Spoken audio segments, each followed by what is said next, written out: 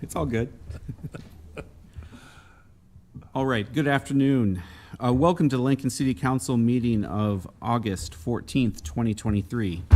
In accordance with LB 898, please be advised that a copy of the Open Meetings Act is posted at the back of the chamber by the northwest door. Let us all rise for the Pledge of Allegiance, followed by a brief period of silent meditation. I pledge allegiance to the flag of the United States of America and to the republic for which it stands, one nation, under God, indivisible, with liberty and justice for all.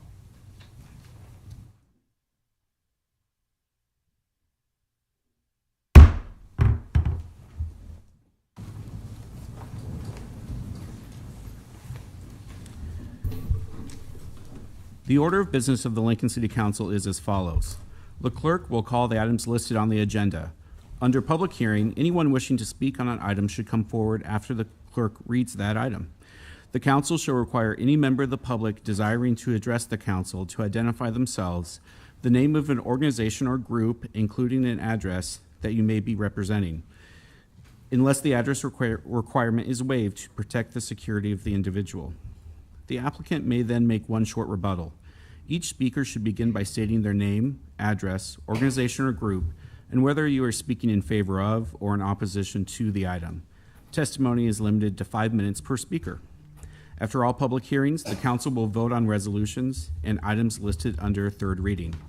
On the second and last Mondays of the month, immediately prior to adjournment, anyone may speak on any issue not on the agenda for that date nor planned for a future agenda. Madam Clerk, could you please call our first item of business? Okay. For our City Council meeting Monday, August 14th, 2023, a note for public hearing on the budget. Immediately following the regular council meeting, there will be a public hearing on amending the 2022-24 City of Lincoln biennium budget for the City of Lincoln Operating Budget and Capital Improvement Program, CIP, and authorizing the municipal annual certification of program compliance form for the 1 and 6 year street and highway program. Next, we have our Mayor's Award of Excellence. Mayor Gaylor Baird, welcome. Thank you, Chairperson Beckius, members of the council. It's great to be back down here before you today. Thanks for having me. We are here today to announce the latest winner of the Mayor's Award of Excellence, and this is for the month of June 2023. It goes to a member of our city's finance department. City Controller Melinda Jones was nominated by Accounting Supervisor Gabe Miller in the category of productivity for her efforts to lead the department's conversion to a new financial management software. And that conversion began in February of last year, during which times Melinda Jones also served as our interim finance director while we led a search for a new finance director. And I just want to add to this conversation how much we appreciated her willingness to step up and take on a double duty like that. She slotted into our cabinet meetings beautifully. She worked our Western America JPA meetings. It was a lot of extra work at a time when she was already undertaking this project that I'm going to share more about, and we're forever grateful to her for her professionalism and her camaraderie and contributions back then. But in the nomination letter, Ms. Miller described Jones as a, quote, walking encyclopedia who was more than willing to share the cumulative knowledge of her 33-year career with the finance department. And her vast knowledge came in handy during the 9-month software conversion process. This process required frequent testing, management of a large scope of information, and significant work by individuals and teams. And it also gave Jones an opportunity to demonstrate not only her wealth of subject matter expertise, but also her vigorous work ethic and her admirable ability to inspire the team, who she involved and kept informed via email, texts, in-person meetings, Zoom meetings throughout this entire conversion process. And while the transition to new software was painstaking, Jones emphasized its multiple benefits, including fraud protection. And thanks to this investment that we've made through our finance team, the finance department now has even stronger fraud prevention measures in place, measures which are so important to protecting the delivery of essential city services and the public, the broader public at large. In her nomination letter, Miller praised Jones for bringing out the best in herself and her team. She did so by, quote, making her team feel valued by encouraging words, asking how things were going, asking for suggestions to make the software better, and providing honest feedback, unquote. So I hope you will please join me in thanking and congratulating Melinda Jones on her excellent work and for being such a huge asset to our finance department. And Melinda, would you come up and receive the award?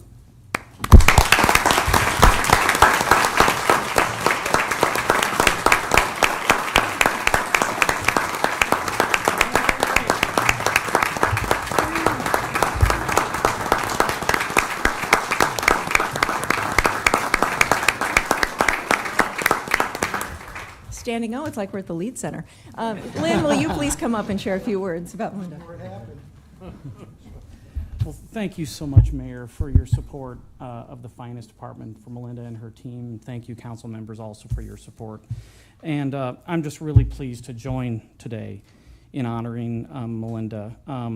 Melinda leads our team of dedicated financial professionals in accounts payable, financial reporting, payroll administration, maybe the most popular folks in all of city government, and the West Haymarket JPA accounting. The Enterprise Resource Planning System is critical to the City of Lincoln, and the conversion from Oracle JDE World to Oracle JDE Enterprise One, or E1 for short, was an immensely important endeavor and involved many city personnel. So in addition to the successful implementation of the system, Melinda has led important improvements to internal processes and how we onboard new city vendors.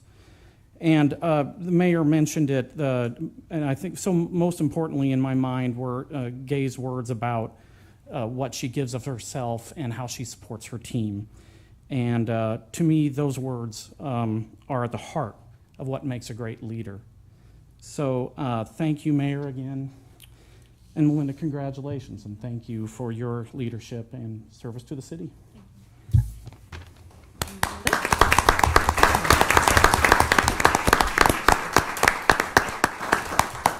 We'd love to have you say a few words, and if you have family members here today you want to point out to us, we'd be grateful.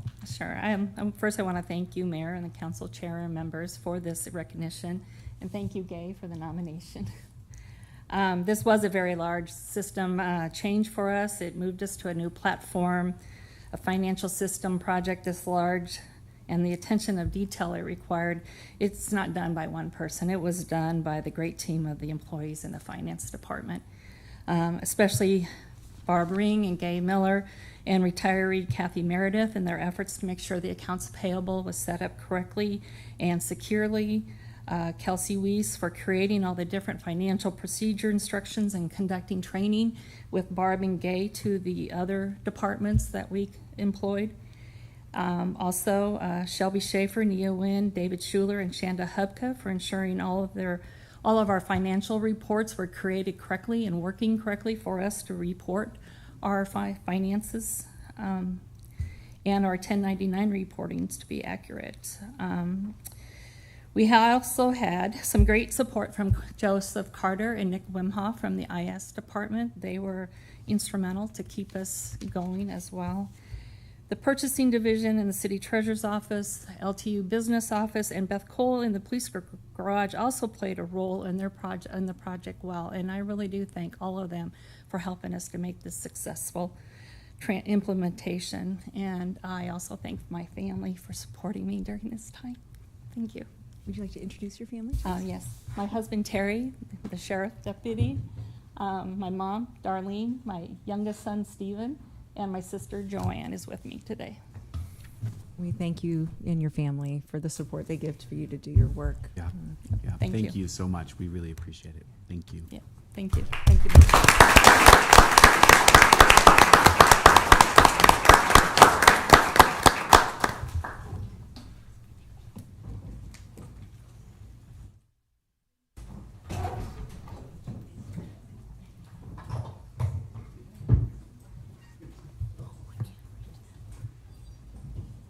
Sure.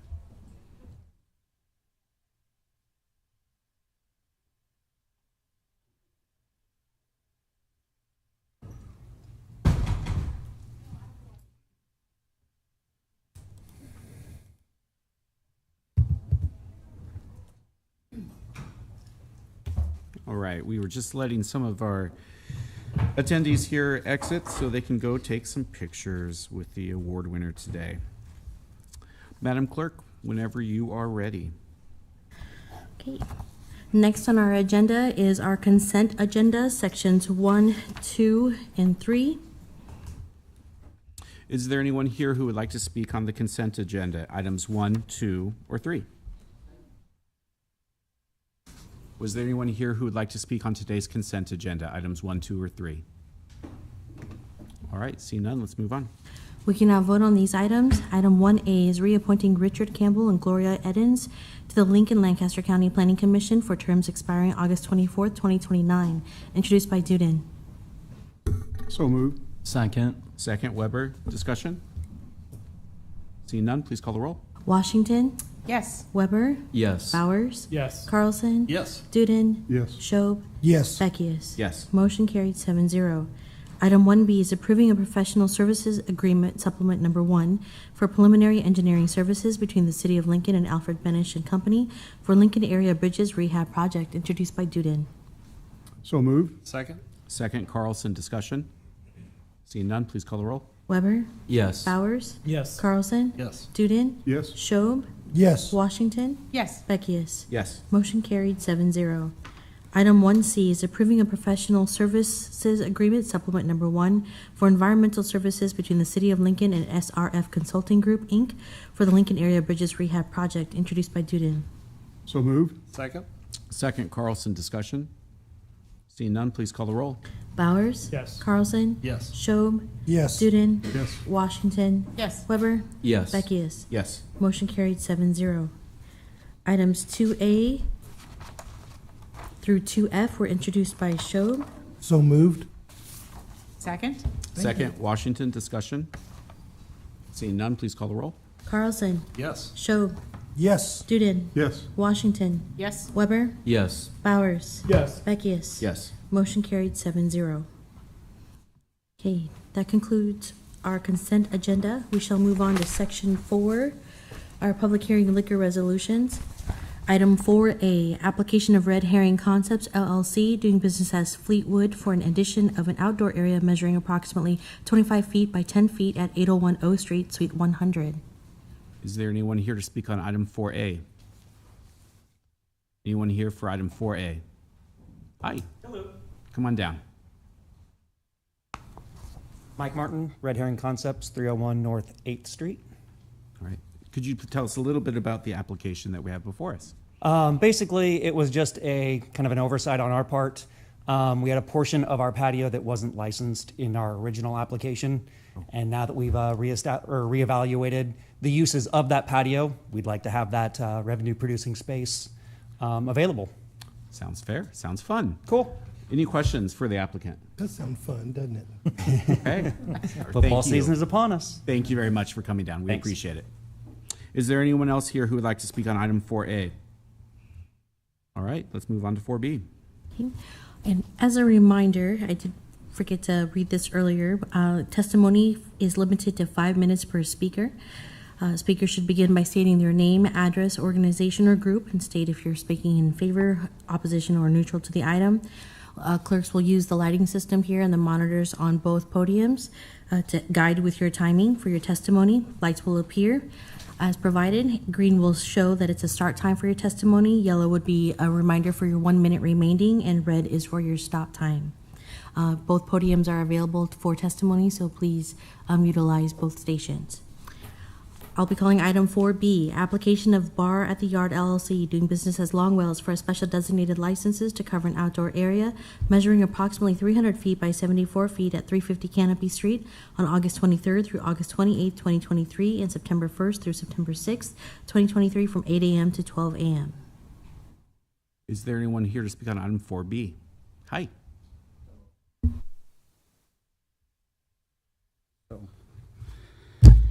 4B is to play sand volleyball in the street. I'm sorry, I am Eric Marsh with Longwells, 350 North Canopy, Suite 100. Thank you, Eric. Go ahead. All right. Item 4B is to play sand volleyball in the street. Now, I was pretty open when I submitted the application. We've got a number of hurdles to clear with the special event team tomorrow. There's a meeting set up to address it because of the timing and how everything ends up being, and we sit here and kibitz and debate and hit cinder block walls, then we hit timelines, and we end up standing here saying, will you please approve it, knowing that if we don't get it through special events, it won't happen. That's really what I'm here to say then. It's meant to catapult off of the event at the stadium, which will happen actually in the middle of our two adjoined SDLs. And it's combined with 4C in some regards because it's the same street and the same contiguous timeline. All right. 4C, we are postponing till next week so that we can kibitz because we're just not quite done doing that one. All right. Okay, very good. Questions for the applicant? We're talking sand volleyball in the street. That's what we're talking about here. We're talking 400 tons of sand spread on one city block. And if you've seen a huge dump truck, that is roughly 28 tons. Wow. So this is a big bucket of sand. Okay. Yes, Councilman right. Show. Mr. Marsh, thanks for coming forward. I appreciate you. Usual comment. Is everyone involved? Are all your fellow? Absolutely not. Tried again. Went to them. Tried pleading, tried begging, tried hollering, tried screaming. Have witnesses to all four of those. Okay? Did everything we could. It is just too good of an event to not push the envelope. This would be unique to us and unique to the time that we have, unique to the world record that is pending, unique to the focus on volleyball. If someone told you we'd focus on volleyball for 3 weeks while the Huskers were in their fall practice, Wait, what? exactly. This is a chance to do something really unique and really awesome, and that's why I'm asking it. Now, guys, I know that there are a ton of hurdles to clear tomorrow with the special event committee, so wished in timing that could have taken place this morning, but it is tomorrow afternoon, and I had to be here today because this event starts September 23rd, which we have to get through in order to get there. Other questions for the applicant? Councilman, yes. I think in passing, you kind of split the two events up and you said something about a delay for the second one? Yeah, we are. Did I hear you right on that? Yes, so 4C is our application for a 3-day SDL, which is why you see the conjoined dates on 4B. 4C is a separate 3-day special event application that covers that Tuesday, Wednesday, Thursday, which will be a very unique Tuesday, Wednesday, Thursday in the Haymarket area with a very large country concert, volleyball night in America, and then a watch party only like Huskers can do a watch party. So those 3 days, and 4C stands alone. If 4B does not make it through the gyrations and hurdles with a special event committee, there is no intention to impact 4C, which is why it is a standalone separate item. And surprisingly enough, we have everyone's signature on 4C except for the landlords at the current moment. Yes, Councilwoman Washington. I have one question about 4B and one about 4C. Okay. I'm assuming that when you meet tomorrow morning with the special events team, that Lincoln Transportation and Utilities are also there. Yes. Be great, because I'm very curious what LTU has to say about the amount of sand and. So, yes. Yeah. Before we got here, I met with them down in the street. Okay. Walked it, laid it out. There's something called an eel that protects the culverts, that allows where I'm rainwater, headed. that does not allow sand. And building some kind of a framework around that, which forced us to go, I'm going to say, vertical with the sand volleyball field as opposed to horizontal. So it would only field 3 over the city block, but they'd all be regulation size, and it would just be awesome. I don't know how else to say it. Well, thank you. That was Yes. where I was headed. Okay. And then, secondly, on 4C, if the sand volleyball pits don't happen. Yep. Or no, I guess if they do happen, and you've got now an SDL, how does that is there enough space to Yeah, run? we're just gonna set the sand on this, no, I'm joking. No, that is one of the many hurdles of 4B. Okay. That needs to be addressed once 4C gets done. In essence, that would force 4C to account for the sand being there, Right.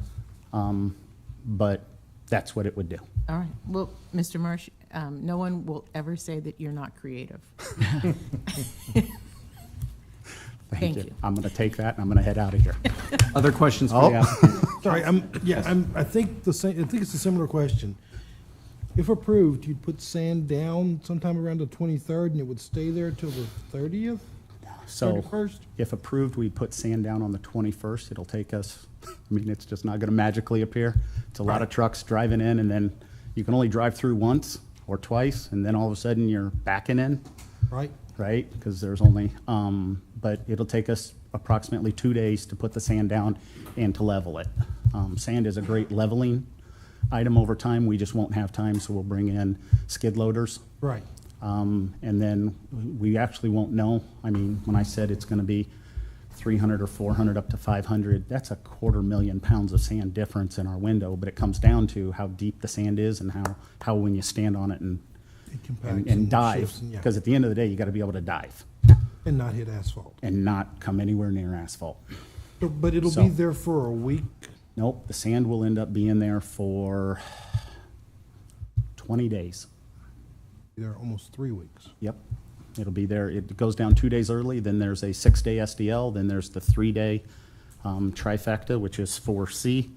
Then there's another 6-day SDL, and then it takes 2 to 3 days. It's funny, going down's a lot easier than picking it up. Okay? And if there's anyone at the city who wants 400 pounds of sand, I am more than willing to donate 400 pounds of sand on a you carry it, it's yours basis. Okay? Thank you. And That that's an honest, that's, there's a lot of uses for sand inside this city. Very good. Any other All right. questions? All right, thank you very much. Thank you. Appreciate it. Council Chair, Yes. may I go ahead and read item 4C? I Go ahead believe and that read we've had 4C. testimony on there. Okay. Item 4C was application of Bar at the Yard LLC doing business as Longwells for a special designated license to cover an outdoor area measuring approximately 300 feet by 74 feet and 208 feet by 82 feet at Canopy Street from R to Q Street and R Street from Canopy to 7th Street on August 29th, 2023 from 4 p.m. to 12 a.m., August 30th from 12 p.m. to 12 a.m., and August 31st, 2023 from 4 p.m. to 12 a.m. Is there anyone else here who would like to speak on item 4C? Also throw 4B in there as well. 4C, 4B. Please come forward.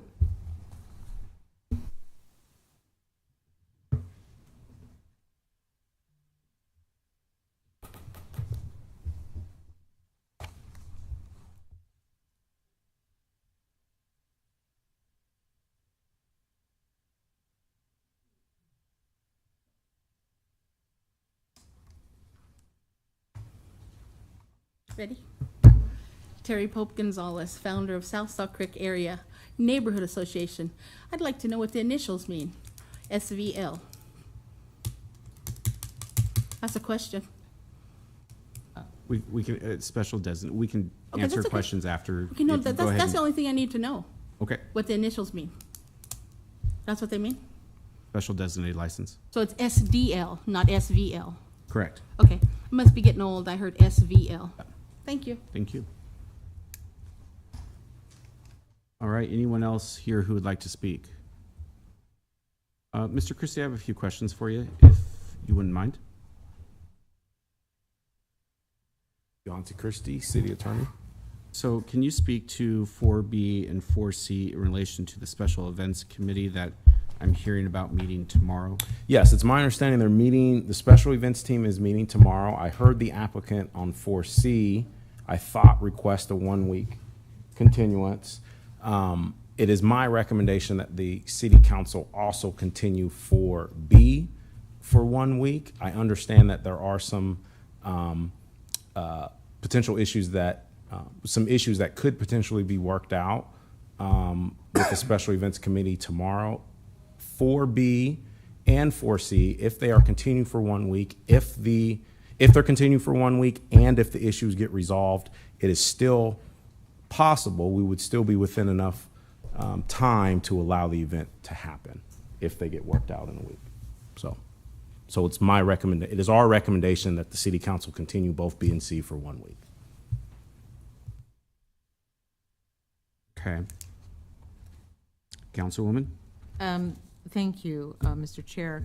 Mr. Christie, the applicant, I think, just explained that he would need 2 days to lay the sand down. And I'm trying to sort through the days and time quickly here. So if we were to delay both or continue both to next week and we meet on the 21st, you're suggesting that there's enough time to get the sand laid down for the 23rd? Well, to be completely honest, I don't know specifically about the sand and how much the time it would take. I heard for the first time, that it would take a couple days, so I did not know that. But as far as what I'm speaking to is the time for the event to happen, which I think was the 23rd, I thought, we would be within enough time frame for that day. Now, I can't speak to the time frame that is needed for the sand, so. Would it be, I've never tried to do this, sir, so I don't know if it would be permissible or even advisable to vote on one with a caveat about something that's happening tomorrow. That's all right. I'm already answering my own question. Thank you. I'm glad I spoke it out loud. Any other questions for Mr. Christie while he's up here? Okay, thank you, sir. Appreciate it. Is there anyone else here who would like to speak on items 4B or 4C? Let's move on to 4D. Item 4D is application of Marcus Lincoln Hotel LLC, doing business as Marriott Cornhusker, for a special designated license to cover an outdoor area measuring approximately 60 feet by 300 feet at 333 South 13th Street on August 30th, 2023, from 5 p.m. to 9 p.m. Is there anyone here to speak on item 4D? Hello, welcome. Hi, I'm Janice Davis. I'm the Director of Food and Beverage at the hotel. Could you give the hotel's address as well? 333 South 13th Street Thank you in very Lincoln. much. Could you tell us a little bit about the application we have before us? So we're working with the North American Welsh Association, who's having their annual cultural festival in Lincoln, Nebraska, and they're headquartered at the hotel. On August 30th, they want to have an outdoor cultural festival from 5 until 8 p.m., which will have music, a stage, tables, and we will be providing food and beverage for that event. So. Very good. Well, thank you very much for explaining that. Any Yep. questions for the applicant? Yes, Councilman Show. Thank you, Mr. Chair. Ms. Davis, thanks for coming forward. This sounds exciting. I'm having a little bit of a image, where will the stage and outdoor events occur? I don't remember. Help me understand how this looks like. And It's on 13th Street. you have a little patio area there on 13th Street. We have a patio area of the hotel, and that's where we'll be serving food and beverage. It will extend out into the street. Into the street, okay. Yeah. That was the part I was having trouble envisioning. Yeah, okay. Okay. Thank you very much for explaining Yeah. that. Thank you, Mr. Chair. Any other questions? All right. Thank you so much for coming down. We Thank appreciate you. it. Is there anyone else here who would like to speak on item 4D? Let's move on to 4E. Item 4E is application of Rhino Dynamics, Inc., doing business as Duffy's Tavern, for a special designated license to cover an outdoor area measuring approximately 85 feet by 125 feet at 1400 O Street on September 2nd, 2023, from 12:30 p.m. to 12:30 a.m. Is there anyone here to speak on item 4E? Is there anyone who would like to speak on item 4E? All right, let's move on to 4F. Item 4F is application of McKinney's Pub LLC, doing business as McKinney's Irish Pub, for a special designated license to cover an outdoor area measuring approximately 25 feet by 100 feet at 151 North 8th Street on September 9th, 2023, from 4 p.m. to 11:55 p.m. Hello. Hi, Joel Strasso, McKinney's Irish Pub, 151 North 8th Street. Basically, what we're doing here is just shutting down the parking stalls. We'll put up the chain link fence, parking stalls on what would be the south side of P Street in front of McKinney's, and we'd be doing extra beer garden space. It's kind of a test run for maybe doing some additional things in the future that would be out there. Just want to see how it works. Running it right after the farmers market, kind of waiting for them to clear out, and then putting our fence up and having just extra beer garden space for that date. Very good. Any questions for the applicant? Yes, Councilman Duden? Thank you. Is this in front of the building or? In front. So will it go out into the street? It'll go into the, yes, the parking stalls that are on the street, yes. Okay. All right. Good. Councilman Weber? Are council members invited? Is that? Well, my favorite council person, Sandra Washington, is invited. Favorite councilwoman. Thank you. I said that before we vote. Yeah, I know. I now have to recuse myself, right? She already knows she's my favorite. Sounds like a great event. Any other questions for the applicant? Okay. Thank you so much for coming down. We appreciate it. Is there anyone else here who would like to speak on item 4F? Okay. Madam Clerk, please move us on. We can now vote on these items. My turn, right? Mm-hmm. Mr. Chair, I have seen no one else coming forward, and after a little bit of a discussion, I'd like to move a delay on items 4B and 4C for 1 week. Is there a second? Second. Second, Duden. Any discussion? Please call the roll. Weber? Yes. Bowers? Yes. Schob? Yes. Carlson? No? Washington? Yes. Duden? Yes. Beckius? Yes. Motion carried 6-1. Mr. Chair, if you allow me, I'd like to make a motion for approval for items 4A, 4D, 4E, and 4F. Is there a second? Second. Second, Carlson. Discussion? Okay, please call the roll. Duden? Yes. Washington? Yes. Carlson? Yes. Schob? Yes. Weber? Yes. Bowers? Yes. Beckius? Yes. Motion carried 7-0. Okay. That concludes section 4 of our agenda. We shall move on to section 5, public hearing resolutions. I'll be calling item 5A, accepting and approving the report of new and pending claims against the city for July 16th through July 31st of 2023. Is there anyone here to speak on item 5A, new and pending claims report? Anyone here to speak on item 5A? All right, seeing none, let's proceed to 5B. Item 5B is appeal by Steve Blasek of Planning Commission approval of special permit 23026 to allow for a residential healthcare facility for up to 12 residents on property generally located at 3737 Calvert Street. Very good. I believe the applicant is here and will lead us off today. Good afternoon, members of the council. Danae Kalkowski, 1128 Lincoln Mall, Suite 105, appearing today on behalf of Gilly Properties and Harbor Senior Care. Also with me today is Chris Gilly, CEO of Harbor Senior Care, and Katie Hartman, the Director of Nursing.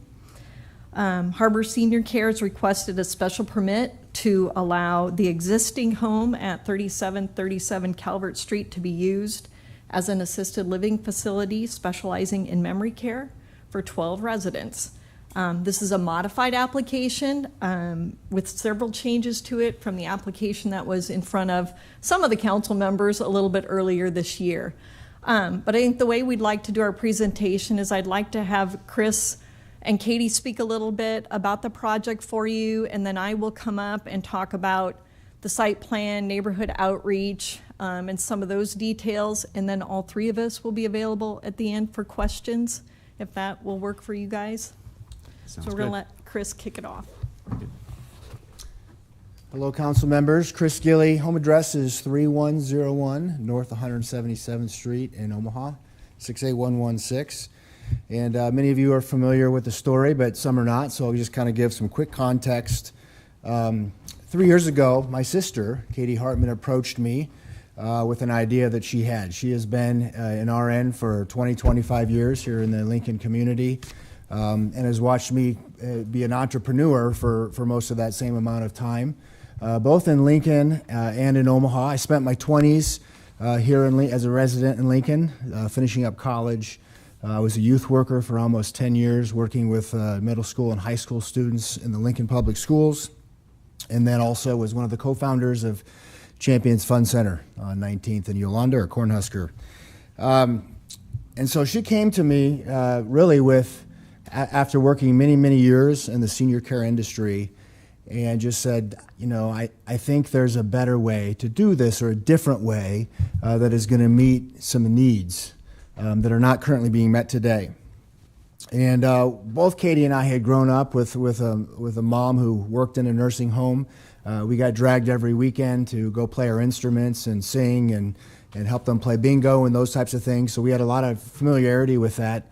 Also, in the last 5 years, I've watched both my grandmother and my grandmother-in-law pass away in an assisted living home. And so, I had some context when she began to share this with me, but she started talking about something that's called residential assisted living. And residential assisted living is a rapidly growing concept across the United States, nearly 30,000 registered homes. But essentially, it is meeting a gap that exists today in what is offered for most of our seniors. So for most of our seniors, when they get to a certain age where they need a level of care, obviously everybody or most people want to be able to stay at home. And so your option at that point is either family, or you bring in a paid caregiver to provide you care for the things that you need care for. And when that becomes too burdensome or cumbersome, your other option is to move into something that's more of an institution-like setting. What I remember, growing up and what I saw my grandmothers in. And what a residential assisted living is something that fills this enormous gap with a different opportunity, a different offering to care for our seniors. It's in real homes, real neighborhoods. In the state of Nebraska, in ways, it's state licensed. The caregiver ratio is much lower than a typical traditional assisted living. Typically, it's 8 to 16 residents in one of these homes. It is defined by individualized care, and it is very community-based, meaning these residents spend a large majority of their time together in community instead of alone in their room. And specifically for the area that we serve, which is called memory care, folks with dementia, Alzheimer's, or other memory issues, it is an intimate environment. It is non-intimidating. It is the type environment that is very suitable for them. So as we began to explore this opportunity, we got connected with a national network of these homes called the RAL, again, Residential Assisted Living Network. It's an association that we've been a part of for several years. My sister went down to Arizona for a week-long of training. We're involved in other programs where we are connected, not only in additional training, but with other operators of these homes to learn best practices and receive support. But for myself, not coming from this background, but having led many other organizations, I had some questions. And the first one was, can we get through the process that we have to go through in order to be able to get licensed, in order to go through zoning? All of those things I really didn't know anything about at the time. Second one was, can we hire a great team of caregivers? And everybody knows in today's environment, people is the biggest challenge for any organization. And the last was, after we go through all of this, do people actually want to be here? Do families actually want to put their loved ones in a home like this? And you don't know, until you go through those steps and figure it out. Well, in 2022, we began that process, and we opened our first home after going through all of those steps in July of 2022. And over the last year, I've been absolutely amazed, really as just a supporter of my sister, in how she has answered those questions. We got through the process, really without too many hurdles. We became licensed in July. The home was filled in the first 30 days. We have it's been absolutely remarkable, the testimonies we've had from the families that have had the loved ones in our home. And if, for those of you that were here a few months ago, you know that at one point, something that was just about helping my sister has become something that is very close to my heart and something I easily get a bit emotional about. The one consistent message I've heard from family members, I hear these two things all the time. Number one, because often their loved ones have been in another home. And what they've said is, number one, my family member has come back alive. That literally, physically, mentally, emotionally, they are changing for the better. And we've heard this from physicians as well. The second thing that I hear is, I no longer worry. I can sleep at night. And being able to do just something small, taking a chance, taking a risk, doing something that nobody else is doing in this community, and to be able to hear those things and being able to know that my sister and her team are having an impact on these families is an absolute remarkable experience. As you know, we came before the City Council several months ago, and our approval with city planning was appealed, and so our approval was overturned, and so we went back to the drawing board. We gave it a couple of months to say, let's think about this. Most importantly, let's listen and really make sure we understand these issues and if there's a way to overcome these issues. And so we met together, we brought on Danae, we invited neighbors to a neighborhood meeting. We hosted that meeting a couple of months ago. We reiterated what we felt like, these are the things that we are hearing from you. And we answered a lot of questions. We changed our plan to try to address those concerns.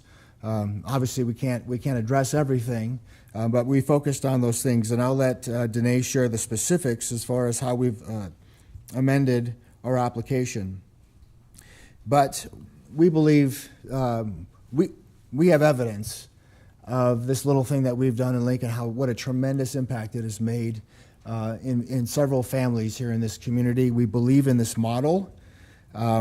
We've demonstrated that we can have a home in a community that is not disruptive. We have not had issues, and that we've got a model that we can replicate in a small way to continue to have an impact in this community. So that's where we stand. We are very excited about what we've done in the Harbor Senior Care, and I'm going to have my sister Katie share a little more. Thank you. Hello, I'm Katie Hartman. My address is 7800 North 134th Street, Waverly, Nebraska. And I am the one that is out at the home pretty much all the time, except when I sleep. And this is my passion, and I have seen lives change through what we're doing here, and that is why I'm back here asking you to give us a chance at this home. I know that we're considered a business, however, I don't see that. I see us as a service to the community. We are allowing people to stay in their home. It's kind of similar to if you want a home daycare versus taking your child to a commercial daycare. This is allowing elderly people that have a disease that is terminal to remain in the home with other people and live as a family. And it is so cool. I will be honest, we didn't know this was going to work or not, and we have seen these residents love each other and care about one another. It's almost similar to like a group home, this becomes their family. This is who they know. And so this intimate, small environment works. And based on activities, we are doing activities during the day. We're stimulating the brain, all the things that you would do in a dementia care home or a facility or anywhere else to help stimulate brain. And we know that this disease kills the brain. So we want to engage with them. We want to bring them joy each day. And by doing that, our caregivers are able to build relationships with them so much different than you would find anywhere else because of our ratios are so low. And that's a huge part of dementia and the disease process, is being able to build those relationships. And, you know, if someone is stressed out or having sundowners, they can go and just sit with them and hold their hand, which you would not be able to do hardly anywhere else because there's too many tasks going on. So not only is this beneficial for the resident, for the family, it's also beneficial to our workers. It's a low stress environment. You know, we know that too much stimulation can cause people to cause triggers with memory care, and so just living as a family in a home is really, we've seen it, and it works. One other thing I want to say is just that we've had so much support from the current families that have their family members there, who've appreciated what we have to offer. And I feel like it's only fair to be able to offer that to everyone in Lincoln as an option to place your family member as they are basically dying from this disease, a slow death, unfortunately, but we're able to provide that care until end of life. And so I just ask that you consider that. Thank you. Mm-hmm.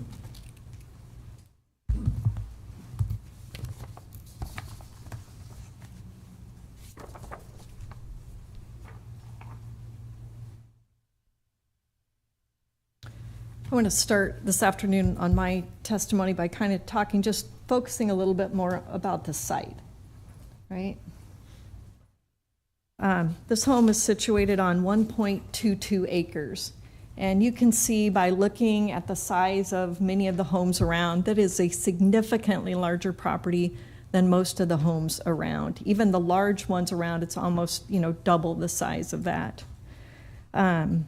This property already consists of 2 separately platted lots, and the planning staff report indicated that with no further public action, somebody could go in today with the property and plat it into 4 or into lots that would allow 4 single-family homes. So there's enough size and density that with the zoning that's allowed in this area, you could put 4 single-family homes on there. So that's the kind of density that we're talking about would be allowed with the zoning. The site has extensive frontage along Calvert Street. Calvert Street is a collector street, not a local street. Collector street are classified under the city access management policy, meaning it provides for traffic movement between arterials and local streets and carries moderate traffic volumes. In fact, Calvert Street is the example used as a collector in the access management policy. This is, a little bit different than a local street that's only supposed to carry, internal local traffic. So it's located on a busy street, and that's appropriate. So to the extent there would be any additional traffic related to this use, it's all being directed, because the access from the property is to Calvert, it's being directed to a collector street. The home itself has approximately 5,200 finished square feet, including a walkout basement, as well as a huge backyard with very mature trees that the applicant has agreed they will be maintaining.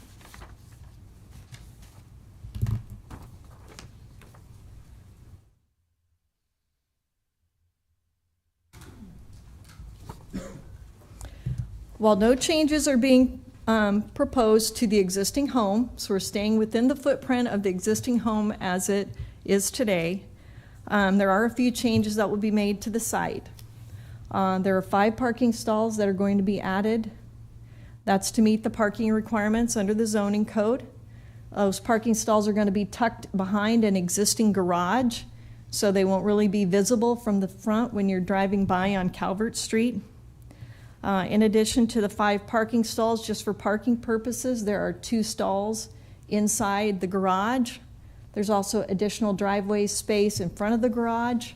And then there's a circle drive that will be constructed that will allow easy access for deliveries to come in, drop off, and head back out, or also folks to park in that if they were visiting the site. During any shift, there will be extra stalls available for parking. 3 employees typically on the on the shifts.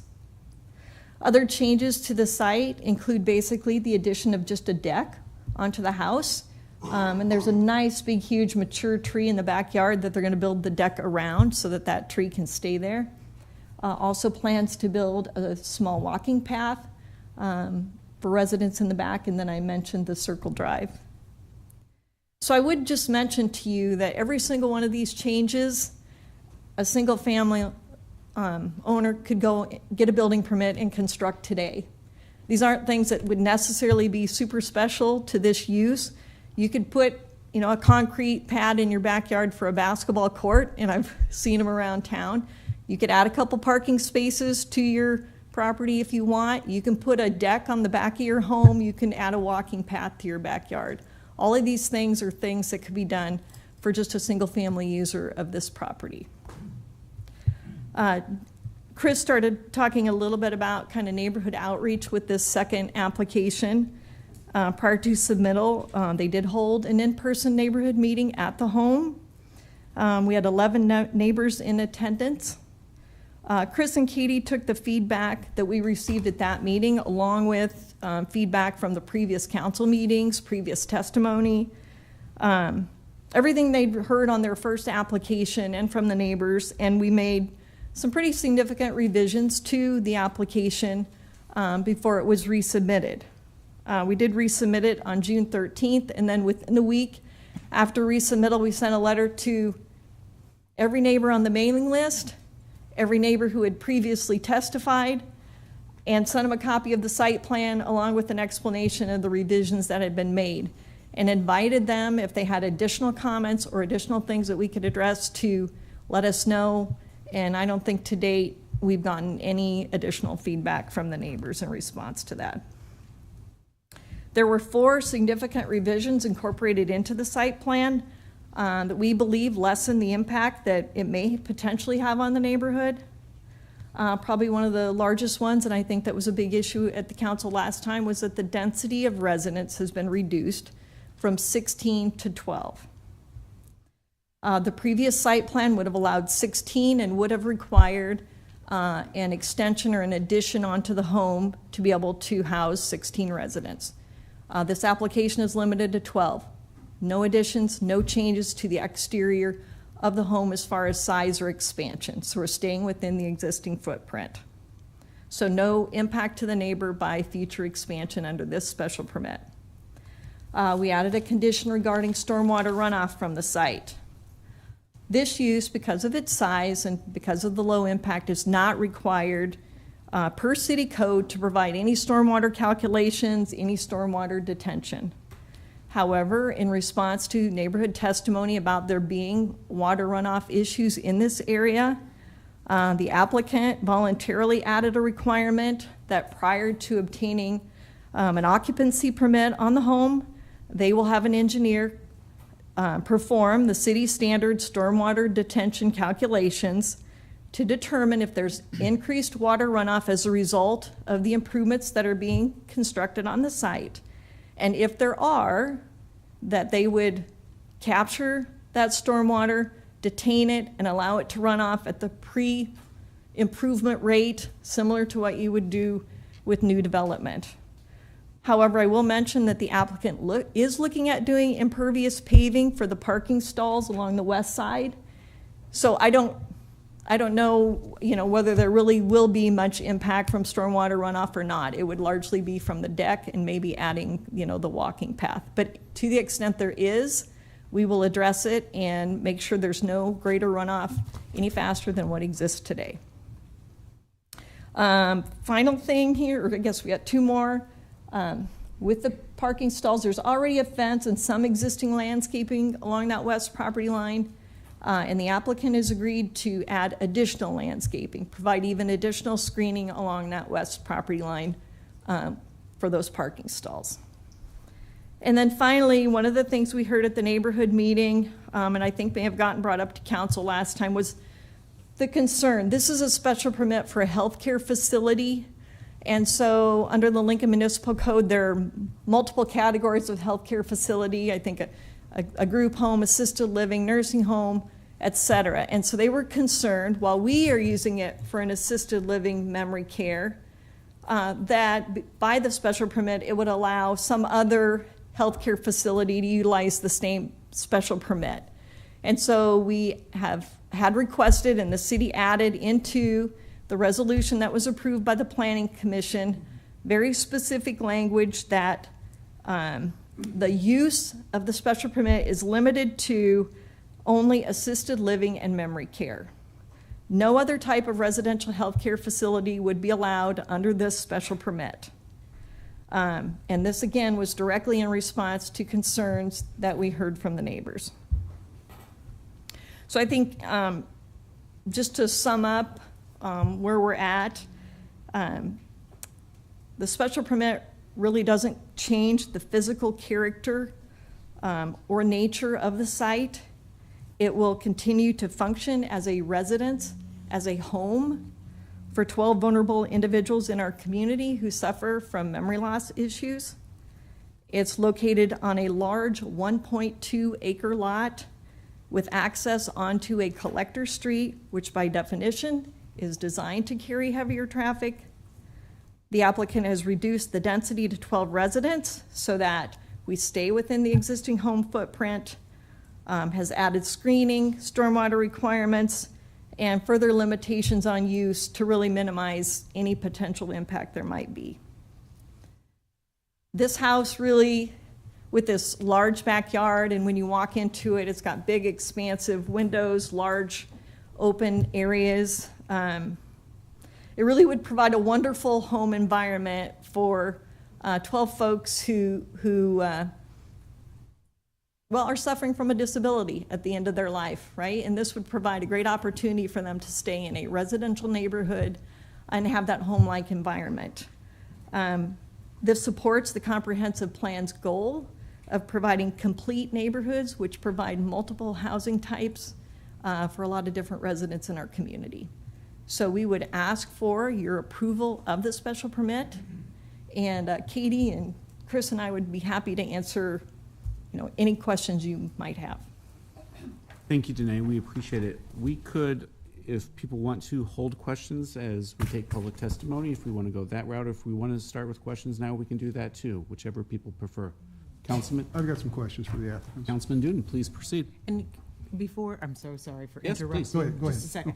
But I think we also will have questions for staff as well. So, and we can wait those questions, but I also wanted you to understand there will be questions of staff. Oh, yeah. Perfect. We will get Okay. Mr. Carey on that. At least. Yeah, very good. Councilman Duden, please proceed. Who purchased the property? Gilly Properties, which is Chris's company. Okay. Who is Steve Blasick? Steve would be a neighbor who appealed the Planning Commission's approval of this action. I see. Okay. I guess I have some questions of Chris then. Yep, come on up, Chris. Yep, you go. Get both There you work, go. Chris. Chris, good afternoon. Good afternoon. Who did you consult anybody from the planning department before you purchased the property? Yes, I did. And who was that? Is it Steve Hendrickson, or who are you talking to over No. there? Just went on a blank. Ben Callahan. Okay. Yes. Being this was our second time we've been through this, I've worked with city planning on the concept for the last 3 years. And so prior to any time we would look at a property, there's certain criteria according to zoning that I know that they look through. And so really any time prior to working with a property, we'd always have a preliminary conversation to see if it met the criteria and if they would be in support of it prior to moving forward. Okay. So they encouraged you to buy the property then? They would tell me they were in support of it. They would tell me if they would be in support or not support of this concept for a particular property. I probably had put 4 or 5 properties in front of them over those 3 years. Was there a reason that you purchased a residential property versus some commercial property? Well, this really is the concept, residential assisted living. We didn't create that concept. Again, there's 30,000 registered homes in the U.S. very popular down in, in more retirement-centric communities like in Texas, California, Florida. But that is the concept, to take a residential property, real homes in real neighborhoods, and use it for this purpose. So did all those other properties go through that same process then to instill a home inside of a residential area? Correct. Now, obviously, the process is different based on the, sometimes it's state, sometimes it's municipality driven, but that is a very common conversation and discussion. Is just some of the different, whether it be challenges or just process you have to go through in order to get one of these homes. Yeah, it would have been governed by each individual municipality's, governing law. Correct. I think that's all I have. Thank you. Thank you. Any other questions for the applicants at this time? Councilman Duden, or Bowers, excuse me. I just had a quick question. How many of your residents do you actually expect to drive? Okay, just checking. Could you state that verbally? Oh, I'm sorry, zero. I appreciate that. What was the question again? How many of their residents would be driving? Councilman Bowers, are you good? Yeah, and just to be clear, like I understand memory care folks would not drive, but traffic is one of the things that we've heard a lot about. So I just wanted to be clear on how many of your 12 residents would be driving. Good to be clear. Councilman Shob, did you have a question? Yes, Mr. Chair, I did. In your Frog, in your opening statement, you talked about doing some more research, and you researched with your sister. What's this process going to be like? And you talked about licensing and zoning and issues like that. Could you tell me a little bit more about the licensing process? Sure. And again, going into this, it was all blue ocean. I did not really understand what the process was, and somehow got through it all with the first home. But there's the zoning process, which is with the city, which is what we're doing here. And once the property has been rezoned, then you can move forward. Well, then you go through and actually go through the building permit process, which then allows you to get the certificate of occupancy once all inspections have been approved. Once you have the certificate of occupancy, then you can move forward with the state of Nebraska on licensing, both for assisted living, and this is done with a Department of Health and Human Services. So we actually went through kind of what's called a dual license, but it's for assisted living, and then we got an endorsement in memory care. And so that starts with an application process, inspections, where they come out to the home. There's a lot of documentation that has to be provided to the state, and the license is an annual license that has to be renewed. That was my follow-up question. Do you have to renew? Thank you. Thank you, Mr. Chair. All right. Any other questions for the applicant at this point in time? Councilwoman. I do. Thank you, Mr. Chair, and thank you both Mr. Gilly and Harmon in speaking with us today. Pardon me. Thanks, of course, to you too, Danae. There have been a lot of emails asking a lot of different questions, and so I wanted to at least bring up the issues that have been brought up and ask you a couple of questions. I also want to thank you for making some changes to your application and back with a lower number about the I'm going to start this again. I am very sorry. Thank you for motioning that you could not hear me. I turned my microphone off in between. All right, so thank you. Thanks to both the applicants for coming forward. Thanks to Danae Karkowski for being here this afternoon. And I wanted to ask a couple of questions to follow up on some issues that I've heard a lot about in the last 2 or 3 weeks from neighbors and also supporters. There have been letters in support and letters in opposition raising some concerns.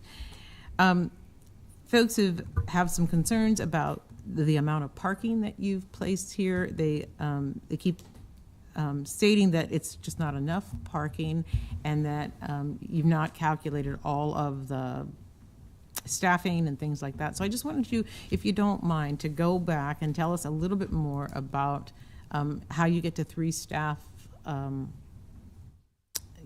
multiple times a day. I'm sure you have shifts, but 3 staff per shift. And then I'm going to ask you a little bit about how often, what's the traffic like, not down the street, but to your facility. So numbers of deliveries and things like that. So we understand sort of the level of activity. Sure. Let me take a first attempt at that, and then I can have Katie come up and supplement anything I may have missed. But one of the things that we did before we had the neighbor meeting was document a week's worth of traffic flow in our current home. And then we extrapolated that out based on twice the number of residents, so that it would be a more accurate model for what we would foresee doing, or what the plan would be at the Calvert location. And then we actually, that's something that we presented, kind of a hypothetical, here's what it would look like. And we took an aerial and basically showed cars coming and going, specifically really to show kind of the staff flow, because the plan would be 3 staff there and basically a manager during certain times. But really what was showing was these 3 staff coming, and then 3 plus 3, 6 being there at the same time. But that's you're literally talking for 10 minutes during a shift change. So we kind of showed how that modeled out based on the additional parking, the 7 additional new spaces that we have going into the house. On top of that, we do have a half-circle drive as well. And so again, we showed every once in a while we've got, for example, groceries. We operate a lot like a typical home. We have groceries delivered from Hy-Vee twice a week. And so we've got a monthly food calendar or menu calendar where we plan that out. And so then the grocery buying is scheduled so that it happens twice weekly. And that, again, we have, just like at my personal residence where Hy-Vee, pulls up in their van and delivers that, and they're there for about 10 minutes, they bring it to the door, that type of thing. We have supplies come from Amazon. So, again, just like they do at my personal home. And so those happen sporadically, just like they would at anybody else's home. We do not have any large trucks, semi-trucks. Cisco doesn't, pull up and deliver food, those types of things. From that standpoint, we operate very similarly. I think the only variable is visitors, family members. And so that was something that we discussed as well. Katie will share with you probably more specifics around that. But number one, with the families that you have, because we're a small environment, communication is very strong. And also, most families tend to be very regimented with their visiting. And specifically in the area of dementia care, the residents don't have a lot of energy for, long-term visiting. And so a lot of that makes kind of scheduling this out simpler than maybe normal. And also, we try to protect the home environment so there's not a lot of disruptions, just because that creates, that also can wear them out some. So a lot of the visitors, most of the visiting we have is something that's scheduled.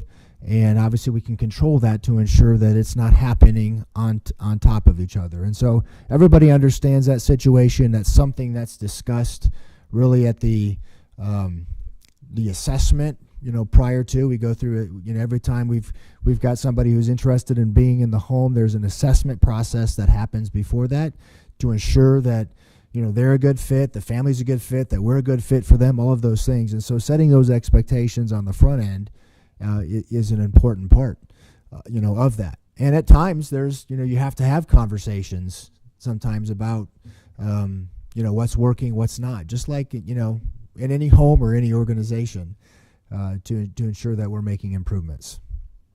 Thank you very much about that. Let's see. I think I'm going to hold off the water questions for staff. Can you tell me a little bit about lighting? There's been some questions about whether or not you're going to change the lighting around this home, whether or not you're going to increase the amount of night lights or or whether or not, I'll ask streetlights of the city staff, but will you be changing significantly the lighting as it exists today?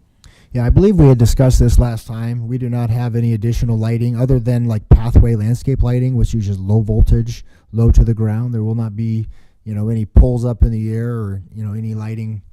So again, this is going to be residential lighting. So we'll make sure for safety purposes for our employees that their path to the door, to their entrance, will be well lit, but there will not be any additional lighting beyond landscape lighting. Okay, thank you very much.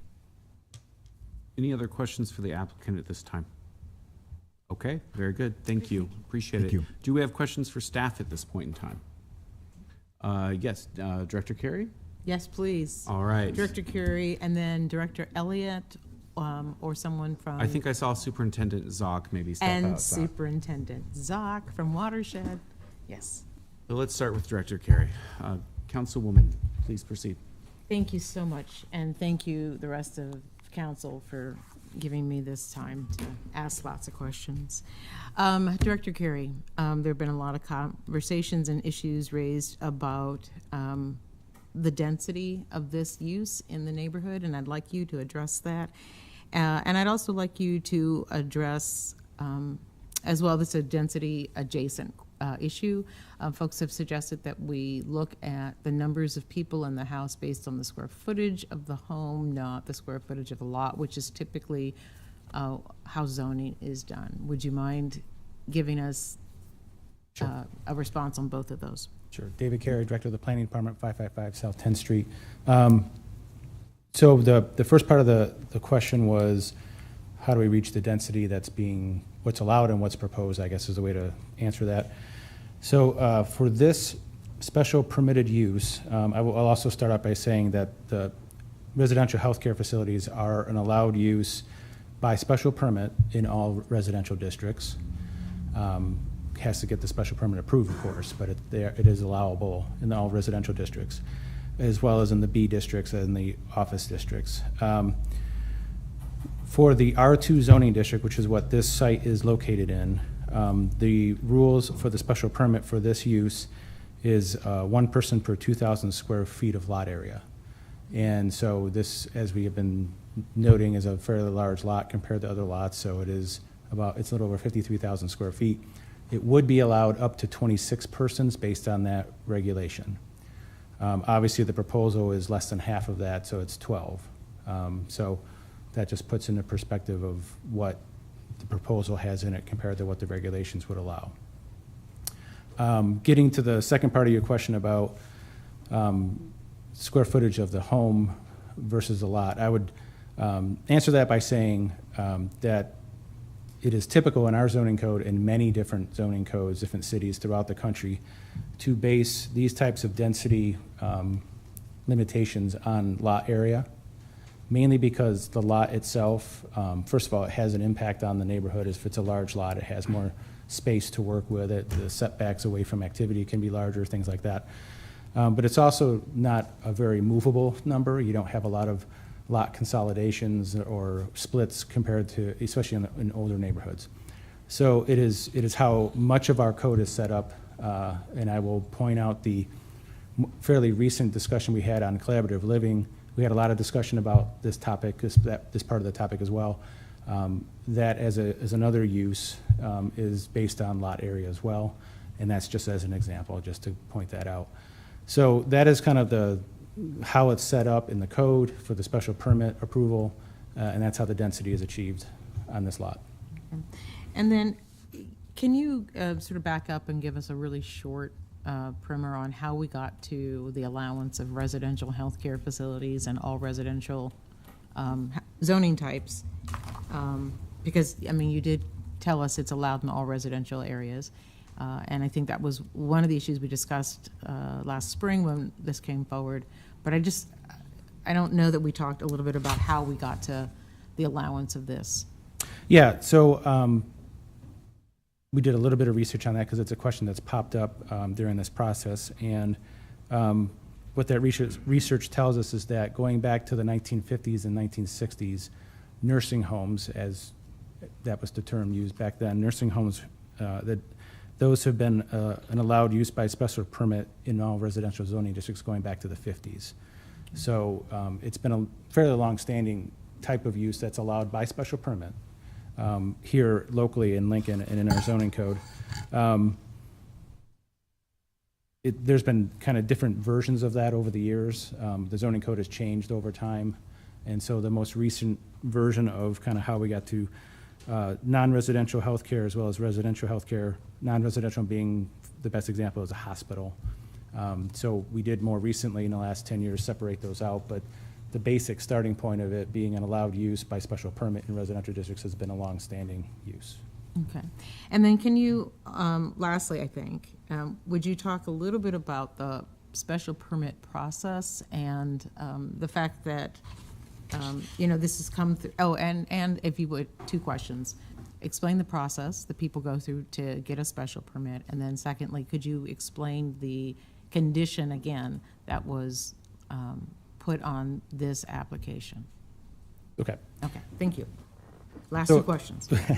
A special permit process is basically, it ends up, one of the basic requirements of the special permit is to have a public hearing in front of the planning commission. That has happened in this case. And then that application, depending on what the decision is by the planning commission, can be appealed to the city council or to the county board, depending on what the jurisdiction is. And so that is what has happened in this case. So we went through the public process to the planning commission. There was an appeal. That appeal has to be submitted within 2 weeks of the action by the planning commission. That is what happened in this case. And then we schedule it subsequently to the city council. So that's how we got to this point. So that is a very typical standard process that we follow for special permits. As for,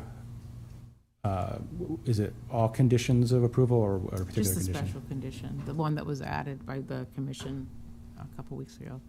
So I think what's being referenced is the condition of the limitation of the use moving forward. So thank you for that opportunity to clarify that, because I think it's important to put it clearly on the record.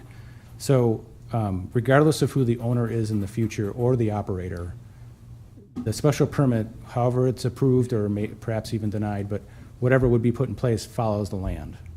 And so if there were to be a condition, which is what's being presented by the applicant, to control that to be just for memory care, it would not allow for any of the other versions of residential health care that otherwise would be possible with an approved special permit. So it would carry with the land, it would just be for memory care, residential health care. If there was a desire to change that, a person in the future, a future owner, would have to come back through the process and have a conversation about that again. And is the limitation on numbers, the 12 persons, also part of that? Thank you. Yes. So whatever is approved or not, if the 12-person recommendation was approved, it would be limited to 12 persons moving forward. All right. Thank you very much. Sure. And if you don't mind, I'd like, I think. Do you have? Oh, I was waiting for a constituent. Oh. Sorry. Sorry, that's okay. My peripheral vision is really good.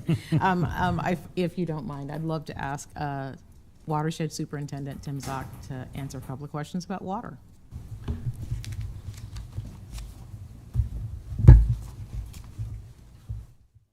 Mr. Zock. Superintendent of Stormwater with LTU. Thank you for coming down. Yeah. I asked you to come forward because there have been a lot of conversation about how water moves in this area, not particularly on this lot, but in this neighborhood. And I wanted to talk through a couple of things just to make certain there's an understanding, if I understand correctly, what this use is going to do to that water, recognizing that they can't, whoever buys this lot and develops this lot, moves into this house, is not going to change a current condition necessarily. But I would like to talk a little bit about current condition. So folks came forward in the spring with big poster boards showing flooding in this area, sort of asserting that a lot of the water is coming from this area. And so I'm curious about that and whether or not we have a stormwater system that's ready to manage the water that's coming down. And then looking at the application and the new site plan, I was just curious if you could tell if, like the driveway, that's the circle driveway, and the parking spaces are moving the water toward Calvert and not down the hill behind them. Mm-hmm. Those are the two things. So your first question of just the area, Yeah, in general today, area and how water. Apologize, I didn't print off a map or anything to show you, but going from memory, I believe it's not a large area that drains. It's kind of the top of the hill, but there's some area north of Calvert that then drains to a low spot in Calvert, just to the east of this property. Okay. And then it's an open drainage channel from Calvert to the south, and then there's a culvert underneath Stockwell.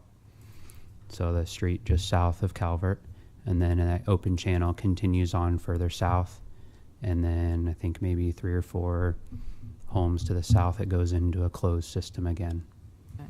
And that's the best I can do from memory. I think from there I'm not sure exactly how far it goes closed system. The applicant has agreed to have engineering done after occupancy, but before they actually occupy the house. So after they've gone through the second phase of building permits and occupancy, they said that they would have engineering done to look at making certain that no additional water leaves the site. Yeah. And I believe they told us they were looking at pervious parking pads and things like that. Is it possible, do you believe, to move water? Well, wait a second. I'm not going to ask that question. Because the open drainage area is to the east of this property. Correct, It's not on this property per se. Yes. Okay. But you would be working with, if they had engineering done, they would, I guess, they would share the engineering with you. Would you, at that point, weigh in on whether or not you thought the engineering was sufficient? Yeah, so they would submit that, I believe, to Building and Safety. Their engineers would, and Building and Safety would route that to our division, Watershed Management, and one of our engineers would review that. Okay. And if you would mind letting me know, are you the person I can ask about the existing stormwater, or should I ask Director Elliott?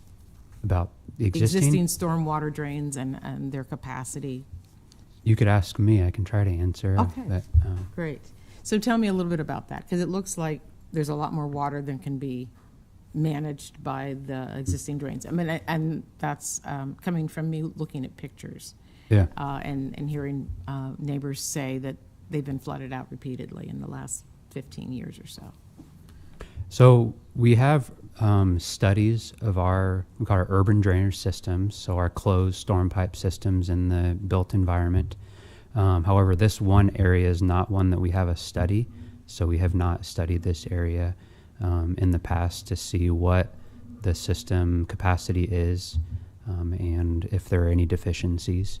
And so, there may be, I've seen some pictures of flooding here, but I'm not sure to what extent that is, or if there was any road overtopping or anything that shows that it did not meet doesn't meet our standards or is deficient.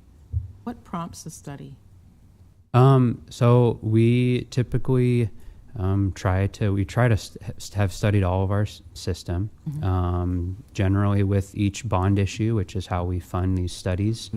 We propose to do additional urban drainage studies, and so we kind of set aside some money and we start kind of blocking off different areas that we study.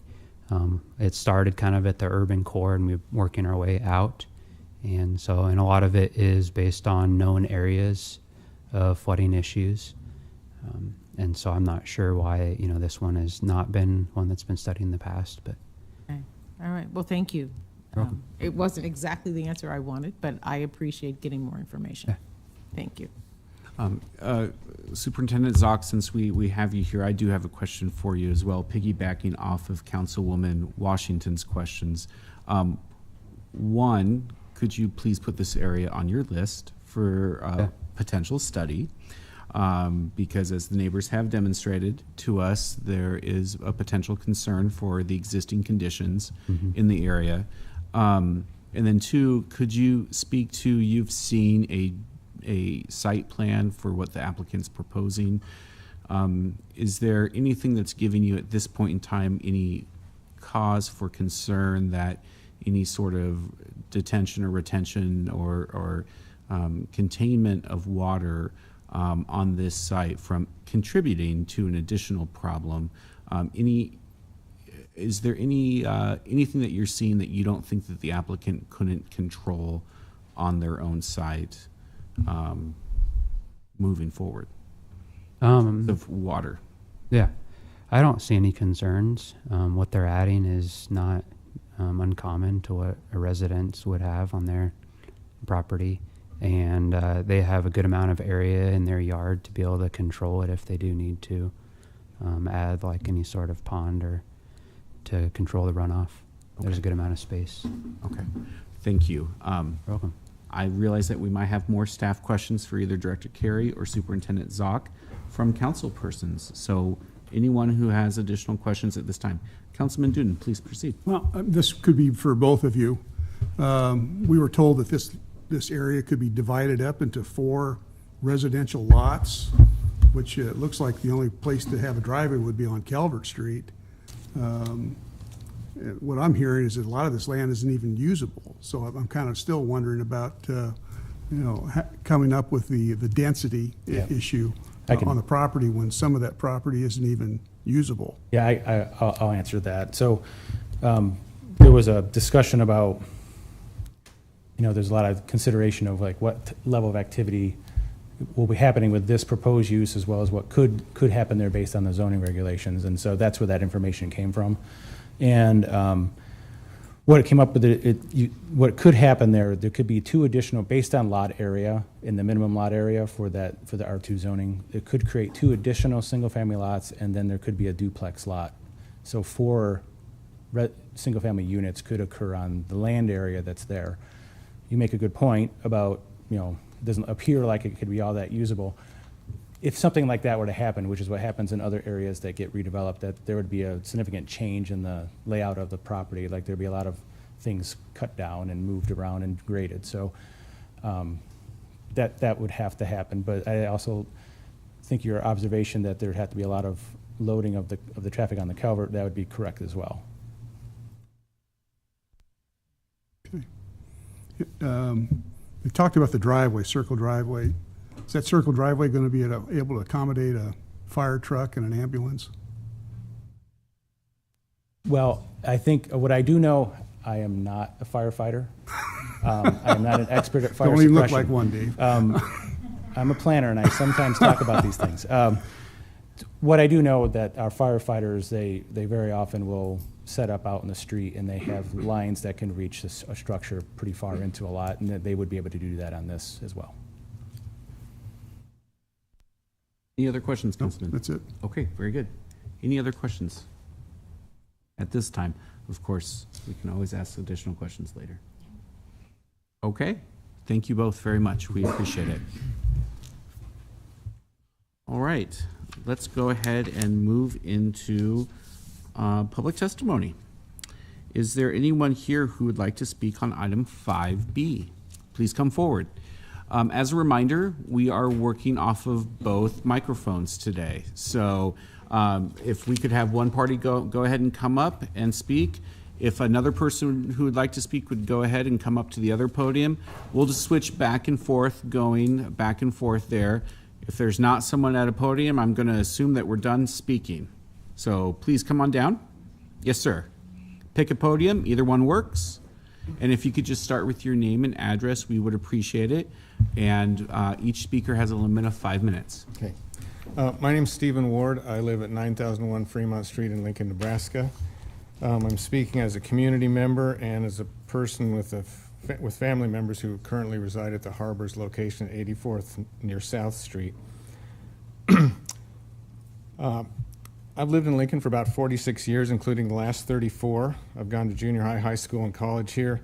I taught at Lincoln Public Schools for over 25 years at schools that include Leffler, Elliott Elementary, Dawes, Lincoln Northeast, and Lincoln High, where I still coach. I feel like I know Lincoln pretty well. I've lived on the west side, I've lived on the east side, I've lived north and south of O Street. My current school is in central Lincoln. So I feel like I know Lincoln well. I would describe the harbor compared to where my own mother lived for 3 years in nursing care. She passed away in 2016. She got great care there, but she probably spent 90% of the time in her room alone. At the harbor, where I have visited my family members over the past year that they've been there probably 50 times, I would describe that as a family sort of an atmosphere. Most of the day is in company with other residents and staff. Activities are regular there, engage residents and encourage socialization. I've seen relationships develop both between residents and between the residents and staff. And it has much less of an isolated feel than where my own mother spent the last few years of her life. The staff persons there that I've met are mostly people who intend to enter the healthcare field as a career. I'll say why that's important later. Of the dozens of times I've visited, I've seen nothing that would concern me if that was going to move in next door to my house. There are many models of elder care. Some of them were mentioned before.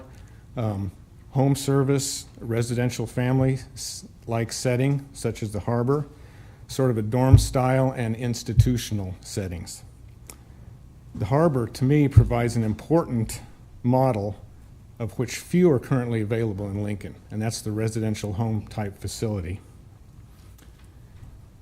I think there are many benefits. You've heard some of them. I don't need to repeat a lot of them, but I'll try to highlight a few. There are benefits to the residents. It's the home style setting. It's the socialization opportunities. It's the relationship development that I've seen happen. Comfort, consistency, personalization, all those describe that model of elder care. Mental stimulation. I could go on with anecdotal stories, but I don't have enough time. For staff, opportunities to develop relationships exist at a place like the harbor that don't exist, at least not as much as do in an institutional setting.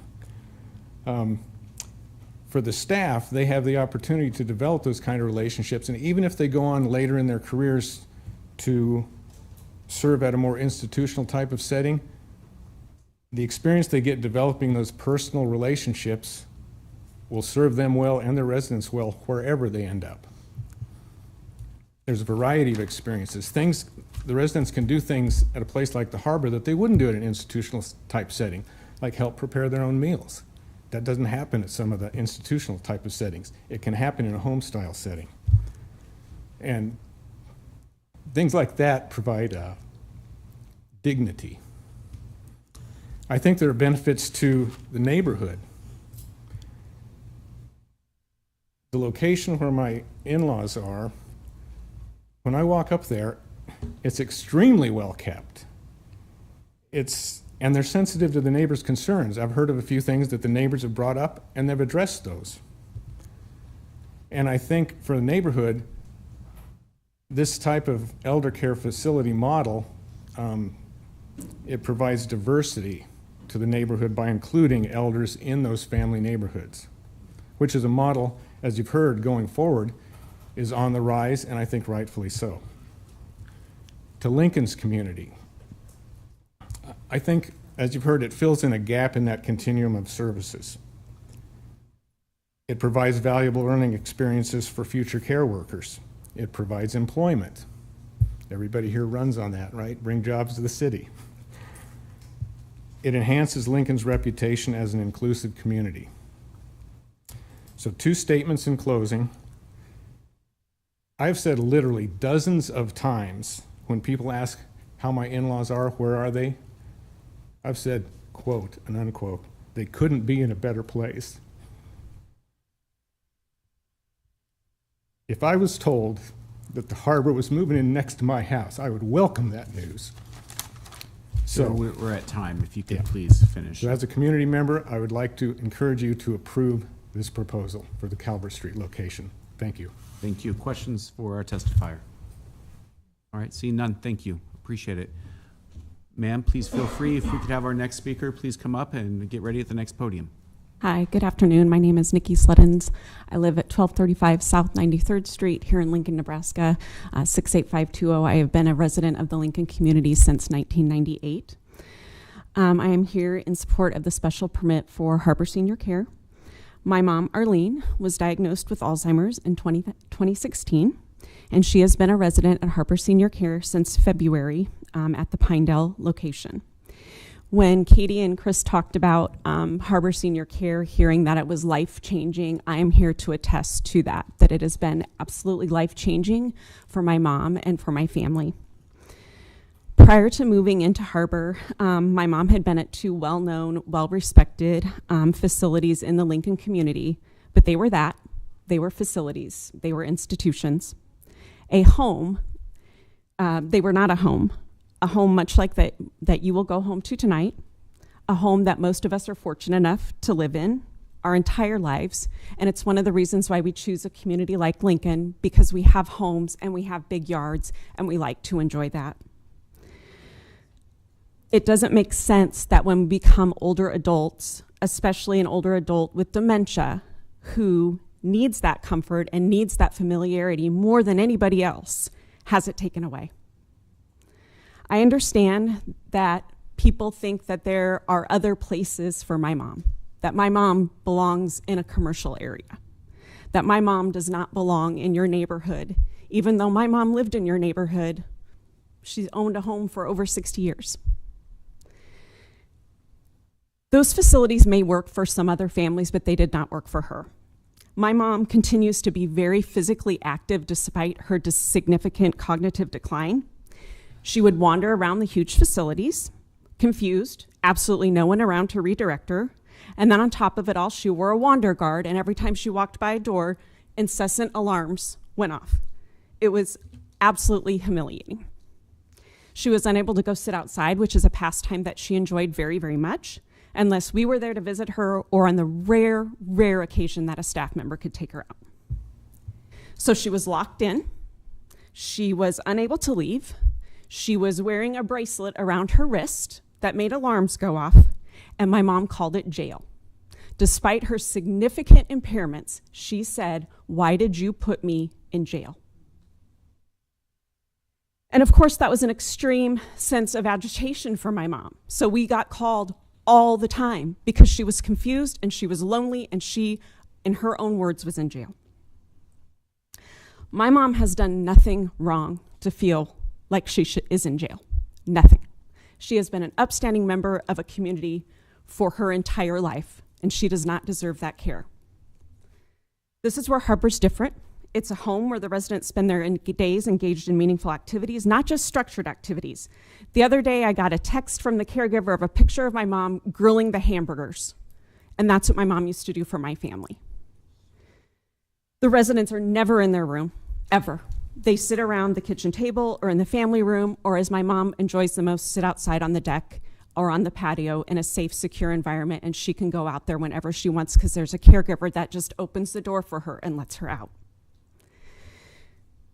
Then when she's sitting outside, she's enjoying a beautiful lawn with trees and wildlife. She's not sitting on a cement patio with 4 walls of a building surrounding her. Harbor is peaceful.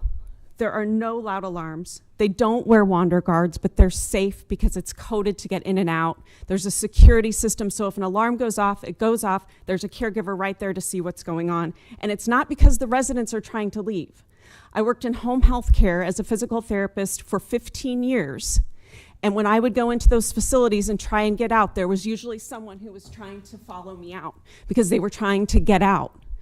They're not trying to get out of Harbor because they're content, because it's a home. My mom has only lived at Harbor for 6 months, and this change, as I said, has made my mom's life and the life of my family, my sisters, our husbands, her cherished grandchildren, nothing short of amazing. For individuals with Alzheimer's, it's about finding moments. That's all they have. They only have moments. And it's about making those moments as joyful as you possibly can. Harbor has given those moments back to my mom again, and I'm very grateful for it. My family and I feel very blessed that my mom is at Harbor. She's one of the lucky ones because she got in. She got into that community. We are hoping that other families will also get this opportunity with the opening of a second home, and I'm asking you to support Harbor Senior Care in its efforts to open the home on Calvert Street. And I'd be happy to answer any questions. Thank you. Any questions for our testifier? Or Nikki? No. Thank you so Thank much. you. We appreciate it. Hello. If you could just start off with your name and address, and our next testifier, if you could please come down to the podium. Go ahead. Hello, my name is Peyton Ozencup. My address is 7601 Glen Oaks Court, and I am speaking on behalf as a caregiver at the Harbor Senior Care. I have so much to say in so little time. The main thing is that it's the most amazing concept that I've ever been involved in. I've been there since the beginning. When it has started, I've seen Katie go through so many challenging procedures to get to where we are today, and I've got to see our residents transform into a different kind of person that even their families haven't seen before. I used to work at a facility where everyone was on a schedule. Their dignity was taken away. There's only so many people there that can get to them in a certain amount of time. Like when going to the bathroom, you can only wait so long, and then having someone come in to see what's happened, that's very embarrassing, and it's something that you can't control, so you just got to think about that. I had one resident who was at the same facility that I was working at, who she was in her bedroom all of the time, refused to eat, slept all day, was very depressed, experienced. When her family members came over, that's all that they would see. She never smiled, never opened up, never talked about anything. And then she came to the harbor. She's a completely different person, probably one of the most loud mouths there is there. She's such a sweetheart. You get to make such personal connections that you can't make anywhere else. And it's kind of a firsthand experience. So if you haven't seen the disease unfold, then educate yourselves, learn more about it. It's very hard to watch. You see the beginnings of it, and we're also there till the end. And sorry, we had just lost one of our residents too, actually, and they were more than work to me. They were family. I know them more than I know my own grandparents. Like, it's just such a home-based, it's just the greatest place you can put yourselves. I'm not saying that say yes right away, but I'm saying put yourself in their position. Do you want your dignity taken away when you're that old? You do all these things to get to a certain level in life, but then it's when you get there and you forget everything. What do you know? You don't know anything. And I'm just in support of everything there. The home concept is the most important. Yes, we could put it anywhere else in Lincoln, but if everyone, keeps saying no, where are we going to be in 10 years? We want to make this place grow because it's just so special. And not only to the families, but to us. Like, I'm only 19, but I've learned so many skills there that only so many people can learn in life. And I love all of the people there. And we don't just go and hire random people. We hire people that want to be there, that want to work there, that want to consider these people as family. And you can't do that in a facility. It's got to be intimate. Like, we get to tell them we love them at night. We get kisses on the cheek from them at good night. We get to hug them good night. If they want to go out for a walk, we'll go for a walk. If they want to go for a drive and get some ice cream, that's fine. We just got to find people who we just take the time to give them what they want and what they need, and that's all that they should get. They deserve so much more than that. And this is the future. So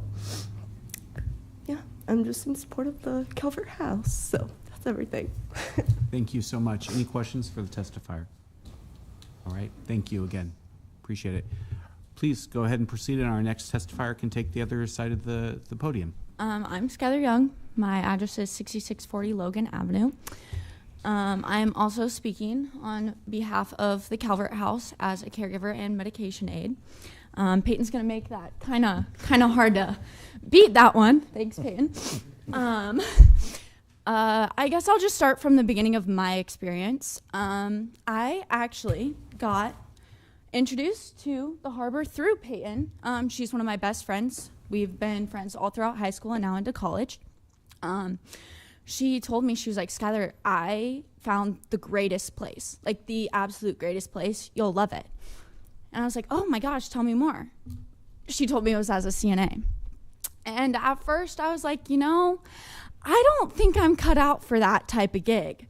Knowing that I'm going into the medical field, I knew that I was going to have to build connections, get some experience. So I was like, you know, I let her sway me towards that way. So I set up an interview with Katie and I took a tour of the home and I fell in love.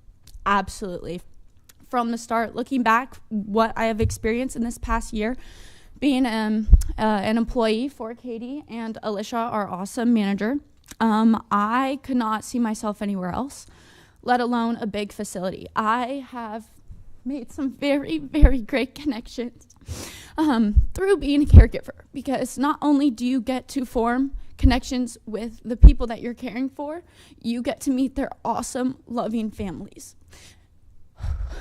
As Peyton had said, we've had a couple losses in the past few months that have hit very close to home because of the ability that we have to form these connections with these humans, because they are humans. As Peyton said, we got to know these people more than our own grandparents. I lost my grandparents when I was just a kid, so I didn't know what it would be like caring for people of an older generation. I walked in there with no knowledge at all. I was acquiring my CNA at the time that I was hired at the harbor, and I was learning these skills as I was able to work in this field. And I was able to make connections about what I was learning and what I was seeing. And oftentimes I was like, there's no need to feel a rush or stress, because we're all there. We're all in the room at the same time. No one's secluded. We're not saying if they want to go lay down, we let them go lay down, but we make sure that it's in reason.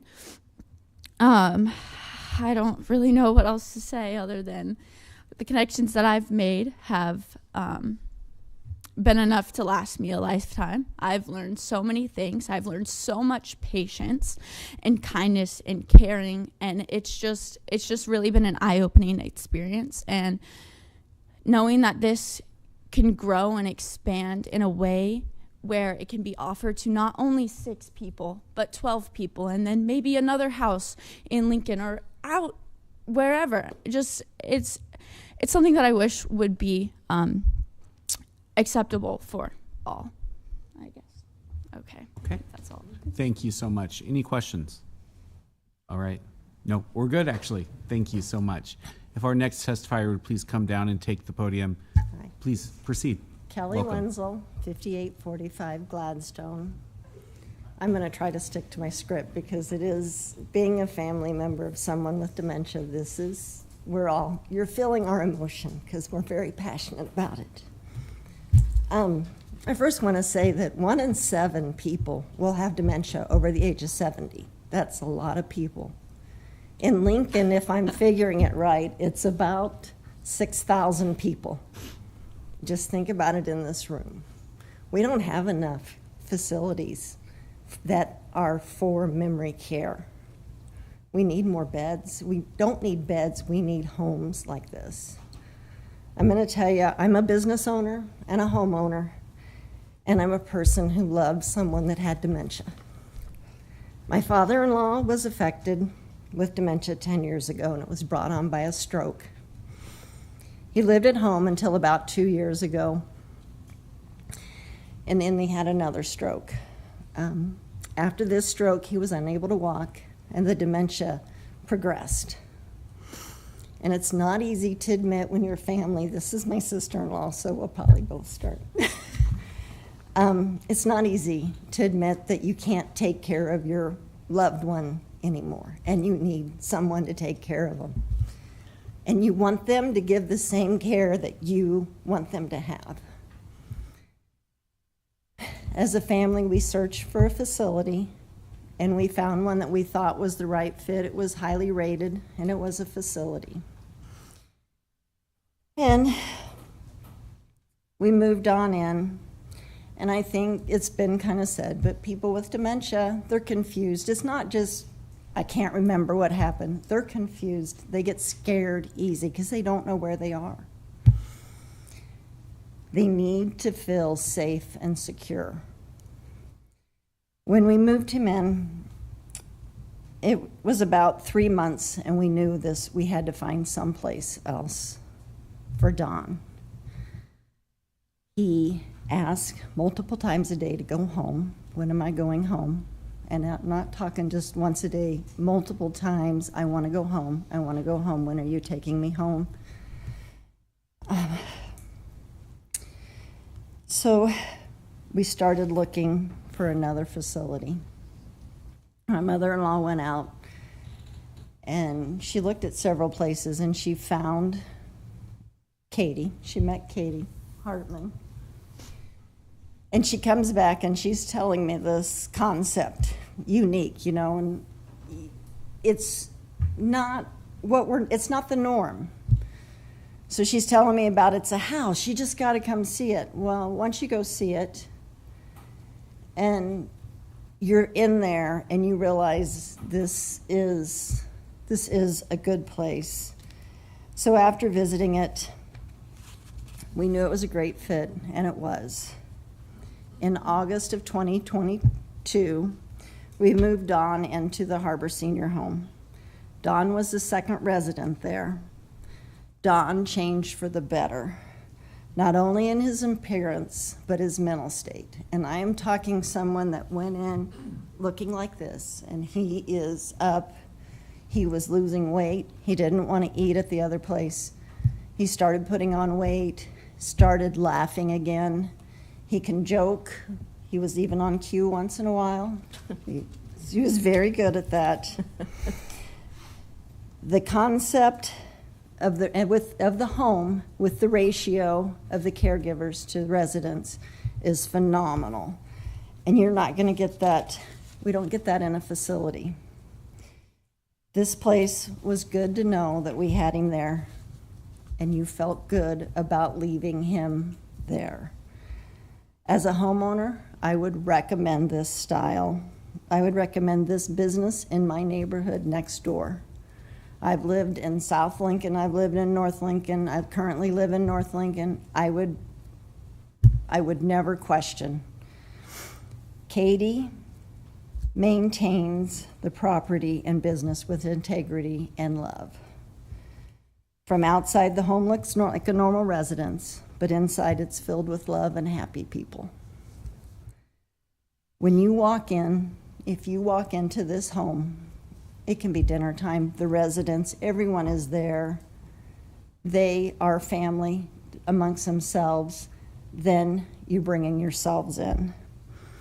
But I just want you to remember that the people, the residents here, they're business owners, they're doctors, they're nurses. They could have been your neighbor.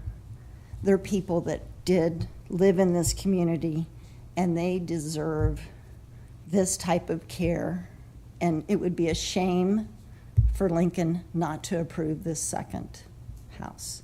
Thank you for your time. You're at the end of your 5 minutes. I appreciate it. Councilman Bowers has a question for you. I did not realize that Marty's dad was a resident at the Harbor Home. So thank you for sharing that, because Wenzel's been a Havelock staple for way before since I was born. Since before I was born, yeah. So I didn't realize that Marty's dad was a resident. So thank you for sharing that. Here's a question or I guess I want to kind of give you an opportunity to respond. One of the things that we've heard from folks has been that this is a business, and we're bringing a business into a neighborhood. And I get what people are trying to say, but that's never felt like a correct characterization of what's being provided. And so as a business owner yourself, and as someone who has a loved one living there, I'd like to give you the opportunity, if you want, to kind of when people are thinking business, is that how you would label this, or how would you say that this is different than like a machine shop or whatever? I label this as a home. It's filled with grandparents. It's filled with people that care, people that they can't remember, but they're still there. It's not, I know it's a business, but it's not. It doesn't look like a business from the outside. It doesn't feel like a business when you're inside, when you're there visiting. I didn't say we lost Don in May this year, 28th, to dementia, and he died in his home, which it wasn't a business, it was his home. Thank you so much for sharing your story. Any other questions? Councilman Duden, yes. I'm kind of hearing kind of a dig on some of the businesses that are in the assisted living area. And while I had a mother too that suffered from dementia, she had a wonderful experience in a facility, as what you're describing. And it was the people that worked there that made the difference. And it didn't matter if it didn't matter if it was in a barn or if it was in a business district or what, but it was the people that took care of her that made the difference. And I think that's true of any facility. So I know from all of the letters and emails that I've received, nobody is against the business.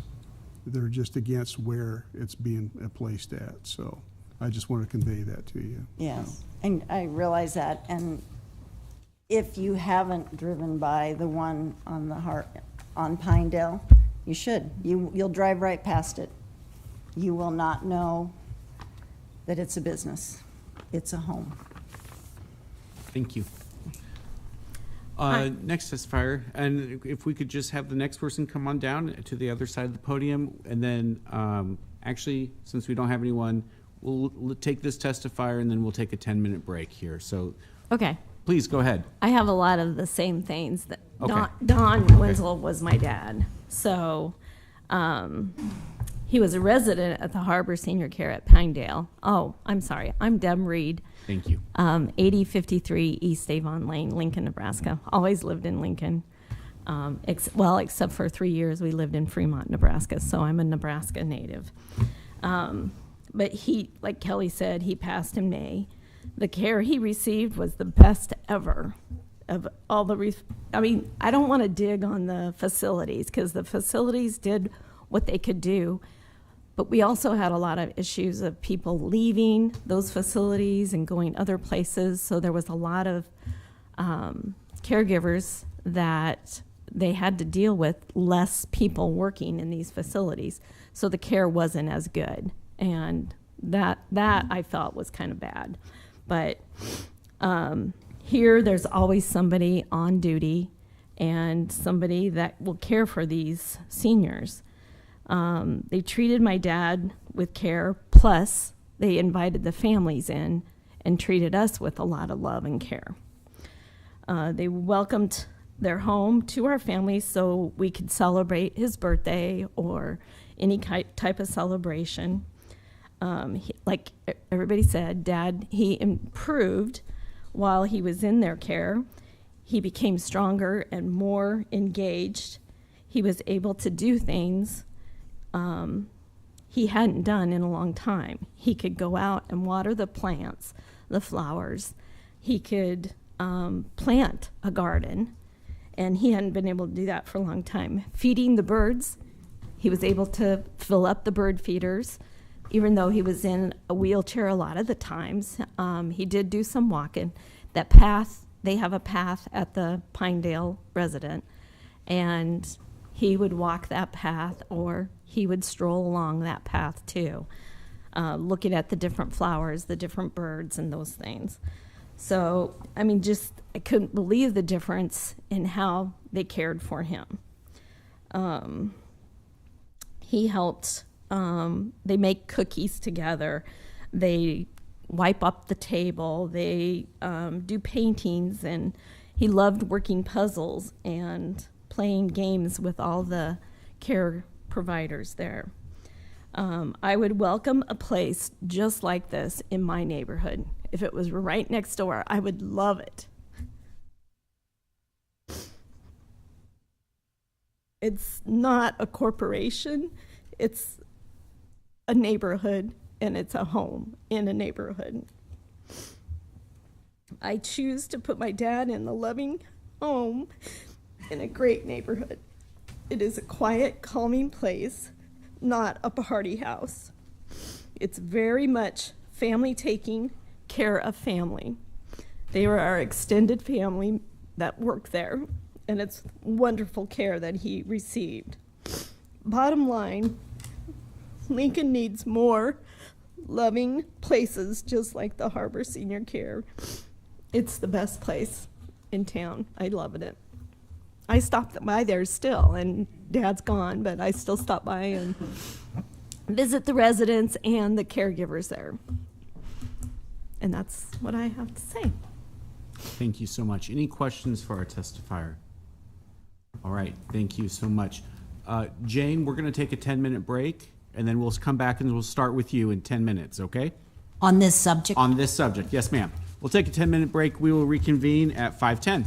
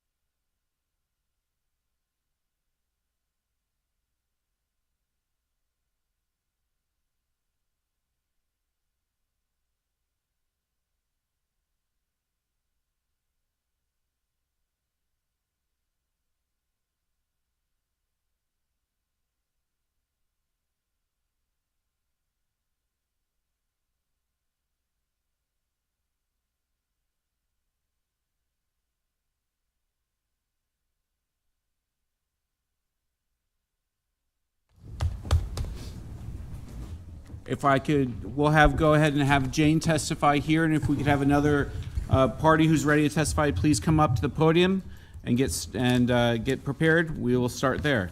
Jane, the floor is yours. Jane Kinsey with Watchdogs. Isn't it wonderful to think and to see that there are people in this world who are going to take care of the least of us? However, you are not here to make decisions on emotion. You are here to make decisions with pros and cons about a situation. So, looking at this on the other side, realistically, this is a business. This man has testified he's an entrepreneur. He is not going to go into this just by emotion and not considering it the aspects of a business. Secondly, in Lincoln, Nebraska, nobody can guarantee that you will not have water on your property. People have lived in a place for 40 and 50 years, and they get water. We are built on a floodplain, and there's no way you can guarantee that there isn't going to be water in a property. Number two, if this is zoned for 26 residents or people by the Planning Commission, what's going to stop the owner from having 26 residents there? This wasn't addressed at all, how many he can go up to. Another issue, I have worked in a nursing home as a consultant. I have been in Lincoln nursing homes, assisted living facilities as a consultant, as a patron. And I'm going to tell you the issue is getting staff. Right now, we have plenty of facilities, but they don't have enough staff. So,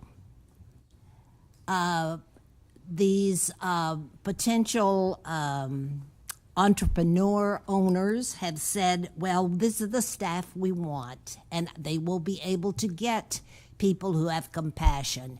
But the issue is payment, benefits, and the competition for this kind of a worker in Lincoln, Nebraska. Let's be practical about it. I get so much before I appear at the city council. We don't have this in Lincoln. Every other facility or every other city has this, and we have to have it in Lincoln, Nebraska. That is not a rational reason to have a program in Lincoln, Nebraska. So I ask you to make a decision about this, not only on emotion, and I think you know the best decisions are not made on emotion. They are made on practical reality aspects. There's no doubt these people have something to offer. But let's be practical about this. And these are the issues that concern practicality. Too many times the council makes decisions on emotion or driven by numbers of people contacting them. You have to be independent. You have to make decisions for the residents and for people who have a new idea. Please consider this when you make an agreement about this. You may have had family who have been in these facilities, who have Alzheimer's, who have declining physical conditions. But you making a decision just based on your past history or your emotion is not going to serve the people of Lincoln, Nebraska well. And that's what your job is. Any questions for Jane? Seeing none. Terry, go ahead, and if we could have our next testifier, please come down. Can I move this? Please. Okay, ready? Yes, ma'am. Terry Pope Gonzalez, P-O-P-E-Gonzalez, homestead owner of the homestead of the Gonzalez family since before 1947. Now I'm going to be neutral because I'm never neutral, right? Now let's see. D-U-D-E-N. How do you say that? Duden. Duden. Carlson. Yep. Washington. Beckius.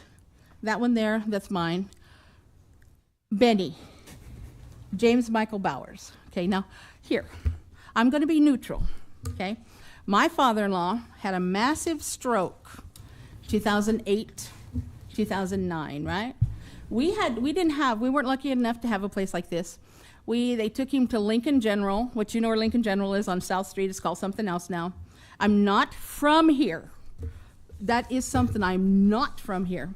Now, when the city council makes a vote, I'm with Jane. Don't do it with your emotions. Now here, somebody gave me this, so I did some research. This is from the LTU, right? 2021 Annual Drinking Water Quality Report. Here's what it says.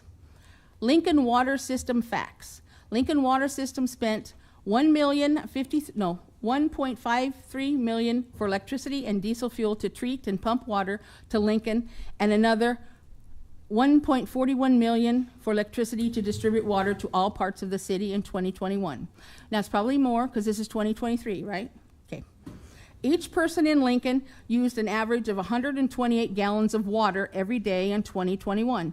This is 2023. The city of Lincoln covers an area of more than 100.7 square miles. Lincoln Water System maintains 1,281 miles of water mains, 12,300 fire hydrants, and 28,500 valves. 128 broken mains were repaired in 2021. Again, this is outdated information, but that's how Lincoln, Nebraska works. So, water service lines between main and private property are owned and maintained by the property owner. Water temperature is affected by seasonal weather. In 2021, the coldest water measured at a tap in Lincoln was 44 degrees Fahrenheit, and the warmest was 78 degrees Fahrenheit. Now, when you look at this right here, here's what it says. Get glasses, and then you got to take it off to read.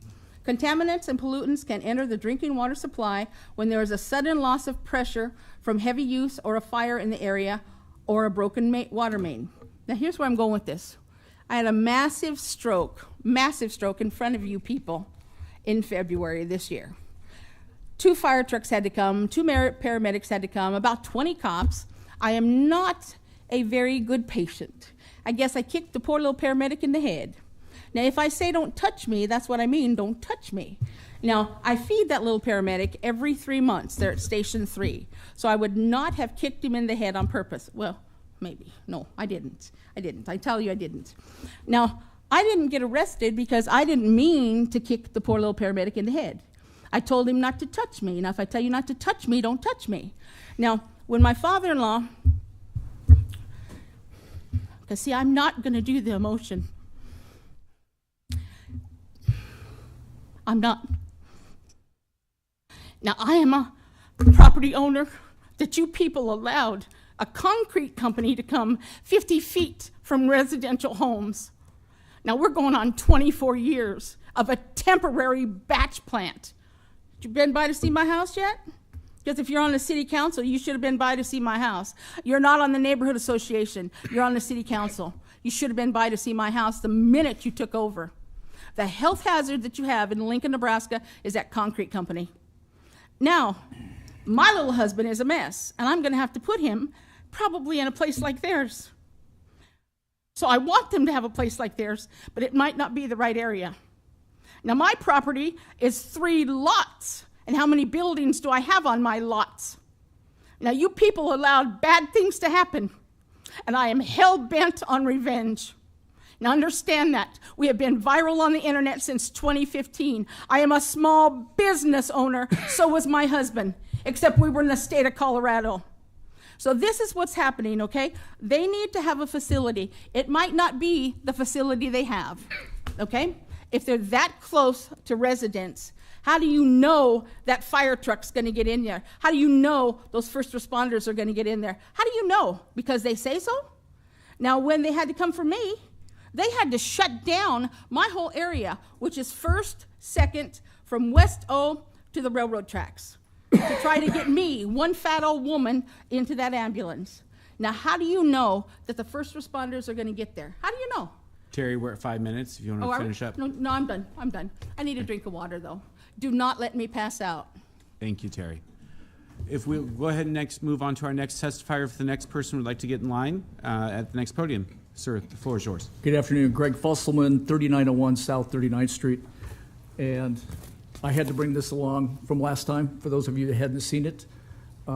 This occurred probably 15 years ago, but the problem has never been remedied. So anytime there's any additional runoff in the backyard, in fact, in the last couple of years, there was a permit issued to build a home in the backyard of a house on 40th Street, which is 3809 South 40th Street. Big garage, lots of paved driveway, large home.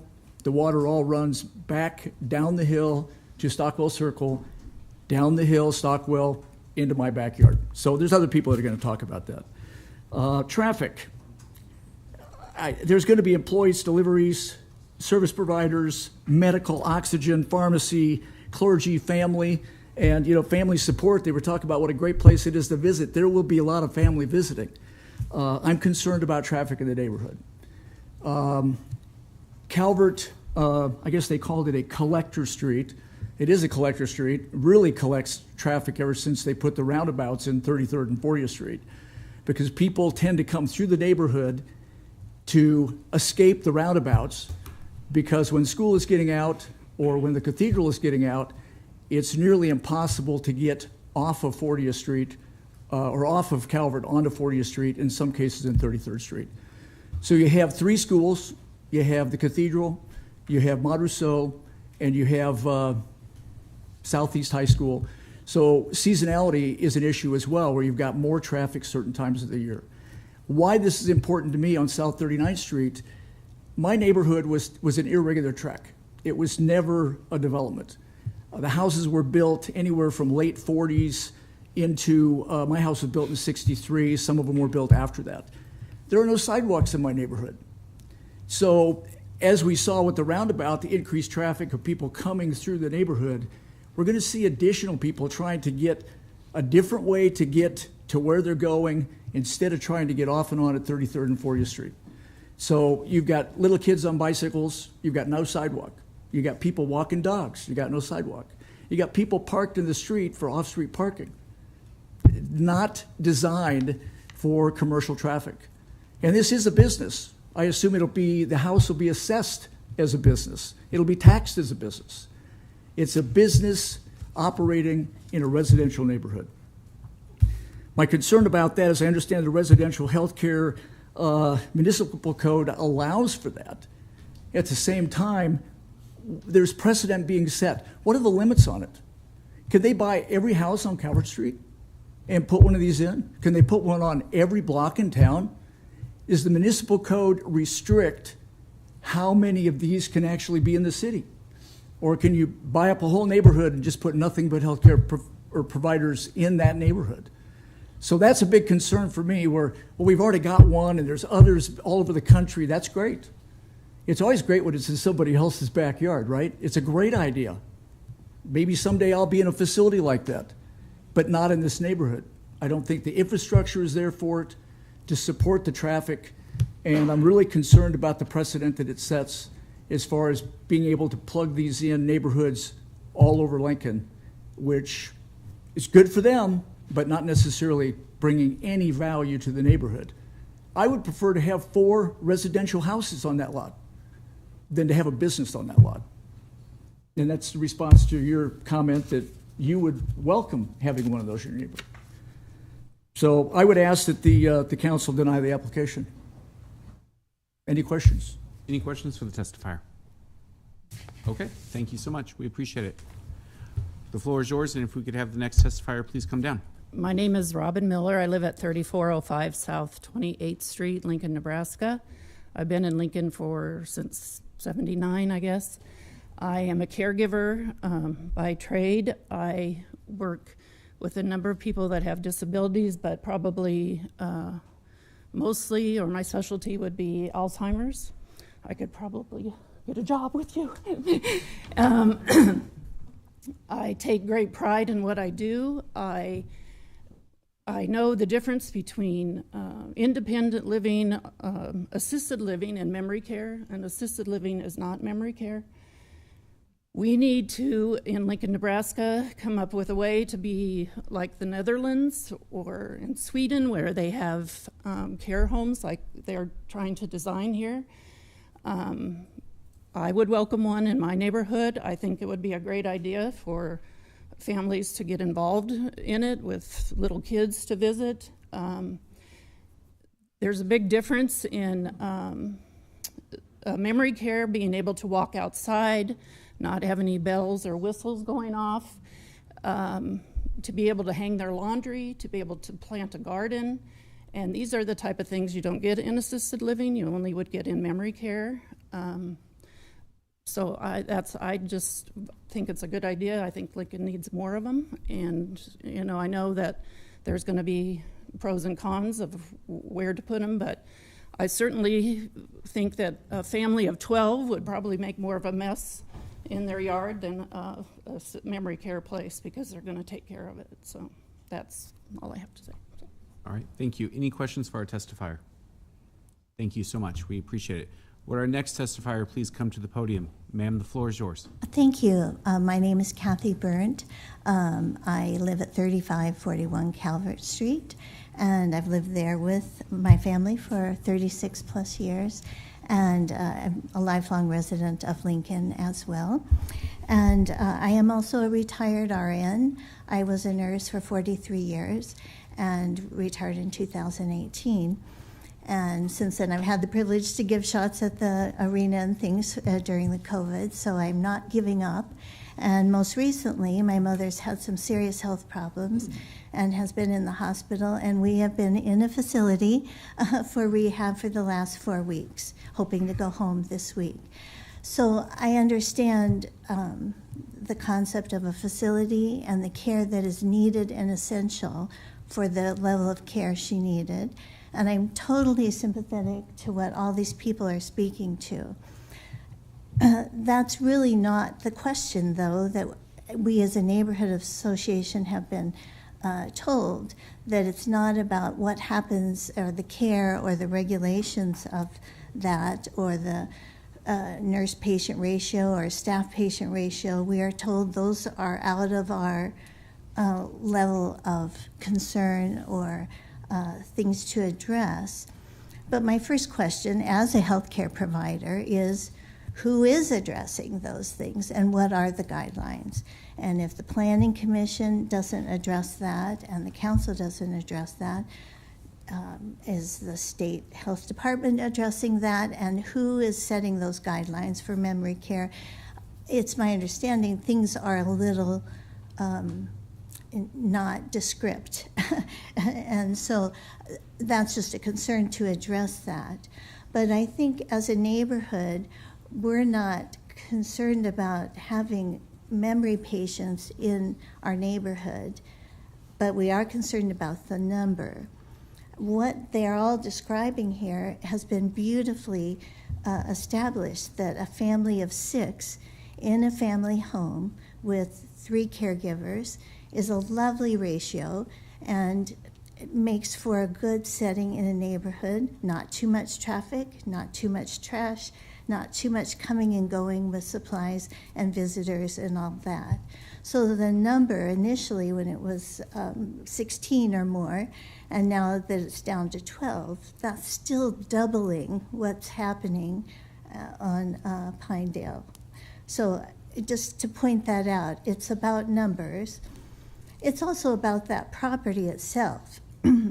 If you actually go to the property, literally half of it is a watershed. It drops at least 10 feet from the sidewalk to the base of the property. It's a deep gully through there. So if you physically look at it, it is not buildable for the acreage that's there. So just pointing out those little issues. So the water issues and that particular house, it's unfortunate they didn't choose a different ranch house in the area with a level lot and a little more side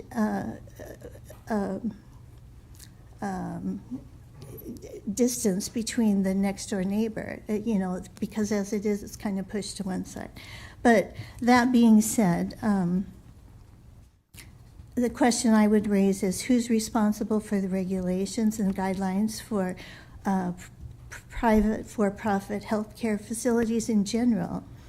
And we understand that as a part of a long-term city planning, the goal is to increase affordable housing by increasing density of housing throughout the city.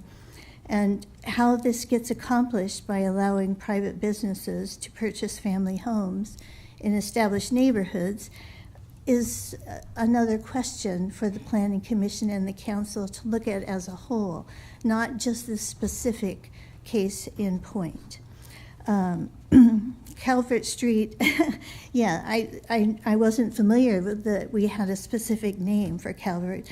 What I know is it's a 25-mile-an-hour zone with limited parking on the streets, and it's walking routes for students, as has been said, to Rousseau Cathedral and Southeast. Where does safety for students fit in with the comprehensive plan? Another question. Speaking of money, it's already been mentioned about how these properties are taxed like a home or a for-profit business. And just in closing, I would just say I think the City Council needs to consider the long-term consequences of approving zoning changes in established neighborhoods, that the guidelines should be reviewed, and more community input about the health and safety as well as housing needs in the community. So thank you. Questions for Kathy? I have one question. Yes, Councilman. Kathy, you talked about parking being limited. Isn't it no parking between 8 o'clock in the morning to 4 p.m.? Yes. On both sides of the street? Yes, it is no parking on both sides of the street, mostly because there's so much school driving traffic and drop-off. So how many cars are parked on the street after 4 o'clock? I couldn't tell you that. I wouldn't have a number for that. So. All right. Other questions for Kathy? All right, thank you so much. Appreciate it. If we could have our next testifier please come on down. Drew, the floor is yours. Thank you, Mr. Chairman. My name is Drew Stang. I live at 3545 Calvert. Had sent you an email last week that incorporated a lot of my thoughts, but there's been a couple more things that have come up tonight and in the meantime that I wanted to talk about. But real briefly on the earlier issues, and a couple of these I brought up at the last time we had this process, and that was really looking at the history of these types of facilities being approved or allowed to be approved under the municipal code for the residential healthcare facilities. I had gotten some information from the Planning Commission, or the Planning Department, excuse me, from Mr. Callahan, and laid all those out. And one of the things that really struck me was that for these types of previously approved facilities, out of 18 of them, going back some 30, 40 years, I believe, was the time frame, there were only 3 of them that were on non-arterial streets or significant intersections.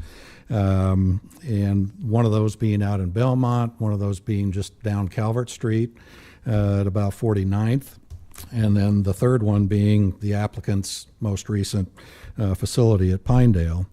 And in every one of those cases, it was limited to no more than 6 residents. I think it might even been 5 in one particular case.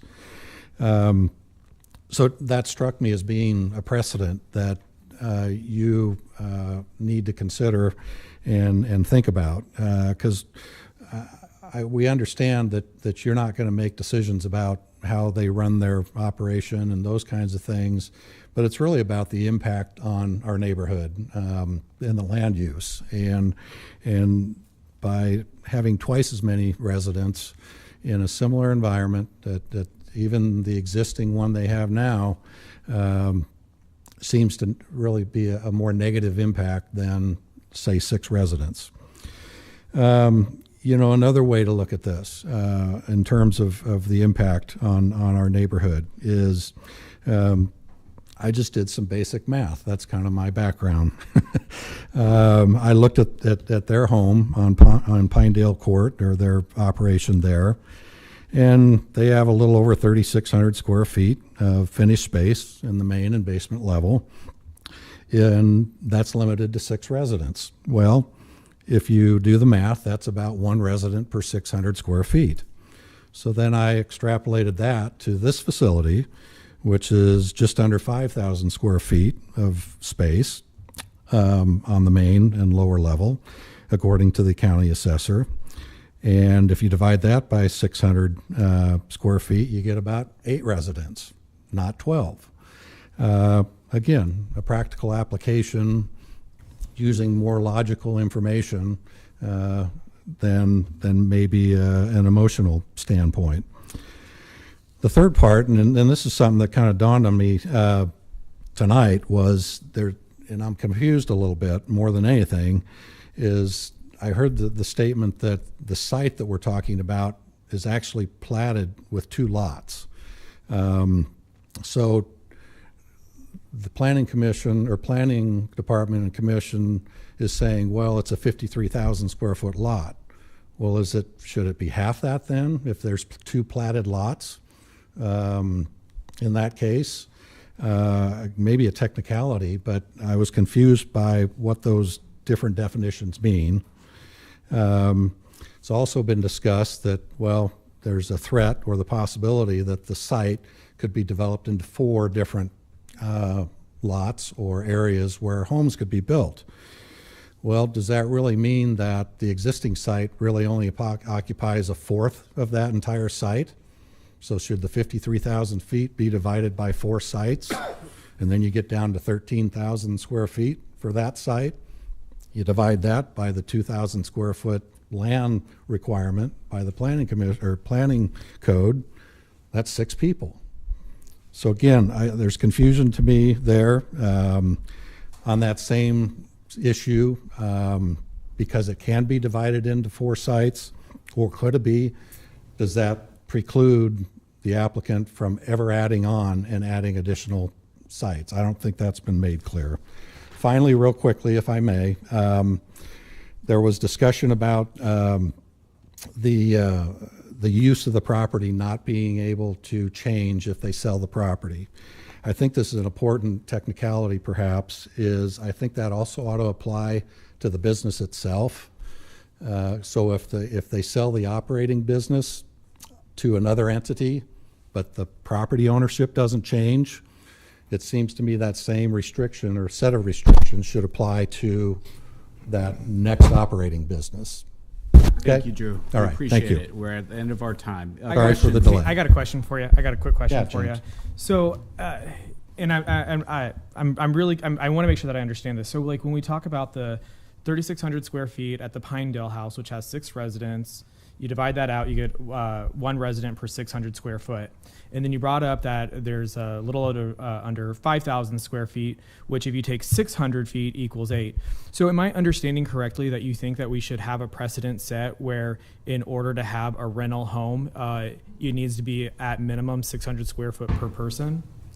Well, I'm just using their current example, was the point I was trying to make. Right. They've already established in the existing home that about 1 resident per 600 feet of finished space must be a workable unit or a workable situation.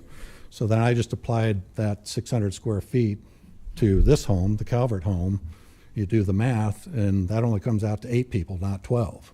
I mean, like, if we're talking about, like, you know, thinking with logic and not emotion, you know, I think that's kind of a weird way to figure out that there should be 8 folks in this one specific home because there may be less residents in one. But I would actually like to continue talking with you about this later, though, if you don't mind me giving you a call later. Okay. Any other questions for Drew? Okay. Thank you. Thank you, sir. We appreciate it. For our next testifier, could you please come forward?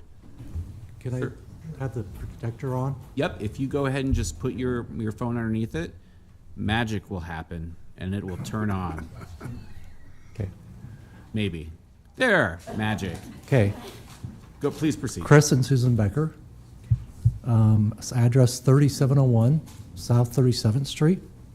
And our past residence I still own is 3800 Calvert and 3540 South 38th. That's the property right across from the front door. Okay. I'm against this. One, about the number of residents, the parking, and the special use permit.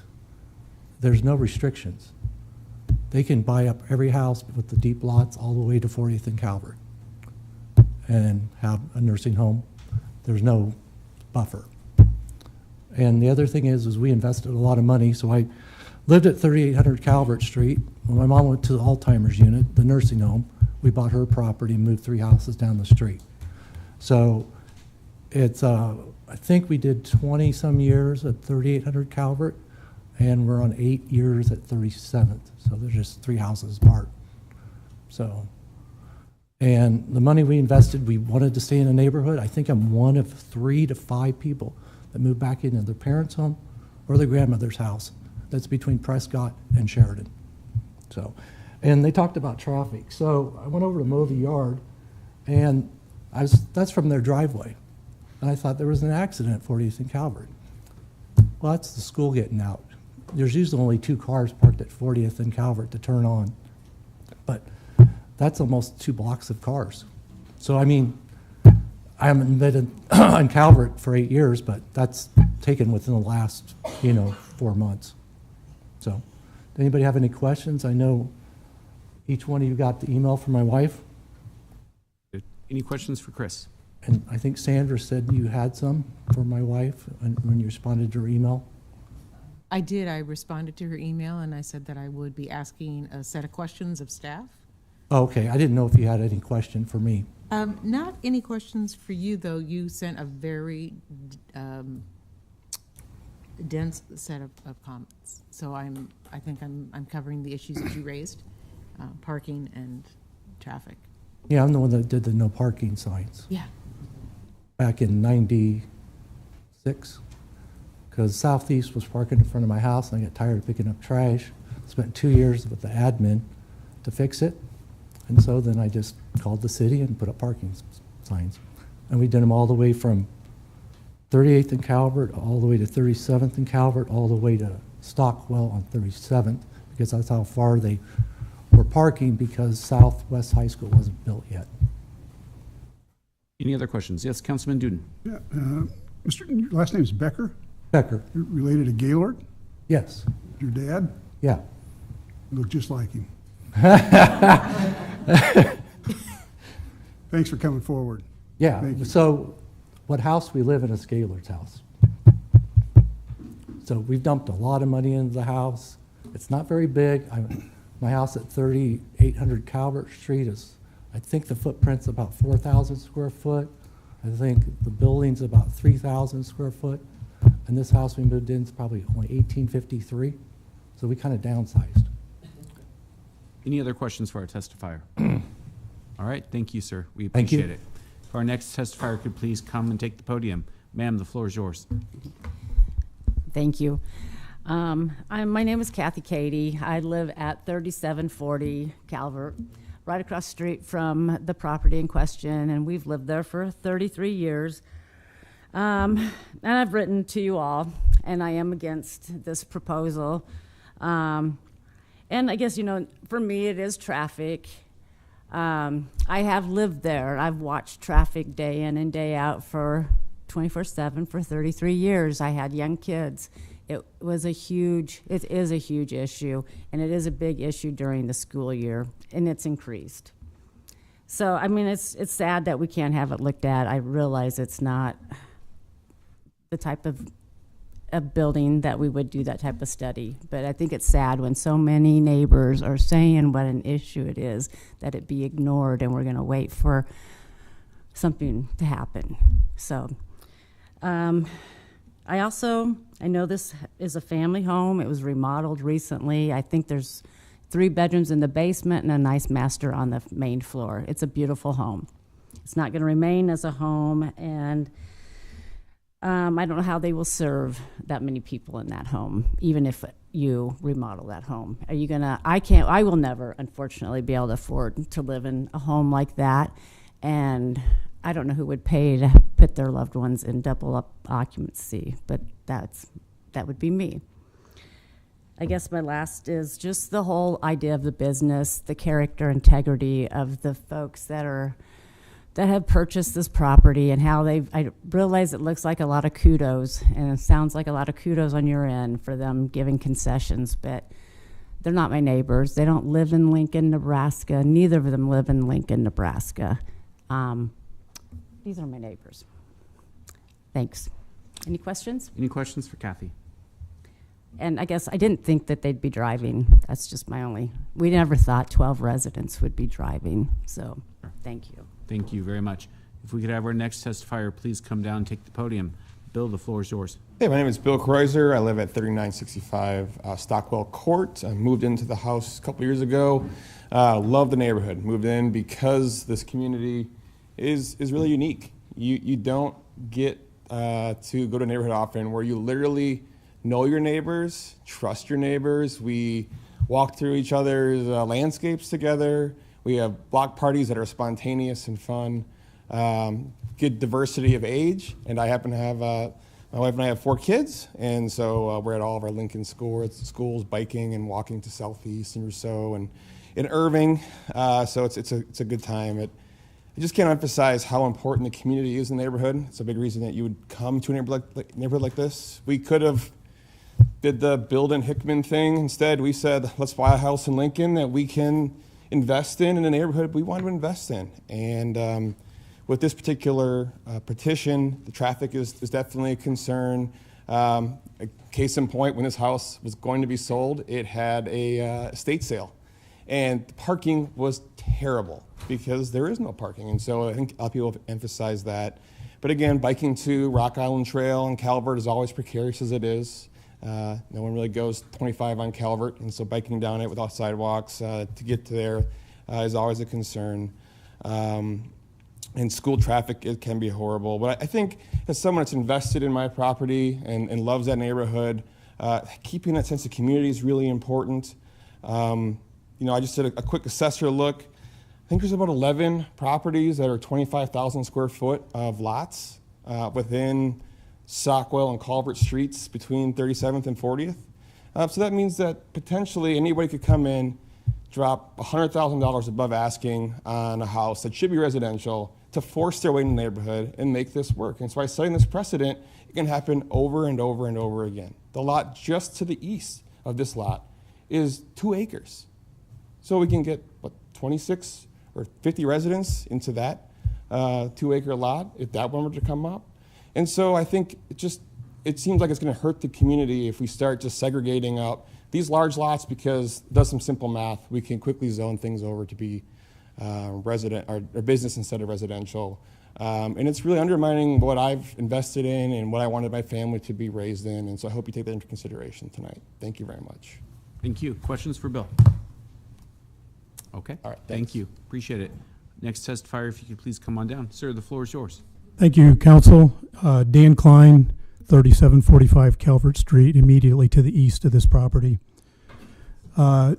Thanks to Councilperson Washington and Duden for reaching out to me and communicating with me about my concerns, and I appreciate that. For transparency, I've built, own, and operate senior living communities in Lincoln for the last 20 years. So I just want to be transparent about that. I have three areas of concern: the neighborhood impact, the traffic and parking impact, and property value impact.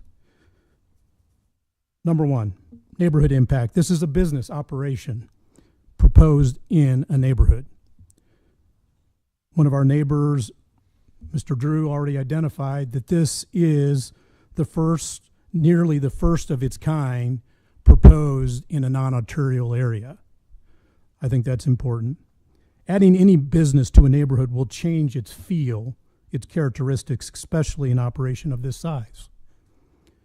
The applicant's Pinedale location has 6 residents, has been testified to, a couple employees of just over 3,600. Drew did the math on that and kind of beat me to my bullet points. A little over 1,400 square feet more to the Calvert house, and they're adding 6 more residents with about 1,400 square feet more. Second point, traffic and parking issues of a business of this size. I currently operate a memory care facility on South 27th Street. We have 16 residents in 10,400 square feet. It's zoned commercial. It's between multifamily and commercial. That's its location, right behind Kohl's.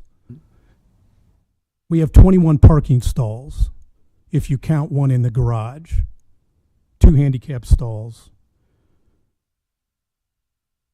One of the aspects that the applicant testified about was the traffic count at his current location. Our current staffing ratio, we have between 3 and 5 employee cars at a given time during the 2-day shifts in our parking lot. But then there's also the other aspects of people that are visiting, third-party practitioners, and services and vendors. So our estimate at my property, granted it's a few more residents, is 30 to 40 traffic counts per day. So that's 200 to 300 traffic vehicles per week. The applicant's proposed plan requires 6 parking stalls, the way that the city planning divided up the parking stalls. They have 5 behind the garage, 2 inside the garage. How do you count a stall in the garage unless it's going to be kept accessible to employees? I mean, are they going to keep the garage door open all day? It's a counted stall by the zoning, but it's not accessible. I assume they're not going to keep the door open. Last point, property value impact. As our house is adjoining in a future sale, we're going to be compared against other houses that do not have an operation business next door to them, undoubtedly. You know, if you are represented by a real estate agent, they will likely provide that information of what's next door. Oh, why is there so many parking stalls in the back? Well, that's a business. It's a senior living community. So undoubtedly, my property will be compared against properties that don't have businesses next to them as a preferred choice, I'm sure. And what is the value that you place on that? Is it $50,000 reduction, $100,000 reduction? I don't know. But I guarantee it'll have an impact on my future sale of my home. As one of our neighbors stated, don't place the value of a business over the appeal of a well cared for and quiet neighborhood. We need business in Lincoln. I'm an entrepreneur, and I think the Harbor has a great model. It really does. I think it just strategically needs to be placed on a more dense area. In closing, consider your vote as if this business were buying the house next to you. Please consider not supporting this special permit. Thank you. Questions for Dan? Okay, thank you. If I could please have our next testifier take the podium. Ma'am, the floor is yours. My name is Leslie Gordon. I live at 3663 Calvert Street, 2 houses west of the 3737 Calvert property. I am a lifetime resident of Lincoln. Our family is a 4-generation Lincoln family. I come from a family of 6 children. We were all born and raised in Lincoln. I have raised my own family of 4 boys here in Lincoln as well, attending the Lincoln Public Schools, and one went on to UNL to play baseball for the Huskers. I now have grandchildren growing up in this area as well. So to say, I have a significant vested interest in the future of our city, and I am passionate about saving the integrity of our city's own unique neighborhoods. I grew up loving Lincoln, the big college town with hometown atmosphere. Many of our older neighborhoods have historic homes on oversized lots with old mature trees, like Sheridan Boulevard, the country club area of Lincoln, which was established in the early 1900s, and our Calvert neighborhood as well. These are old, established, unique, residential, single-family neighborhoods. They are the neighborhood environments families move here from other big cities to live and raise their families. Our Calvert Street neighborhood is 80 years old, lined with single-family homes. It is on a residential street with a 25-mile-an-hour speed zone and no on-street parking. Our homes are on oversized lots with old mature trees. I strongly oppose a special permit for this big money business from a company and its owners who do not even live in our Lincoln community to be allowed to put this business right in the middle of our block, surrounded by all sides of single-family homes. We are not a business district. This is our neighborhood. It is our home. As a lifetime Lincoln resident, like myself and possibly many of you here today, it is our responsibility to preserve the unique and historic character of these wonderful older neighborhoods for our future generations of families with children living and playing together, not to be forsaken for a business opportunity which is funded by private pay residents. I have worked in the Lincoln community for 40 years as a healthcare professional at Bryan Hospital. As a registered nurse, I floated to every unit in that hospital: ICU, emergency room, trauma, pediatrics, and all the psychiatric units to include the senior mental health, which provided compassionate, comprehensive care to senior patients with various levels of cognitive impairments. It consisted of up to 11 patients with at least 2 to 3 registered professionals like myself, 2 to 3 nursing assistants, and a unit manager to provide the daily care for these patients. And we gave good care. In addition, we were supported by many other ancillary services to provide care: dietary, social workers, dietitians, activity staffs, medical and psychiatric staff, PT, OT, respiratory, lab, pharmacy, medical, plus housekeeping and maintenance and distribution to maintain the working integrity of the unit. To my point, it took more than just the nursing staff to provide total care for the patient's mental, physical, and safety needs. From the beginning, this staffing concern regarding the number of staff coming and going from this facility has been a big question. The proposal for the second facility on Calvert Street now has 12 patients, double the number from the other facility, with just 4 staff to provide total care. Make it clear that I'm not here to criticize their business operation or I'm sure their commitment to their business, only to raise this question. Will there be a need for an increase in demand for additional staff beyond the proposed 4 to meet the needs and demands of care of now double the number of residents?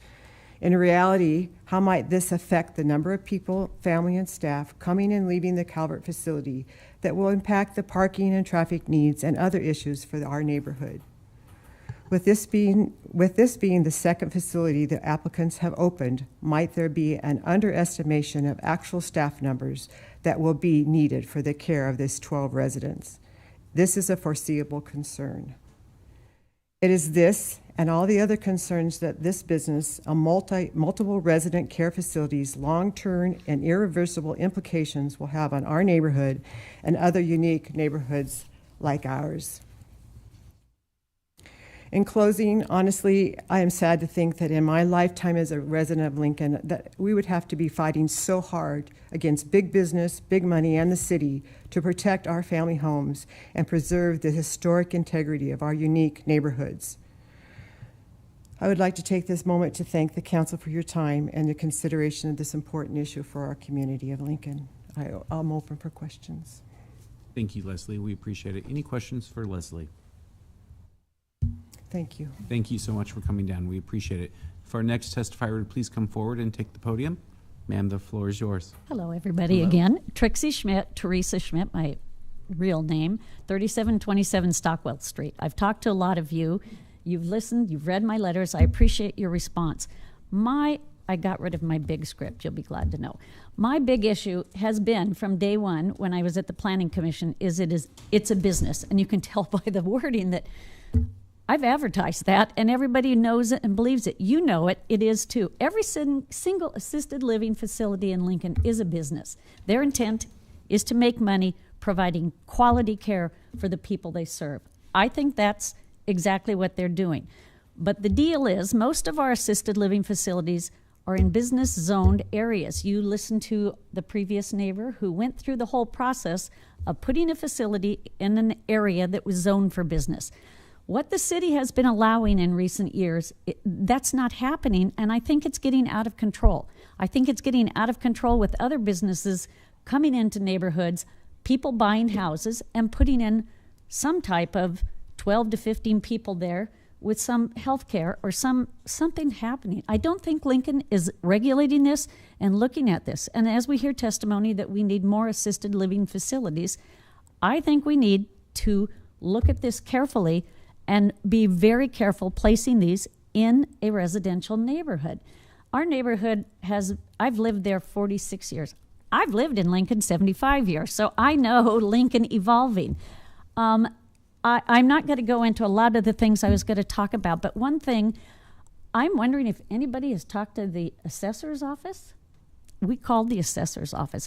What's going to happen when the assessor looks at this? He sees the building codes and all that, and it comes to them, and he sees the parking lot, he sees the circle drive, he sees the change in adding rooms in there, and what if the assessor says, this is a business? I'm going to tax this as a business. Even though it's a residential health care facility, it's a business. Has anybody talked to the assessor's office? What's going to happen when that happens? If it does happen in future years, that property value increases tremendously because it's now basically a business that is actually addressed as a business and taxed as a business. And what does that do to the neighbor's property? Do their values go up? Oh, because there's now an $800,000 value property, because that's what the assessor thinks it is with that business in this house. Or do their values go down because it's a business? We have lots of things I think the city of Lincoln needs to address before you move forward with lots more of these residential healthcare businesses. Thank you very much. Thank you, Trixie. Any questions for Trixie? Okay, thank you so Thank much. you. We appreciate it. For our next testifier, could please come down and take the podium. Ma'am, the floor is yours. Thank you. My name is Regina Blazek. I live at 3636 South 37th in an adjacent property to the property. So I've always been on the mailing list, even when it comes 10 days before and there's no opportunity to respond. I was on the mailing list.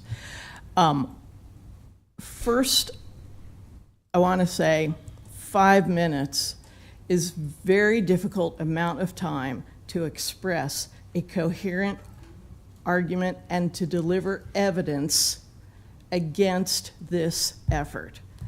That is why I wrote my email that I'm submitting here as well, to formally ask for a separate hearing for this, where you have the authority then to lift the 5-minute limitations and also give us the opportunity to continue to gather potentially legal support, marketing support, and further evidence along the lines of the parking studies that have already been done, since we can't have a new one. Clearly no water studies have been done because we're in a regular neighborhood.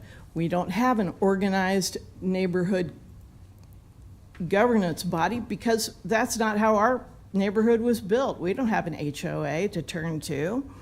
The only people that we have to turn to are you. And one of your, according to the city code, the legislative powers of the city are exclusively vested in you. The council has the power to conduct investigations concerning any subject on which it may legislate or the operation of a department, board, or commission engaged in the administrative affairs of the city. And this touches those bodies. It touches the assessor.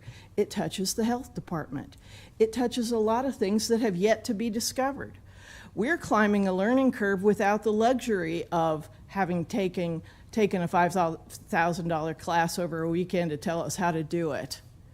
So we have to climb the learning curve independently against things like the 2050 plan for the city that is apparently designated that it should be breaking up these old neighborhoods and stuff like that. But is the language in that plan sufficient to also, at the same time, protect the residents of the community as it exists?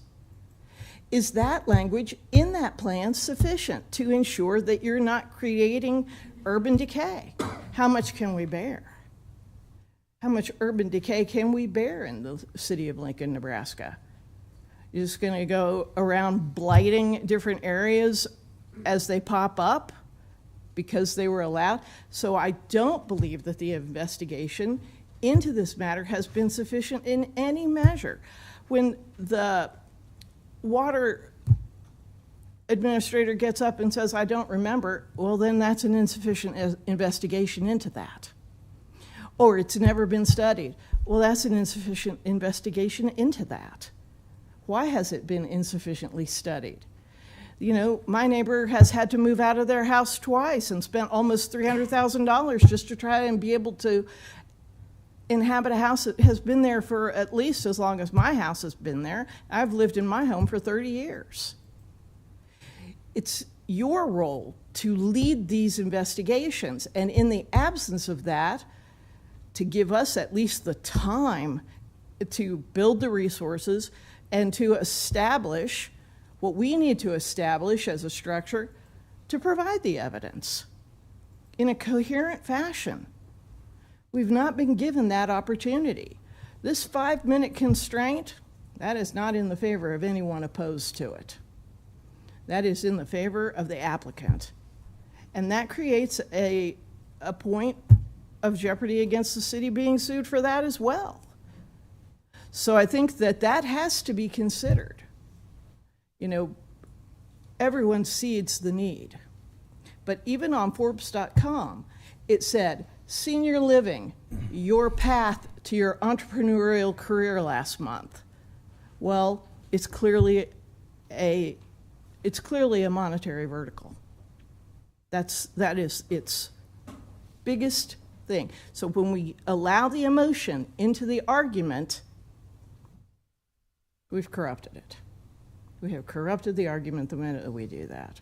And so in closing, I ask you to please perform the appropriate level of diligence, or to allow us the time to get organized and pull resources together so that we can, and then the opportunity to present evidence in opposition. Calvert as a collection street. That is a very antiquated concept. A very antiquated We're at our one. time limit now. Questions Thank for the you. testifier? All right, seeing none, I would just like to let you know that the time limit is applicable to everyone, whether they're in support or in opposition to the particular testimony or the particular item in front of us.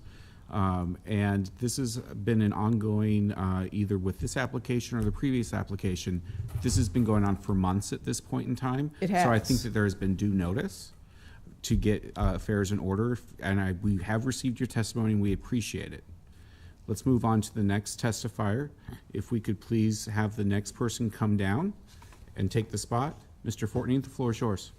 Marty Fortney, 3600 Calvert Street. Chairman, council members, thanks for taking time to let us voice our opinion.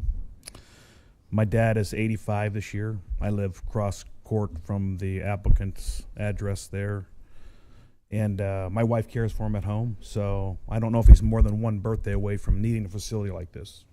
So I get the picture. and it's real for me. So I feel for the people that need it, because I'm going to need it for my father shortly. This is a commercial use. It's going into a residential business. I have developed and built a little over 900 living units, mostly in the city of Lincoln, over the last 30 years. If I may, when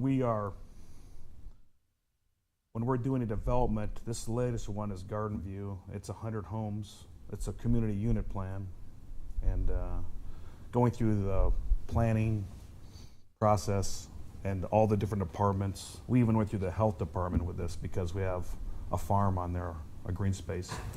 The process is cumbersome, but it's effective, and it allows us to decide how we're going to develop the property and move forward in a logical way. It's tedious, it takes a lot of time and energy. But one of the things I'd point out is generally in these new neighborhoods that we're developing, and this is an infill, we have higher density homes and lower density homes here.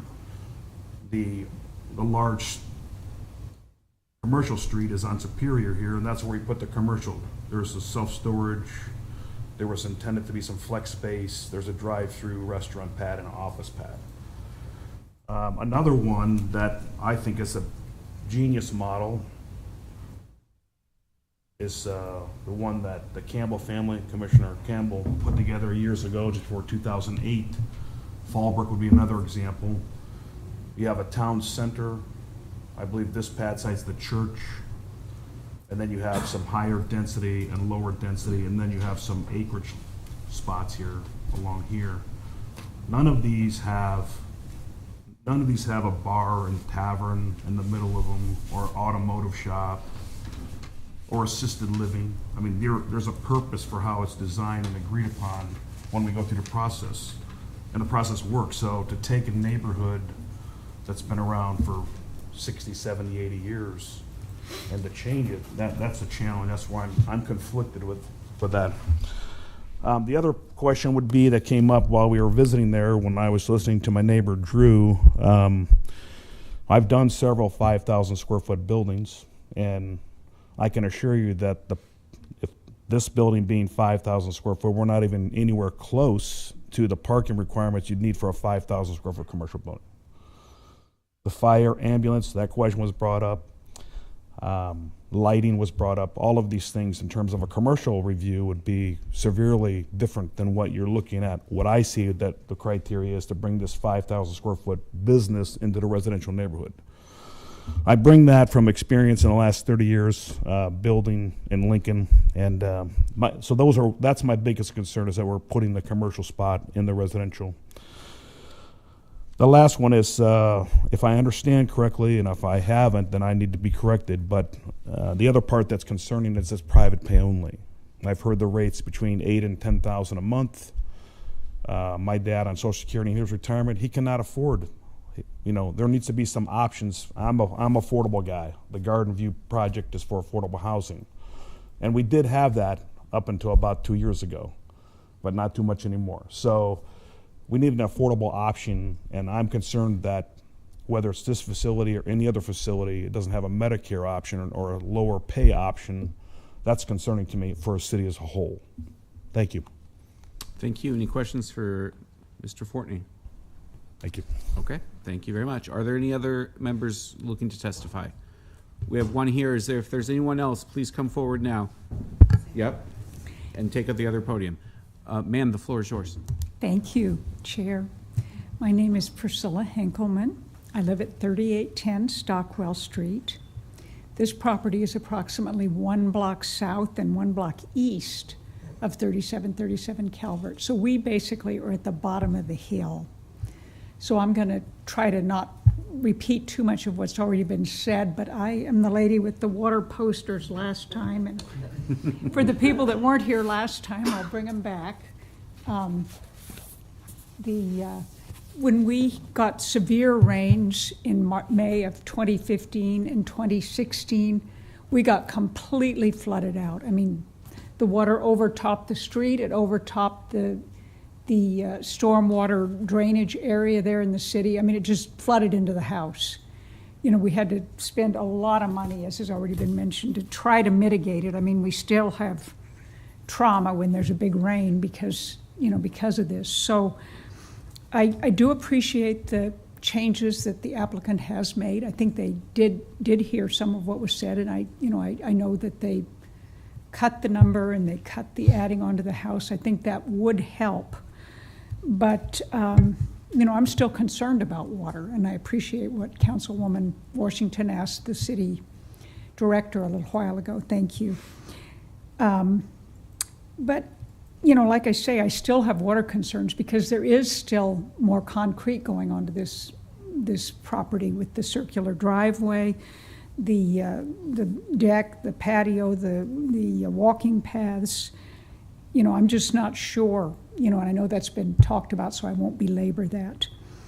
On a related note, though, but nobody has brought this up, I am really not sure that the city water system and wastewater can handle 15, 16 people being in a regular home day in, day out. The reason I say that is when we had to replace part of our home's water main, we found out that the existing city water system does not run right in front of our house on Stockwell Street. It runs over a block away on Calvert, so we had to pay a plumber to dig all the way up that hill. So the point being, these are not newer, commercially set up water systems to handle, what would be the number of people that are showering, using toilet facilities, using sinks, et cetera, et cetera. Not once or twice a year, not once in a while, but day in, day out. And it's already been brought up, but I'll bring it up again. The proposed, I think there was some really nice testimony about the care they're delivering. It sounds, there's many things to like about the model. But I would submit to you that 12 residents and 6, it's just not the same dynamic at all. I wouldn't call it a small home-like setting with 12 people plus staff. To me, that is, a small institutional setting. It may be in a neighborhood, but it's still, to me, it's not a small family home-like setting. The number is almost as large as the gentleman that just testified's commercial unit, and as Mr. Drew pointed out earlier, those facilities are, way more square footage per person. This is very tight. And, as I just said, I don't know that the infrastructure can handle this type of commercial development. So I think that's all I have to say. I appreciate your listening. I appreciate several of you responded to my earlier email. My request is to please vote no on this special use permit. A business of this density does not belong in this particular neighborhood. There may be neighborhoods that are suited, but with our water, age of our infrastructure, et cetera, no. Thank you. Thank you. Any questions for the testifier? I have one question. Oh, we have one question for you. I apologize. Councilwoman Washington. I just have if you could clarify, you said that when you were making repairs to your home after Yes. the flooding, that you hired a plumber to run your waste line to Calvert? Yeah. And so Calvert is north of you and uphill? Yes, of you. straight uphill. So do you have a lift station? Did you have to pay to install a lift station to move your waste uphill? No. I mean, I don't know exactly what it might have been just, it was some type of water pipe. I'm not an expert plumber, Councilwoman, so I may be telling you the wrong line, but something had to go all the way uphill and had to be dug all the way up the hill by a plumber. Okay. Because it did not come in front of our house like, you would expect it to be under the street there on Stockwell, but it just simply wasn't. It was up on 37th Street, up the hill, we're down at the bottom of 37th. You've been by our property. Yes. All right. Thank you. Anything else? Other questions? All right. I think we're good now. Thank you so much. Thank you, Chief. Appreciate it. If we have another testifier, please come forward. Sir, the floor is yours. I'm speaking after the woman I love. You're a smart man to let her go first. Put it down infinite number of times. I'm going to ask, first of all, I'm really glad to live in Lincoln. because of people like you, and that's not flattery. I lived in other places. I've lived in Lincoln since 1972. I am going to ask you to please deny this request. But before I do that, I would like to say some positive things about these people. Mm-hmm. They are doing a wonderful job in their present facility. They have, you heard not only from the people who have loved ones who've lived there, but you've heard from the staff. Mm-hmm. You cannot manufacture that kind of a response.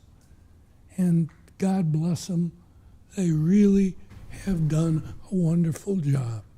But 6 people are not 12 people. It's a different situation. In addition, I taught college in a college of business for 46 years. I was a faculty member in your university in Nebraska for 40 years in the College of Business. Business is not a dirty word to me. Profit is not a dirty word to me. This facility could be set up, potentially, I would think, as a nonprofit. That's not the issue, and I would not like to see the issue clouded with that matter. A separate issue. The issue is an unfortunate decision on the placement of a facility that's twice the size of a really nice facility. And the placement is not because it's in our neighborhood, but because of the lack of infrastructure. And I won't repeat everything else that's been said, but I would like to add one thing. I've lived in that house since the middle 70s.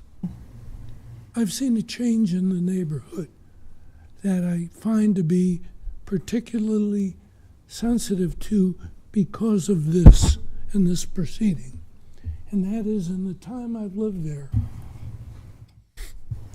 I've seen an increasing number of young families move in and have children. Mm-hmm. They are wheeling their children in numbers I've never seen before in strollers, pulling them in little wagons, with the child who's not many years older than they are, either trailing behind them or on a bike without pedals, or walking or running. As the traffic increases, and it will increase, this is a danger to those children. And it is a danger to these mothers who are, and I'm not trying to be overly dramatic, who have recently given birth and are walking. I see them beaming as they're walking by. Please think about these young families. This isn't just a matter of 2 cars banging into each other. This is about changing lives. And it's an important consideration. We owe it to them. Thank you very much for your time, and I appreciate your good work. Thank you, sir. We appreciate it. Oh, I'm sorry. No, it's okay. Any questions for our testifier? My name is Sanford Grossbart, Sandy Grossbart. And thank you again. No questions? No questions. Thank you. Appreciate it. Ma'am, the floor is yours. Thank you very much. My name is Deborah Sheave. Most people call me Deb. I live at 3825 South 39th, which is about a half block downstream from Sandy. My parents bought the house that I am in. They actually bought the land. Dad bought the land with the money he got from World War II. They saved up money, they paid off their first house, and they bought this land, and then they moved into the house. I moved in when I was 4 years old, and my parents were there for 56 years. I bought it 2 years ago, so I'm a 58-year resident of this lovely neighborhood. I affectionately recall it Gardenhood, because all our neighbors like to garden. We very much have a strong community setting. We have a lot of diversity already in the neighborhood. We have elderly people, we have younger people, people of all kinds of religions and all kinds of, what do I say, different backgrounds. And we respect each other. We've become very close-knit. It's a very unique kind of setting. To add just a little bit to what Sandy said, because I have garden straight across the front of my yard, so do the Fusselmans, and so do several others. People are drawn to this neighborhood to walk their kids. And they can point out things to their kids as they walk by. And I have seen every Saturday when I am out gardening, and if I am in the evening out gardening in front of my house, there are families and kids literally, Mom, running down the street. And I'm not being dramatic. They just did, Mom or Dad are like, don't run, don't run. There are going to be cars coming. We already have traffic in the neighborhood. Adding any more traffic is going to compromise that safety. We all know to look for kids in our neighborhood. Okay.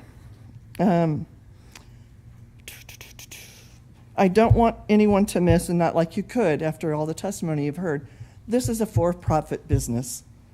Drew spoke to you and I think caught your attention about the 600. I was going to say that because I did the math too. But there's 1,400 square feet less in this property than in the other property where they have 6 people. There really has to be a consideration for that. I don't know how you guys work it out, but that really does need to be a factor. They're going to be running into each other, coming and going. I worked in a healthcare facility for 6 years where we had to send residents to other facilities. This is in Washington State, not here, because of different kinds of settings and situations that happen. One of them was memory care. We had some memory care folks, but when they became tricky, and I know they're used to dealing with that, we had to transport them to other facilities that were completely locked down. And there are lots of interesting situations which many of you may have come across in your previous jobs that are connected with that. Even when you, even with 6 people, there's going to be someone at some time not remembering something and trying to go for an exit, trying to climb a fence. And thank God they haven't had any issues, and they have been able to corral people and bring them back. But there will be someone, with 12 people in a home like this, there will be someone who wanders out. They just do. And that's a big concern to me, partially because of the safety of the residents, also for the safety of our neighborhood. No one has mentioned anything about people just walking straight down the hill and going into that creek and hurting themselves. That's a concern to me. For the flooding, over the 58 years that I've been there, we've had flooding off and on. And nothing has destroyed my house, thank God, yet, but it has come within 5 feet of my back door. Any more water, and who knows, I'm paying $100,000 like Sandy had to reconstruct my foundation. I'm not up for that.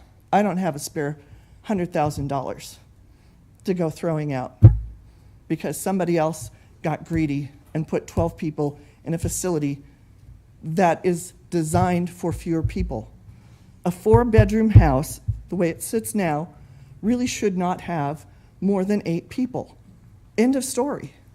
If you're thinking rationally about it, anybody, and toilets, I mean, obviously they're going to have to make changes to the home to add a few pieces here and there, but the fewer things that they have to add, the better off we are all going to be for infrastructure, for the traffic, for everything else that's going on. Really needs to be fewer people. I know I'm over time, so I'm going to stop. But thank you very much for listening to us. Thank you so much. Any questions for our testifier? Okay. Thank you so much for coming down. We appreciate it. If our next testifier could please take the empty podium. Sir, the floor is yours. My name is Todd Thornock. I live at 3701 Sheridan Boulevard, the corners of Sheridan and 37th Street. First, I'd like to take some time to thank the council members. Many of you have been a part of this well before, even before you were council members, and many of you have taken time to read many emails, to meet even with some of us to talk about some of these issues. So truly, thank you for your service for our city and for all of us. Also, I'd like to thank the applicants for a couple of reasons. One, they're doing a wonderful thing with this idea of, this is where I'd want to put my mom when/if she needs that, is in a situation like that does feel a little bit more like home with great caretakers. I'd like to also thank the applicants or the testifiers that came in support of it. I have a 19-year-old daughter who's a CNA, and I would love for her to work at a facility like that. She's worked at other facilities that were not so good. In fact, she doesn't quite want to do a CNA anymore because of those facilities. So I thank them for coming to share. One other reason to thank the applicants is they love our neighborhood. They came, they spent more than market value on that home because it is a great neighborhood. And so I thank them for pointing that out, and in some ways for bringing us together, although I wish it were on different terms. I'm against the proposal for this special permit, and for a number of reasons, that many of which have been stated, although I do want to share briefly an experience I had walking this morning. I got to walk with my 4-year-old daughter, who we just found out was going to kindergarten about 3 weeks ago, because she qualified for it. She turns 5 in September. And so we were walking with her and one of the other neighbor kids, and we walked down 37th Street, so we're up a little bit higher, and we get to 37th Street, right across the street from Leslie Gordon's home. And there's a sidewalk there, and I look left, and we're at the top of a hill. And I'm looking for traffic, and I'm getting a little emotional. I didn't quite realize this would be the case, but I look at this home that is on the way to the top of the hill, the 3737 Calvert. And I realize I have to walk my daughter to school no matter what. She can't go with her sisters. She can't cross the street on her bike. And I have to do that almost anyways. And then to think of the added traffic that is coming up that street, no matter what, it might be minor, it might be major traffic that changes. No one knows, although as residents, we think that it's going to be a lot more than what the applicants say. It really hit home to me that this matters for our neighborhood, to change it in such a way, to increase it in such a way, is a little bit scary. And not because of the business model, but because what the business model brings.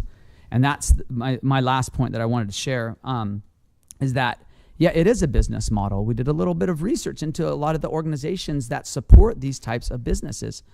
And they're not advertising themselves in any way that sounds like a not-for-profit, community involvement, bring everyone together. They're definitely advertising themselves in a way to make money off of this. And it is a great idea, and there is a need, and I understand business. And I don't think business is a bad word either. I teach accounting, I understand it. But I do know incentives, and incentives can conflict. And in a residential neighborhood that does not have businesses in the middle, and I know people want to talk about the old business park that's been there for longer than all those homes, that is a separate thing. But they are different incentives. Their incentives are going to be very different, and we never know when those incentives are going to change. And that's what scares me as someone who wants to raise my family from 4 up to 21 all the way through.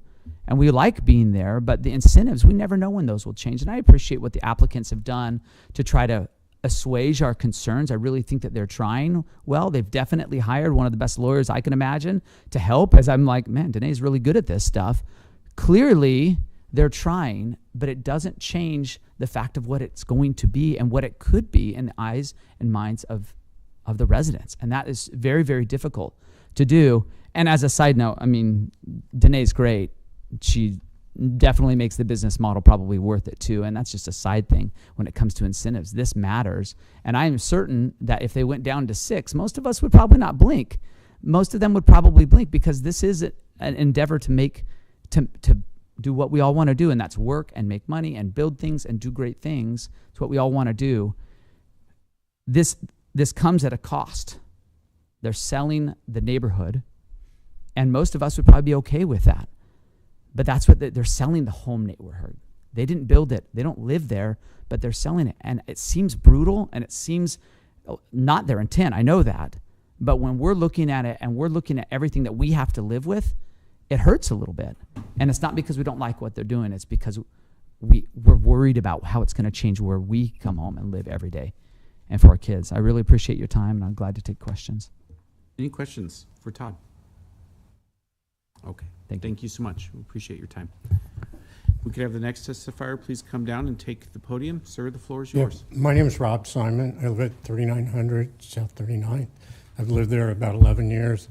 I moved there when I got married and my wife lived there. So prior to that, I spent about 20 plus years in the near South neighborhood.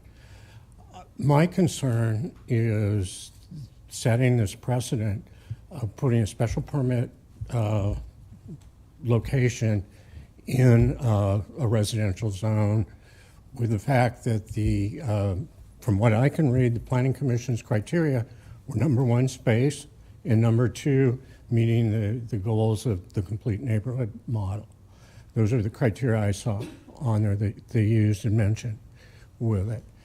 And you've heard mentioned in here that there are 10 to 12 lots that have over 12,000 square feet. We have probably one of the smaller lots in the neighborhood, and ours is probably over 8,000 square feet. So I could put a fourplex commercial residential unit there, I guess, if I wanted to, with it. It's going to open a precedent that there's going to be opportunities for other investors to come into this area, and with the minimal criteria that we have right now, it's very concerning to me. As I said, I lived in the near South neighborhood. I saw the impact of group living facilities on that neighborhood, and there were a lot of them that came in there, some that left, some that had not been successful, whatever. And I would hate to see this happen to this neighborhood, which is really primarily a residential single-family neighborhood. And in fact, I tried to look up and see if there was any other places in the full block that block's on the square block, and I could not find any house or any unit there that had gotten a special permit to build in that area.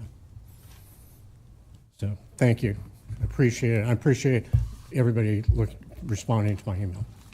Any questions for the testifier? Okay. Thank you. Thank you so much. Is there anyone else here who would like to testify on this item? Anyone else here who would like to testify on item 5B? Last chance. Okay. Madam Clerk, let's go ahead and move on. Or, I'm sorry, I apologize. I think we probably have some questions for staff. My apologies. I would guess. Council members, is that correct? Yes. You are correct. Okay. And applicants as well. Mr. Carey. Who would like to start us off? I won't be shy. Councilwoman Washington will start. Welcome back. Thank you. Director Carey. Wow, we've heard a lot of testimony here in the last couple of hours. Let's start with impacts on property values. So there was, and I'll get back around to that directly in a moment. But there were comments about mostly, businesses in the neighborhood and traffic and other things. But I want to talk about business in the neighborhood and what limits or prevents or constrains other businesses, similar businesses, from coming in. And because unlike the issue that we had before us, I don't know, sometime earlier this summer, collaborative living, where we had a spacing requirement, we don't have a spacing requirement on residential health care. And so I hadn't given that a lot of thought.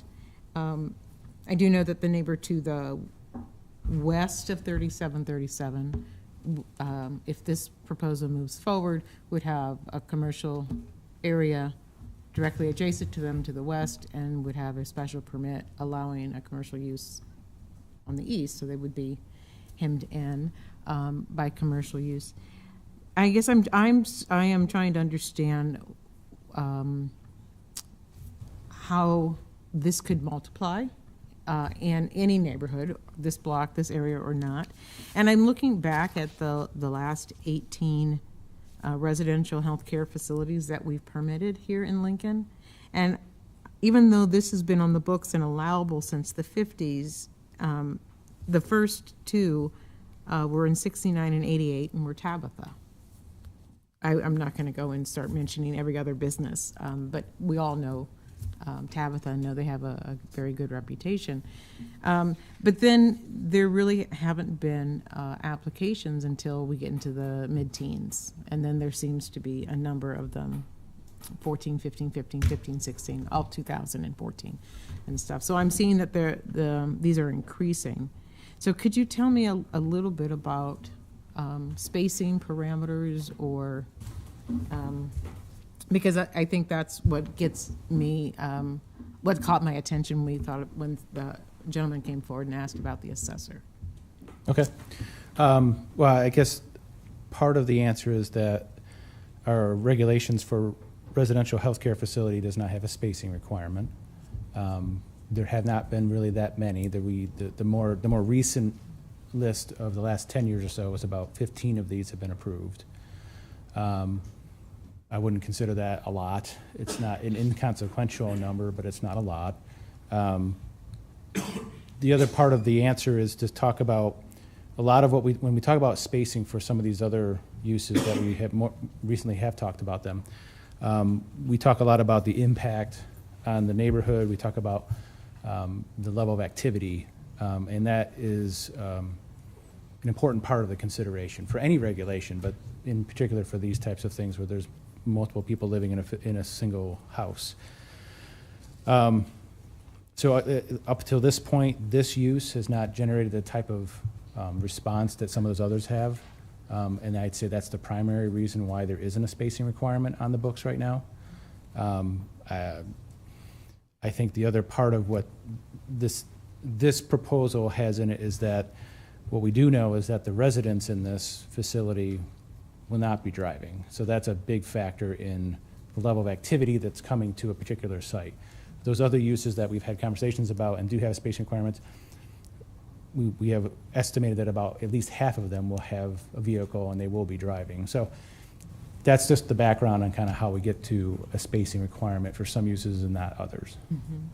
Now, it's not unusual for our zoning code. Our zoning code allows businesses in residential areas with special permits. Would you mind giving us an overview of the kinds of businesses that are allowed in residential neighborhoods currently? And also, I mean, I think you mentioned at the front end that this lot of 1.22 acres could be currently divided into 4 parcels without permitting. It's just so by right, someone could buy this and divide it into 4. Yeah, and let me be clear that so that information, it actually would be 3 parcels, 4 units. 4 units, 3 parcels, okay. So that information is shared to provide some context for what could happen here based on the basic zoning regulations for the R2 zoning district. So, and that really is driven by the fact that it's a fairly large lot, but it would be able to abide by those minimum standards, and 4 units would be possible. And with 4 units of single family nature, we roughly say that's about 10 trips per unit on a daily basis, so 40 trips a day. This gives context for when we talk about activity level at the site. I will begin with just within residential healthcare facility now, keeping in mind that this proposal has a limitation on the use moving forward if approved. So within the residential healthcare facility, the type of business that could come in, if approved, it still would come through the special permit process, still would have to be approved. So you would have assisted living, nursing care, memory care, convalescence home, hospice home, and a group home of 16 or more individuals. That's what could be approved, and that's just the healthcare facility residential use. Right. Okay. Thank you for that. But in a residential neighborhood, people could run a tax preparation office out of their home. So there is a home occupation allowance. Yeah. Now it's not meant to have a lot of activity. It's meant to be a fairly small activity. But yes, somebody could run a small business out of their home. Okay. So running a business out of a home is not necessarily disallowed. It doesn't have the same retail aspect or the same level of activity. And in fact, it's not supposed to have any retail aspect. No retail, no retail, but it doesn't have the same level of activity. Okay. Thank you. Other questions?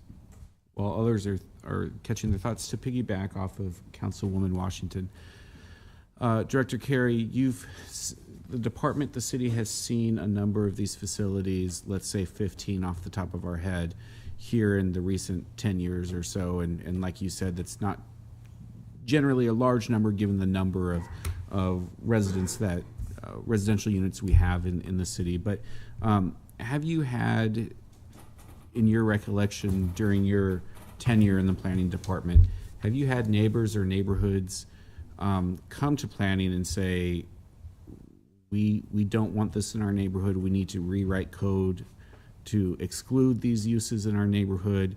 Have you heard that kind of feedback during your tenure? I have not heard that up until this particular application for this type of use.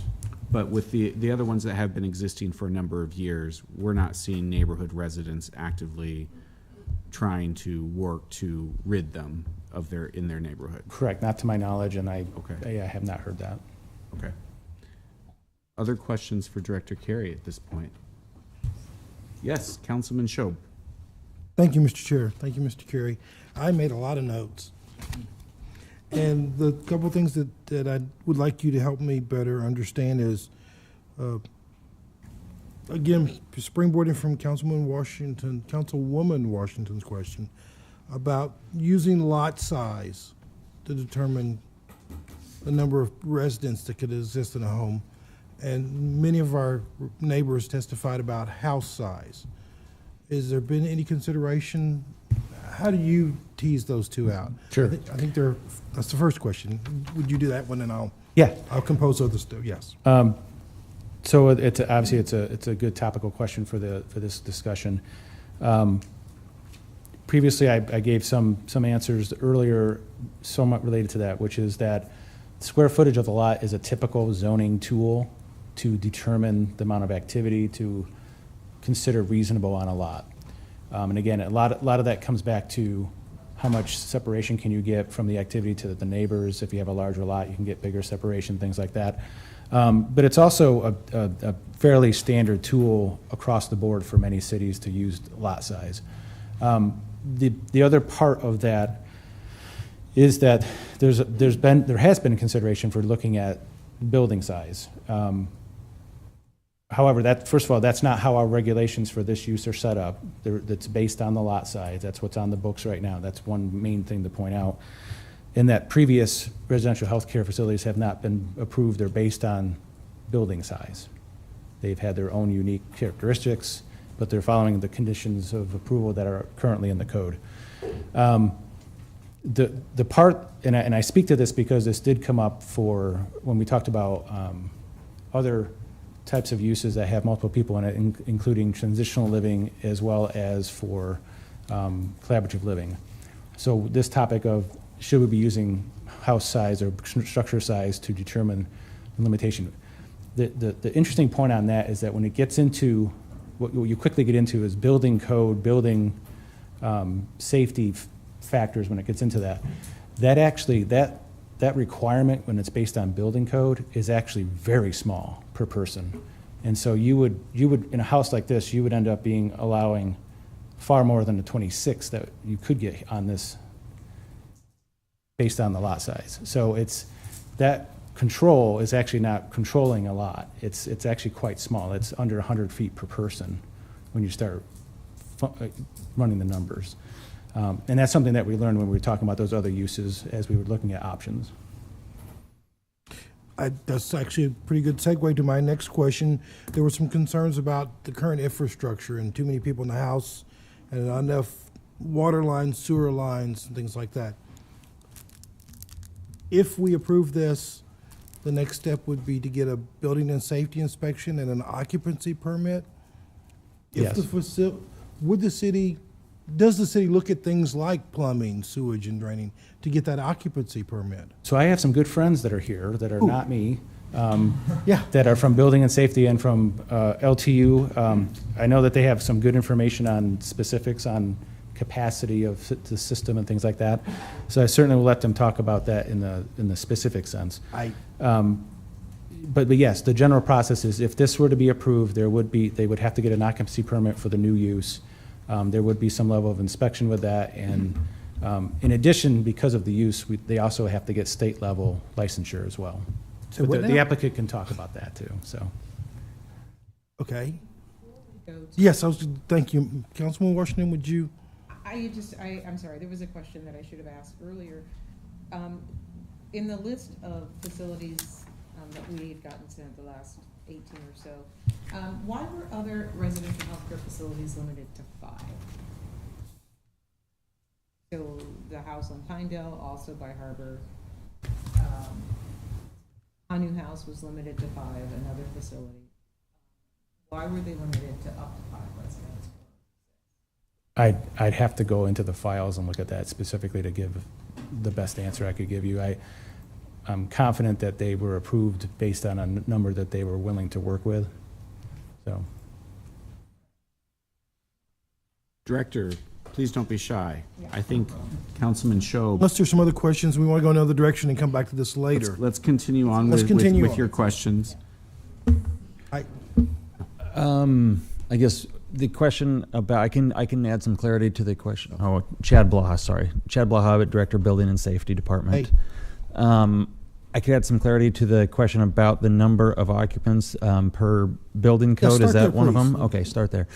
The housing code, which we adopt as a code here in Lincoln, allows for, or it has the regulations that govern number of square foot per person.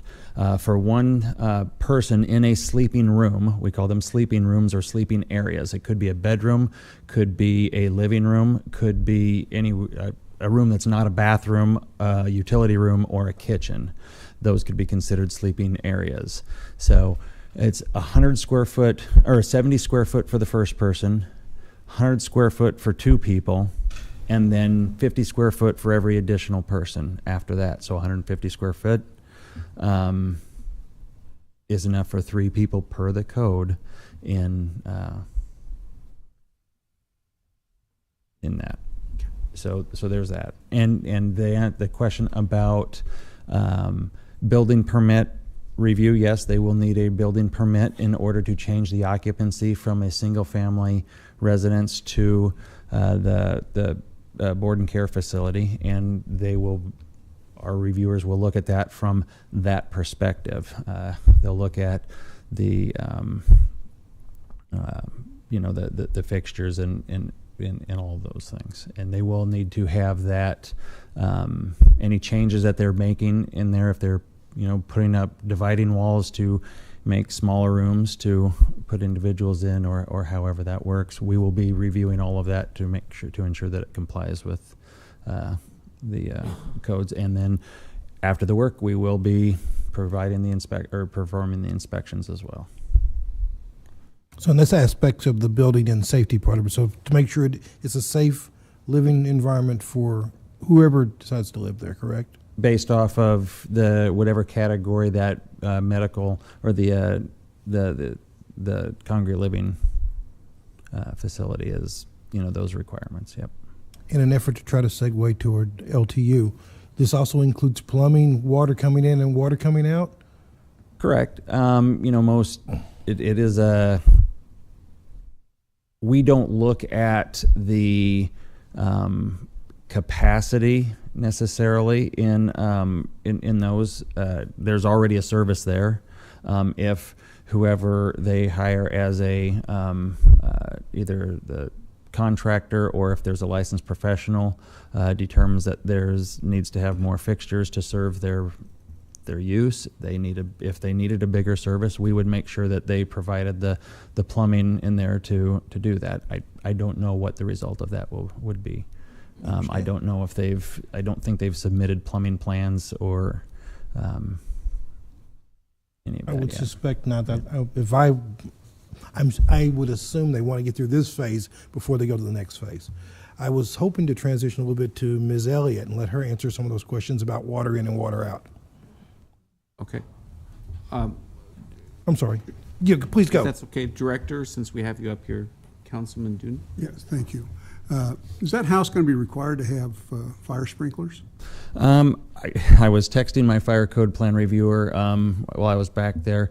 She's going to and from soccer practice, so she will likely have that answer to me before the night. Reading the comments, it looked like sprinklers were being included because we do have a partial application in that has some information there. Okay.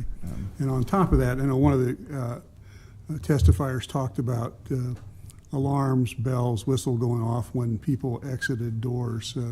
Aren't those required on facilities like that so that a loved one doesn't walk out when it's freezing temperatures and a nightgown type of thing? Not by our codes, No? not by city required codes. There may be for if their licensure, if there's Okay. if they're to get their licensure. I don't know. I know there was a woman that passed away at Brentwood that went out the door, couldn't come back in because it was a panic door, and it led up a stairwell, and she couldn't make it up the steps and froze out there. So, Yeah, I don't. That would not be part of any of the city adopted codes. okay. Any other questions for Chad before we bring up Director Elliott? Okay, thank you very much. Director Elliott, please come on up. Good evening, Liz Elliott, Director of Transportation and Utilities. Questions for Director Elliott? I can start if You go ahead. You go start. Question for you. Can you describe, Director Elliott, just generally speaking, can we talk about the impact on, for example, sewer waste and whether a facility like this would have a significant impact on the facilities as provided by the city of Lincoln in this neighborhood? What has been proposed here will not have any significant impact to our wastewater system. Our wastewater system is fully capable of handling this number of individuals in a residential neighborhood. Typically in these areas, serving these houses, we have an 8-inch wastewater main that runs through this. Just to kind of give you a perspective, one single average 8-inch wastewater main can handle about a little over 100 acres of residential development. So adding, even a couple dozen people to this particular residence would not have an impact on our system. Increasing the number of flushing, the number of times that a toilet may be flushed or a sink might be turned on would have no impact in this area as well. So our system's fully robust and capable and would not have any issues with what is proposed here. And let me just keep going on there too, because you also handle roads. Yes. So can you talk about the impact that this facility may have on Calvert Street, for example, and whether or not Calvert Street is built to handle that impact? I'm not aware that there was a specific traffic study done in this area, but based on the number of anticipated residents, employees, those types of vehicle traffic that would be there, we don't anticipate such a high level that we would expect concerns or a need for additional traffic mitigation at this point. Okay, thank you very much. Councilman Duden, and I think Councilman Shob. Councilman Duden, did you have a question? It sounded like from the testifiers that this isn't your typical neighborhood because they talked about running a sewer line uphill. Is that the case on Calvert and on Stockwell? Could you describe what the water line is like there? And So I believe they're talking about a water main on that one, not a wastewater main. Our wastewater facilities are all gravity-based, and we do have them so they are running downhill. If it was to run uphill, we would need some lift station or those, which we don't need in that area. So my best guess is that was a water main. And in these older neighborhoods, we didn't have good planning structure back then. So we had water mains crossing multiple property lines. They were all connected into one single line. So it very well was just the way it was laid out. Not everyone has a water main right in front of their homes, especially in these older neighborhoods. They may have to cross a street, they may have to go down the street. It's just, back then we didn't lay out our infrastructure quite as nicely as we do now, and that is probably what accounted for that. I did contact my wastewater team while this conversation was going on, and there is no wastewater or uphill issues with our wastewater system in this neighborhood. So Dave probably wasn't even born back then when that happened. Probably not. Not saying it. Councilman Duden, any other questions? No, sir? I think I'll stop Okay, there. very good. Councilman Shob? Yes, thank you, Mr. One more. One of the residents testified about the planning commission's report about, there was an issue that was brought up about spacing and complete neighborhoods and complete streets. I don't remember that section. Mr. Carey, do you remember part of that? Can you elaborate on that for me? Sure. So our long-range vision, which is the 2050 comprehensive plan for the community and the county, it has a lot of ideas in it. And I think, just for clarity, it is our vision. It is not our code. So we have zoning code, we have subdivision ordinance. That's our law that we need to follow and be consistent with. But that vision in the comprehensive plan gives us an idea of what we want to be in the future. And so it gives us some striving points to reach for. Part of that in this new plan is what is called complete neighborhoods. And the idea there is that we should be looking at trying to have a range of housing type available to a range of folks in our community. And then within that, there's a lot of other things too that, we would like to have, like to avoid food deserts and things like that. We like to have schools as much as possible be, within walking distance and things like that. Some of these things are aspirational. Some of them are very attainable. So the housing part of it is an important one. But again, it's not meant to be prescriptive and one size fits all for every single neighborhood throughout our community. That's one important point. And the other point is that that plan also points out that we have an aging community, and we will be much older overall, percentage-wise, by 2050 than we are today. And so it does speak to a facility like the one that we're talking about tonight, and others, a wide range of size and types that certainly are in demand and will continue to be in demand and growing demand. But again, that's not telling us exactly how we are to decide on particular projects or proposals that come before us, but it does give us an idea of what we should be looking at and thinking about. So you said, one of the words you said, that's aspirational, or an ideal, or a goal. I don't know if goal is not the word you used, but that's what I'm going to use. But today we're talking about code and existing ordinances. And how confident are you that we're applying those fairly across all of the city and every neighborhood? That no matter where this happens, we use the same code and the same rules for everybody? I live in the near south, and we've had, as one of the testifiers said, a dearth, is that the right word? No, dearth is the wrong way. We had an abundance of group homes, and we've recently discussed sober living houses. And there are days when we are concerned in the near south neighborhood that we are taking an unfair share of those facilities. How confident are you that the comprehensive plan we have now helps us apply the rules fairly across the city? Well, I think you've also mentioned how consistently are we applying the zoning code and the regulations that we have. I'm very confident that we're applying them consistently. We do a very good job of applying it to all proposals that come forward. There are certainly times when we have challenges on whatever the topic is, and then we do take a moment to think about those. Our most recent effort on collaborative living is a good example of that. Across the street. So I'm very confident that we apply our regulations and our rules consistently. Thank you. Mr. Chair, thank you. Thank you. Councilwoman Washington, did you have some questions? I did have one more question for Director Elliott.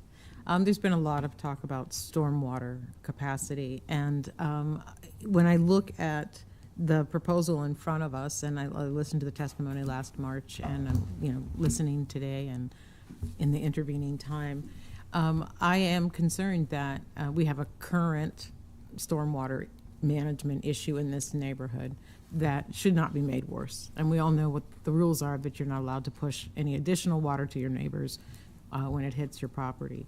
And for that reason, I am thankful that there have been some changes to the proposal, but I am just curious if there are other things that could be done. I look at the parking, I look at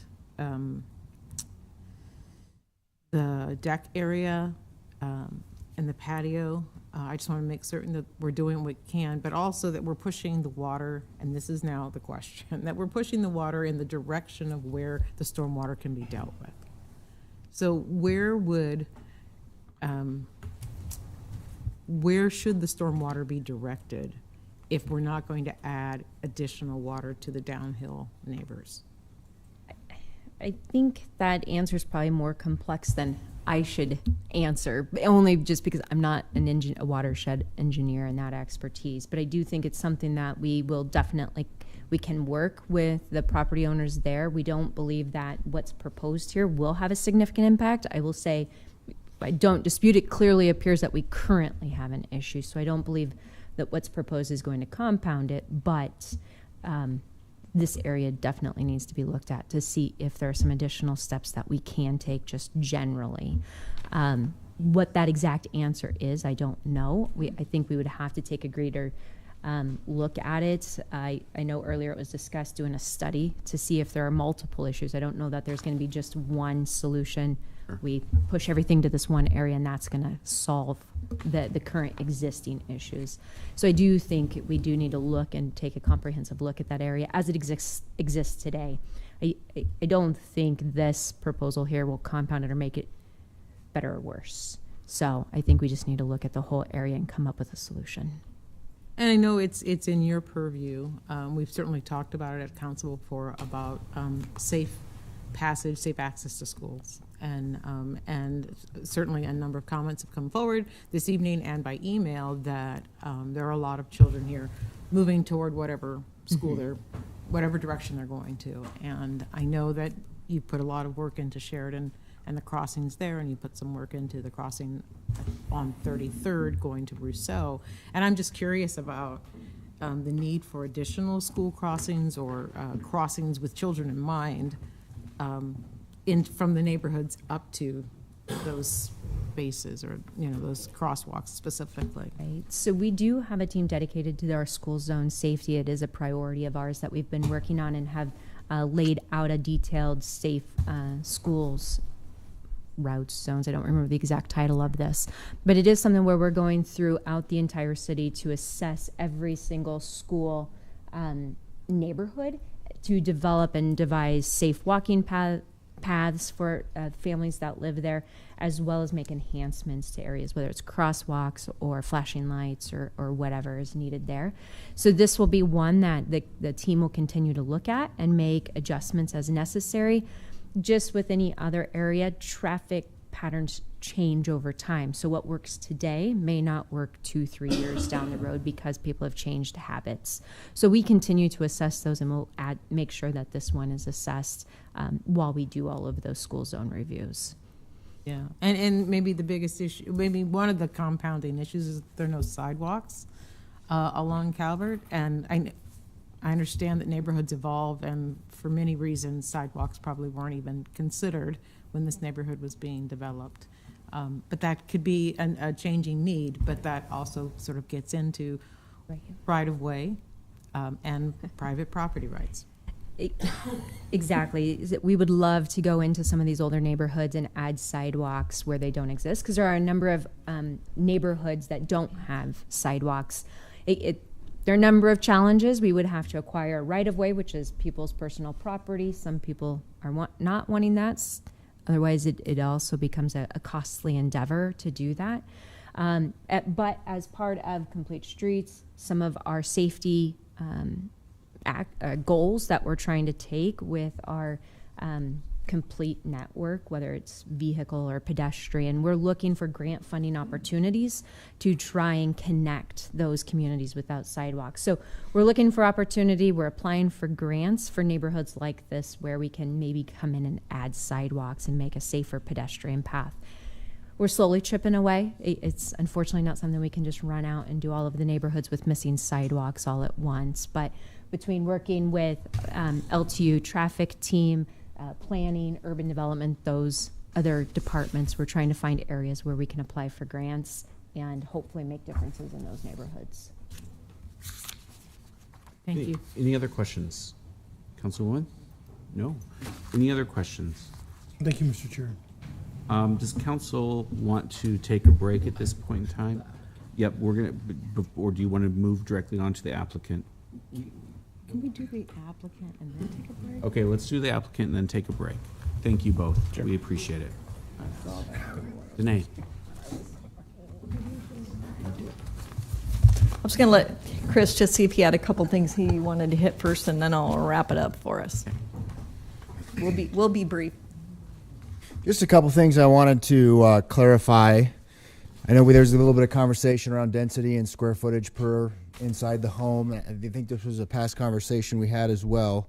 One thing I'd shared with a couple of you is that in the association that we're a part of, that's actually something that's discussed as people are looking for residential homes. How much square footage should you have interior per resident?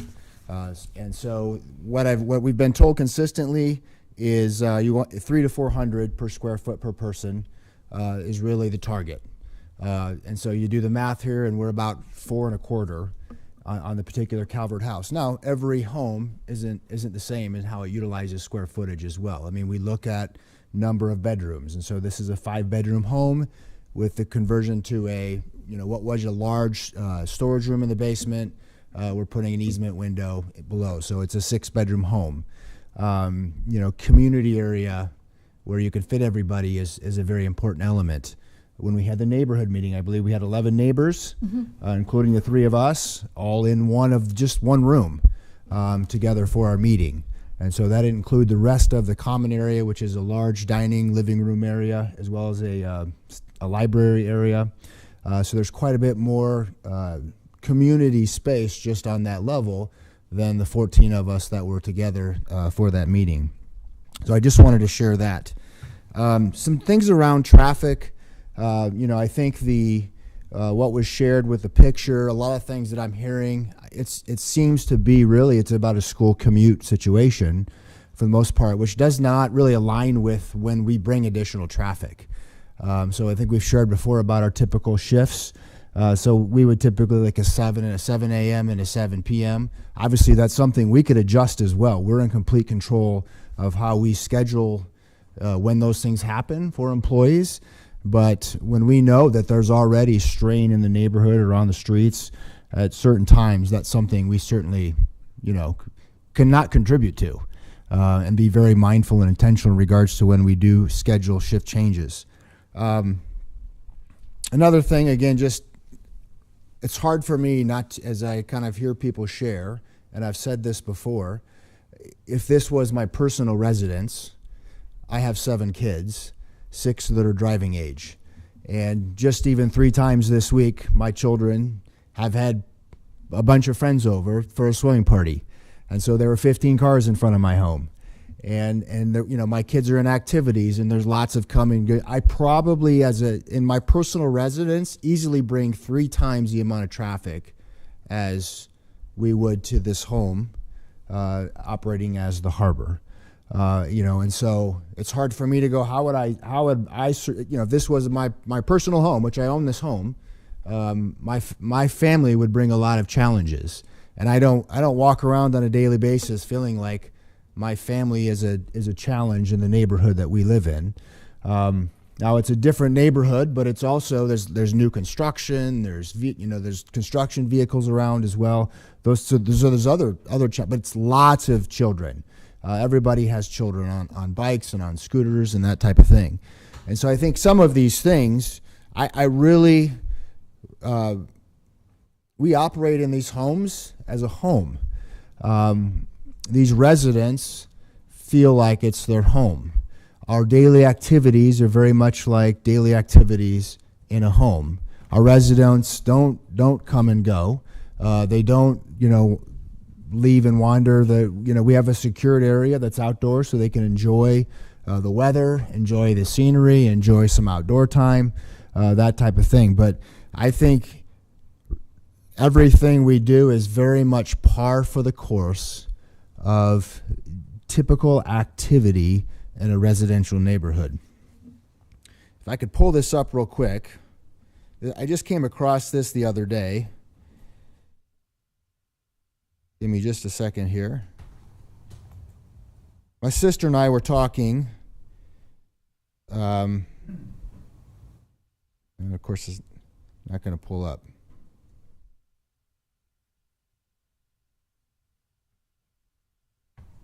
I'll come back to that. Oh, here we go. I'm not sure if... Can I just put this on here? And Yeah, no, we can blow it up. So I was on the phone with my... in times when we need hospice, so the Harbor Senior Care. And you can see that I don't know if I have a hard time. And so I think that I've driven by and... In your home. Bedroom house and you're going to convert to a woman. Yes. I wanted to for staff the deliveries of groceries and regularly. Someone who would be some, that being people on hospice, which is pretty traditional. It's even families visiting is short.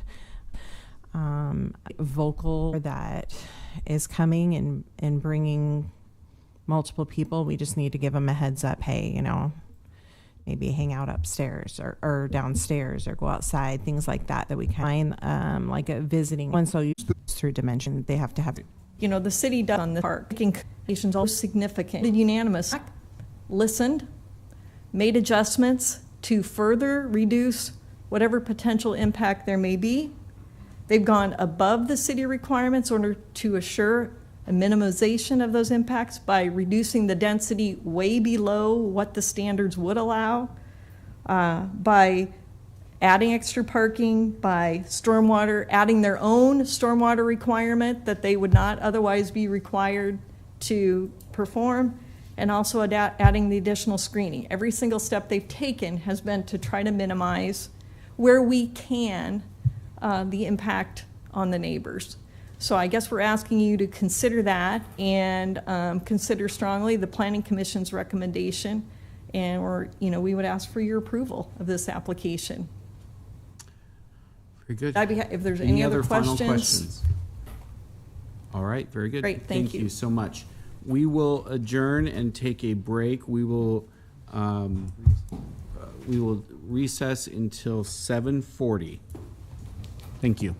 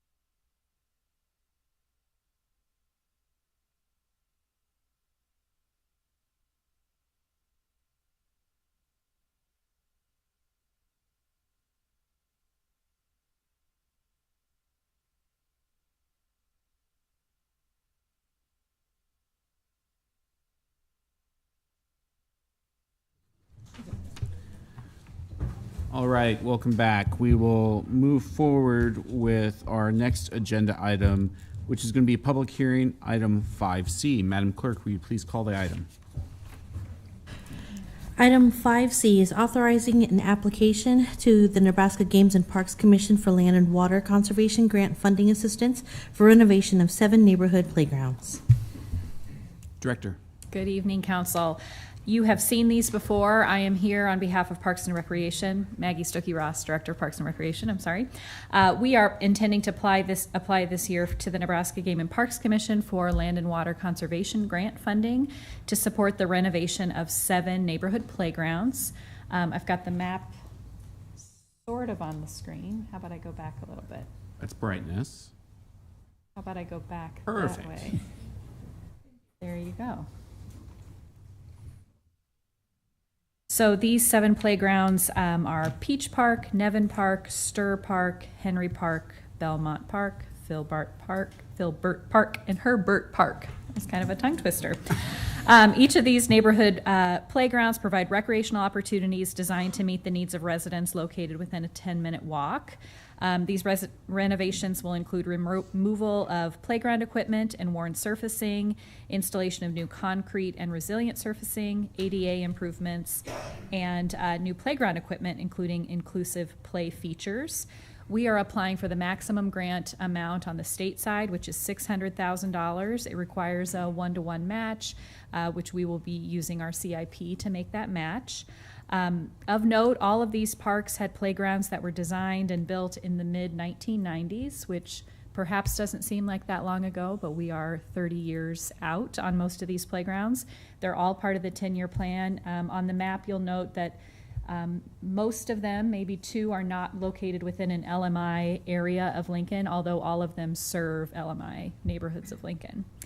So this authorization gives us approval to move forward with the application. It authorizes the mayor to sign the agreement, and it also accepts the encumbrances for these parks. Of the 7 parks, Filbert is the only one that currently has land and water encumbrance, so the other 6 would be new encumbrances for our department. But it's a great opportunity to catch up on some of these neighborhood playground renovations. We're behind. We know we're behind. And our team is really excited to hit all 7 of these parks. And I'd be happy to answer any of your questions. Any questions for Director? Pretty straightforward. Okay, see you at the parks. Thank you so much. We appreciate it. Is there anyone else here who would like to speak on item 5C? Anyone else here to speak on item 5C? Seeing none, let's move on to 5D. Item 5D is approving the updated fee scheduled for ambulance services during fiscal year 23-24. Good evening. Dave Engler, Fire Chief, 1801 Q Street. I'm here tonight. We're asking for a 5% increase to keep up with inflation of our ambulance service, which again, enterprise funded. So it's important that we keep up on that to maintain the level of service. And can you talk about the increase that we're looking at? Yeah. So we look at medical equipment, we look at labor costs, we look at vehicle replacement costs and that sort of thing. Our medical equipment and vehicle costs are anywhere, depending on what you're looking at, from 5% to up to 50%, depending on the item. So what we did was we took a look at everything in our budget, and we feel that although maybe 5%'s a little bit low, that it's adequate to meet our needs, and then we'll reevaluate next year. We're hopeful that we'll start to see a decrease in the costs and not a continued uptick in those costs. But we're looking at medications, we're looking at various types of equipment, ambulances. There's a shortage on ambulance chassis, so that's running the cost up, and so it's just been obviously challenging, and everyone's experiencing that. Other questions for Chief? Okay, very good. Thank you so much. Appreciate it. Is there anyone else here who would like to speak on item 5D? Anyone else here for item 5D? Okay, seeing none. Madam Clerk, let's vote on these resolutions. Item 5A is accepting and approving the report of new and pending claims against the city for July 16th through July 31st, 2023, introduced by Duden. So moved. Second, Carlson. Discussion? Seeing none, please call the roll. Carlson. Yes. Weber. Yes. Washington. Yes. Schob. Yes. Duden. Yes. Bowers. Yes. Beckius. Yes. Motion carried 7-0. Item 5B is appeal by Steve Blesick of Planning Commission approval of special permit 23026 to allow for a residential healthcare facility for up to 12 residents on property generally located at 3737 Calvert Street, introduced by Duden. So moved. Second. Second, Weber. Discussion? Councilman Weber. Thank you, Chair Beckius. This has definitely been, for me, the toughest vote I've had to take on the council so far in my first couple months. I want to appreciate or tell everyone how much I appreciate that they emailed or they came and testified both in support and in opposition and being an engaged citizen. I know it's not easy being here for over 4.5 hours. I've been on both sides. I've been here to advocate for stuff as a testifier, and I've been here fighting on the side of an appeal. So I really know what it's like to be on both sides of this issue. I will be voting for approval of this application, and I just briefly want to explain why. The first issue is parking.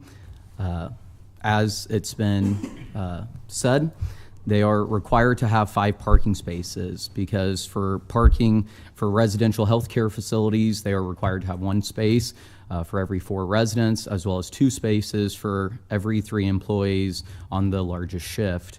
That means they would only need 5 parking spaces, and they are providing 7 stalls, and I think that's adequate. The other issue is zoning by the lot instead of the square footage. If this area was developed by right, as it was said by Director Carey, it could be subdivided into 3 lots, up to 4 dwellings, which I feel would actually increase traffic more than the application that is before us. And I also think it would increase the likelihood for drainage because of the paving that would happen for those developments. There was also a lot of conversation about density in this area.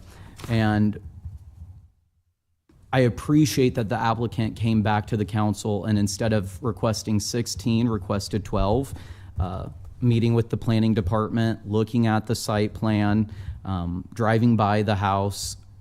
I feel that an expansion was not necessary, and I believe that the 12 residents will be housed within the existing structure with dignity. But what I really want to talk about is there were a lot of concerns about this being a business and operating here. I'm a renter. I pay my rent every single month to a corporation, not to a individual. There can be residential in-home daycares. There are businesses that can operate in a residence. When I think about it, I look at the zoning definition, which is how a building is used. And that is, in this instance, how they reside on that site. The fact that a corporation or another person owns and operates a house as a business doesn't make it commercial use.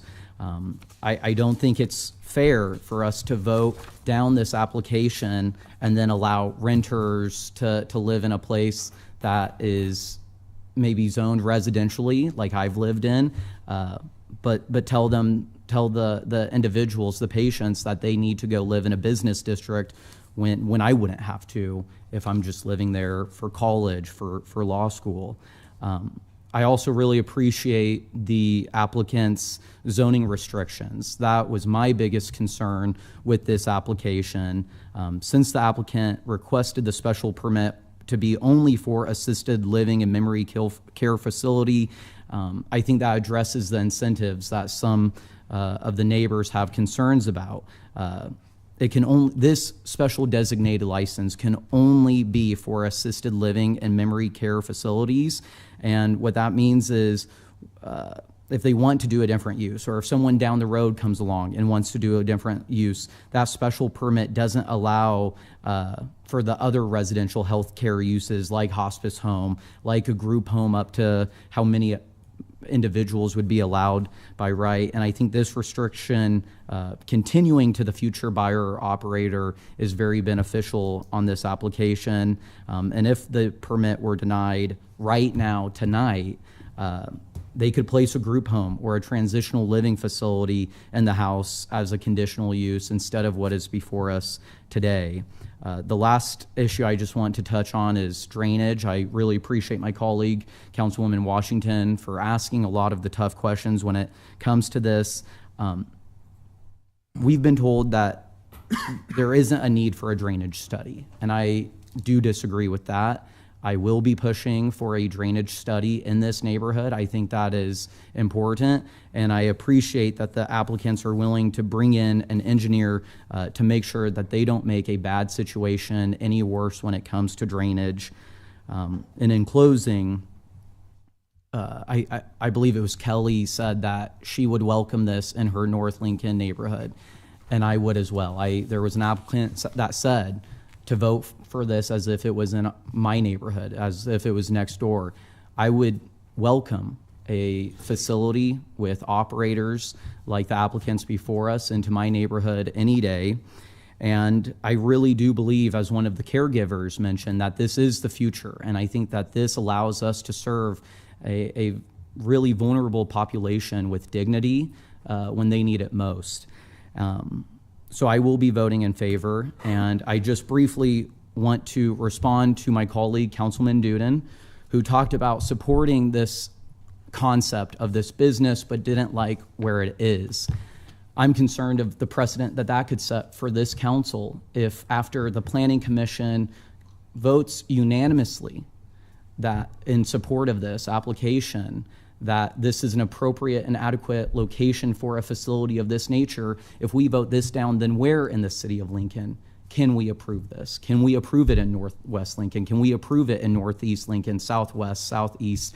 And for those reasons, I think as someone who supports this concept and with the information I have in front of me, I will be voting to approve. Thank you, Councilman Weber. Others? Councilman Duden? Well, since my name was mentioned, I suppose I could speak my own mind here. And I will be voting against it because I do see this as a business. I grew up in that neighborhood. My brothers and sisters rode bikes on 37th Street up to Cathedral to go to school. So I know what some of you parents are talking about when you talk about this old established neighborhood. And frankly, I've been a little bit disenchanted with collaborative living, the dementia homes going into the middle of a neighborhood and disrupting the people that live on both sides type of thing. That's why I'm going to be voting the way I am. But I support you. I think, unfortunately, if this is the plan of Lincoln, I think we're going to see a lot of people moving out of town. And I think you're going to be driving people out of some of these neighborhoods where they thought that they were sacred, so to speak. And they are good old neighborhoods.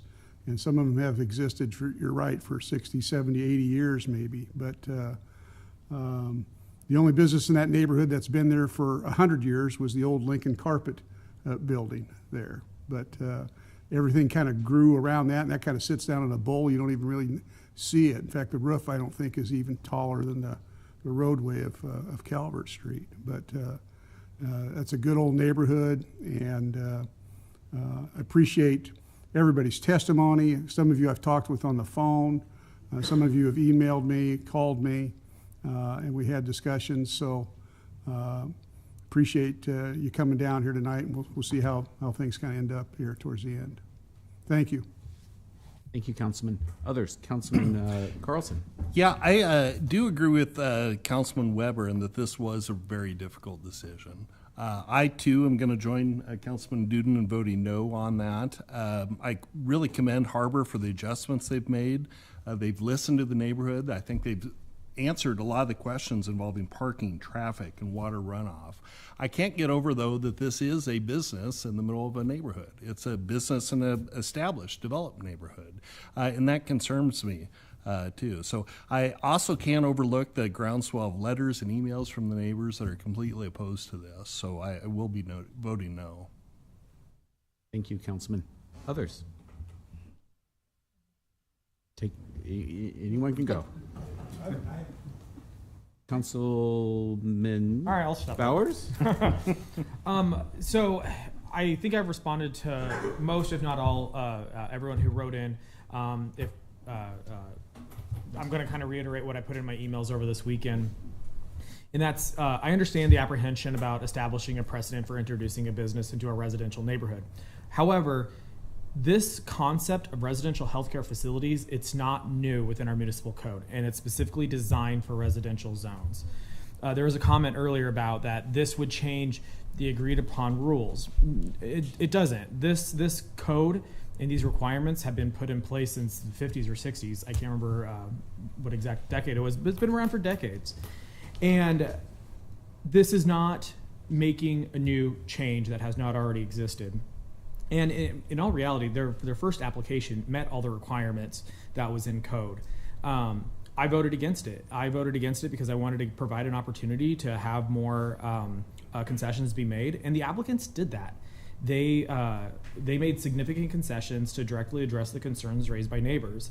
Councilman Weber went over a lot of them. That includes a reduction in the number of residents, a commitment that in the event of a sale, this property could not provide other types of health care, increased additional screening along the west side, a study to assess stormwater management and the potential need for detention, and also going from 4 bedrooms to 6 bedrooms. I mean, there comes a point like when this feels like the responsible vote to make, right? And I say that because having moving goalposts is not good for our community. And I appreciate the applicants being willing partners in negotiating in good faith and getting this across the finish line.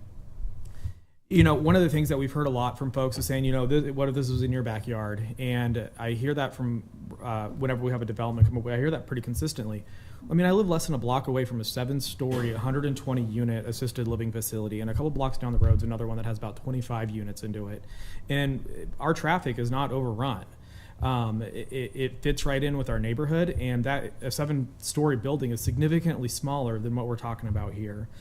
So I'm sympathetic with what the neighbors brought up, again, which is why I pushed to be able to create more concessions. We got there, and I think that this is the responsible decision to make. With that, I will yield to you. Thank you, Councilman. Others? I will. Councilwoman Washington. First, I want to thank everybody for coming out and sending emails. I really appreciated hearing everyone's comments and really taking them into consideration. I promised those people that I emailed that I would be taking their issues and making certain I asked a set of questions that mirrored the issues that you brought forward. I feel like I did that. Back in March when we had this application first before us, the issues that were the primary issues were parking, water, traffic, and a desire for any permit, if it should happen to have come with conditions to limit future uses. And after we turned it down, the applicant did each of those things. They, as other of my counselors up here have mentioned, they did increase the parking, off-street parking. They increased the screening for that. One of the things that I don't believe the city as a whole understood before this application came before us was the extent of the current stormwater issues in this neighborhood. Because I have friends in this neighborhood who have been flooded out, I have known what these issues were, but to have them come forward and for other people to see them, and then to hear tonight that we have not yet done a water issue, a water study here for this neighborhood, makes me realize how important, how critical it is. And I would certainly be joining Councilman Weber in making certain that that water study gets done to address the stormwater issues that we have in this neighborhood. And so for that, thank you for bringing that forward. But I feel like the parking has been addressed. The applicant has agreed to take on the personal cost of bringing an engineer in, and will be working with Watershed should there be any additional water that's moving from this site. Reducing the numbers of the residents, and what I think is very important, and I was prepared to come with a motion to amend, and after a number of conversations with the planning director and the city attorney, come to realize that the restrictions that the Planning Commission put on that said that this is for 12 people and it is for memory care, and that is the only use it has, this permit. I am confident that any changes in that request by a future business owner will have to come through the entire process. And speaking of process, I think it's really important that we not put an applicant through a process where we change the goalpost partway through. And if we were to if I were to vote against this, I would be basically saying, even though you've met all the requirements, I'm going to change the rules for you because you still haven't landed where I want you to land. Without any special permitting today, and I won't talk about four units and 3 plats and three lots.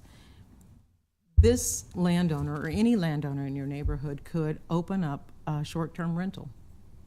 That could house 2 people per sleeping area.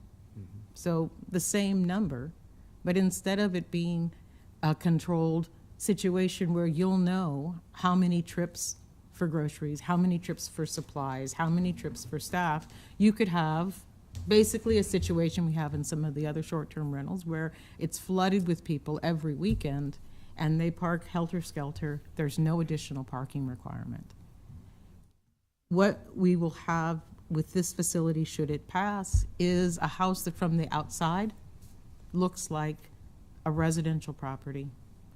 For the residents who live there, it will feel like a residential property. You will know that it is a business, that they rent spaces in their home to people who don't own the facility but rent space. That is true. But it will operate with fewer trips than my household does probably in a week. I don't have groceries delivered, but that doesn't mean that I don't come and go 6 times a day by myself from my house. And multiply that by a few more people, and all of a sudden we've got 15 trips a day. And there's not, I don't have 7 kids, so God, you know.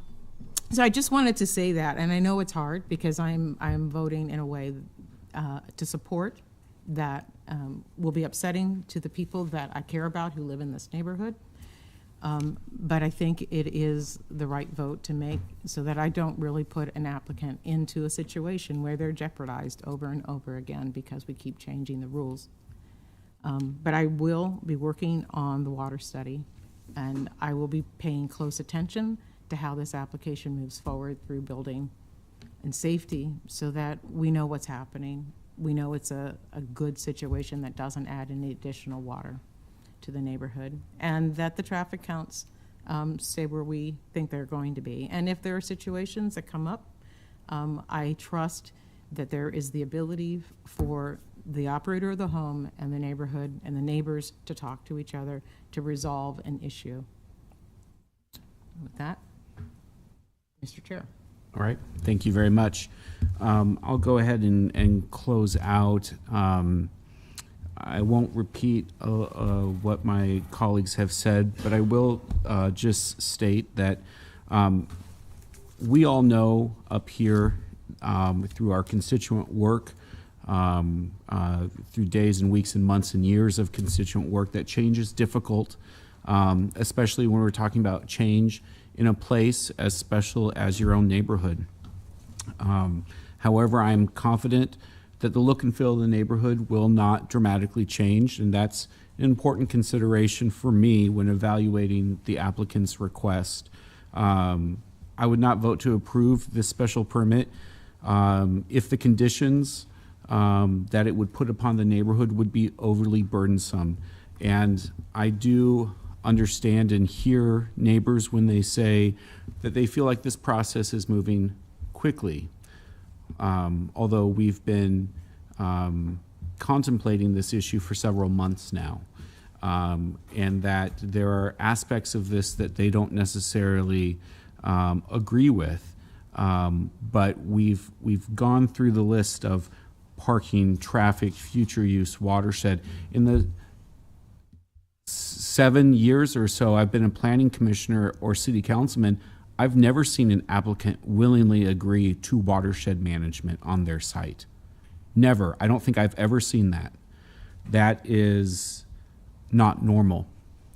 And you've also seen from this dais this evening, council members commit to watershed management, that we want to see further study of this particular watershed when it comes to the next stormwater bond initiative. And we've asked Superintendent Zock and Director Elliott to put that on the list for future study when it comes to that. And so that's what we're committed to do.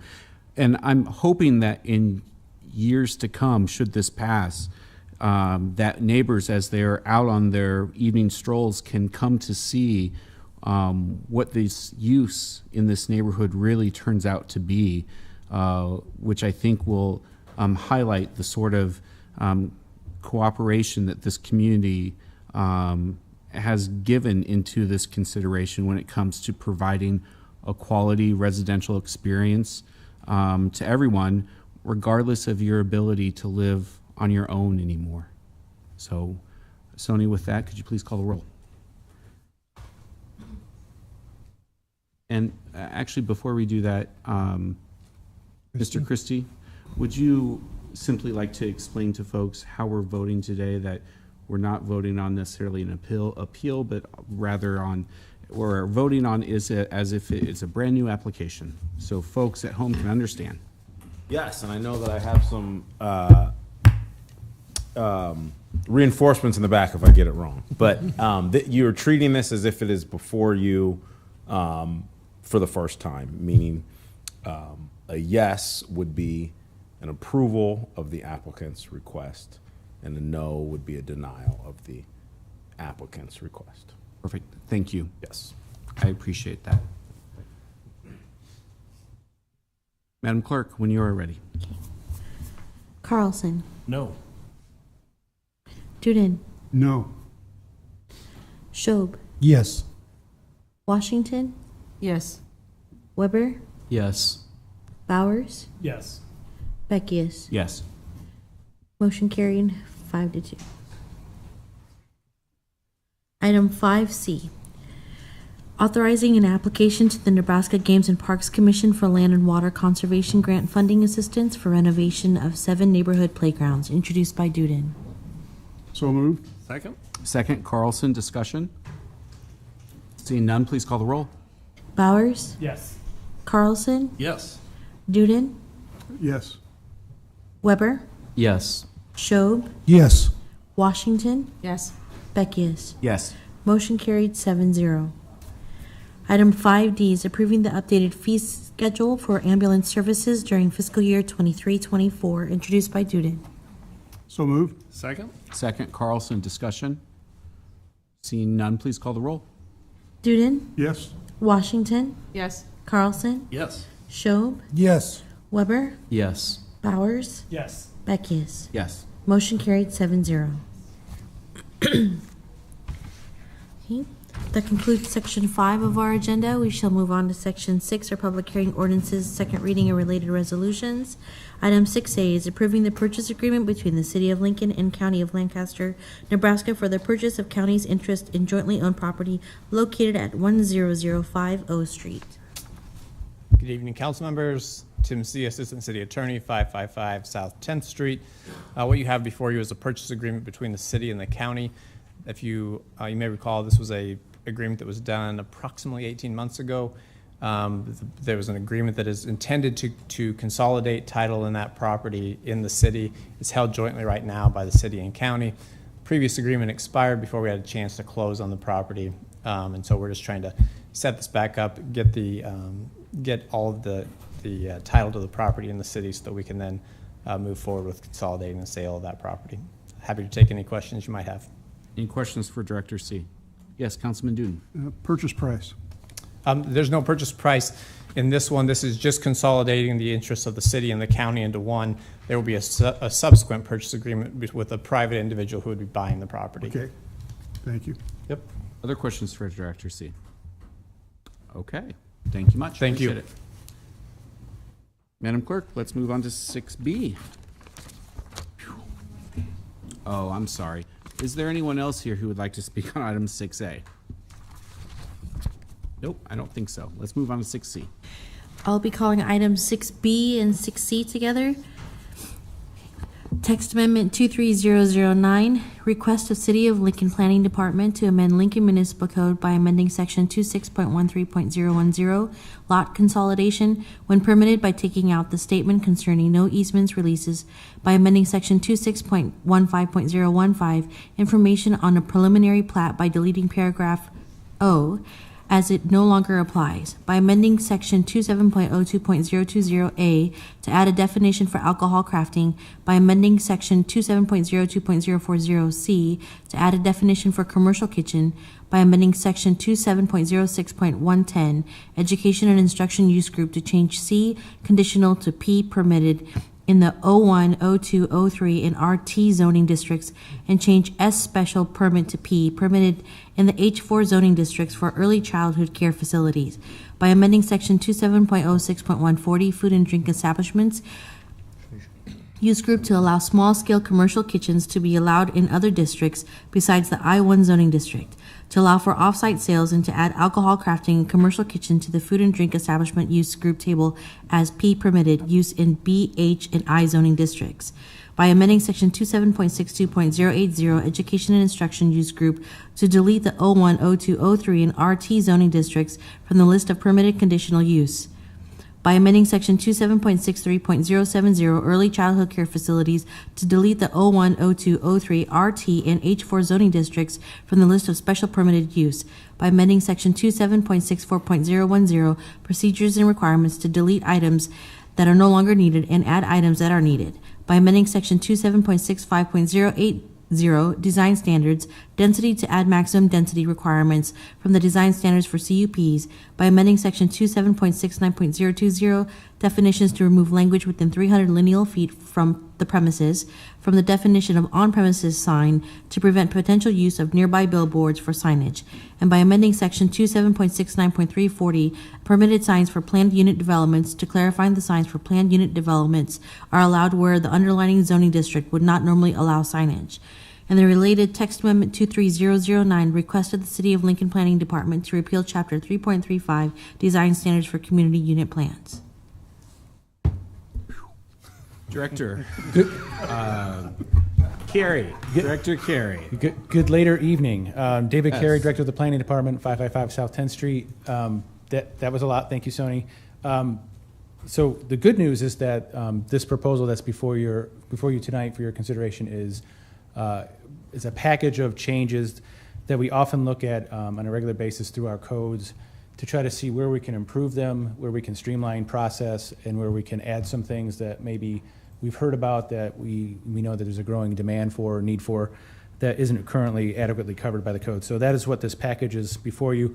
I will say that this was before the Planning Commission and was approved unanimously on a 7-0 vote back on July 26th.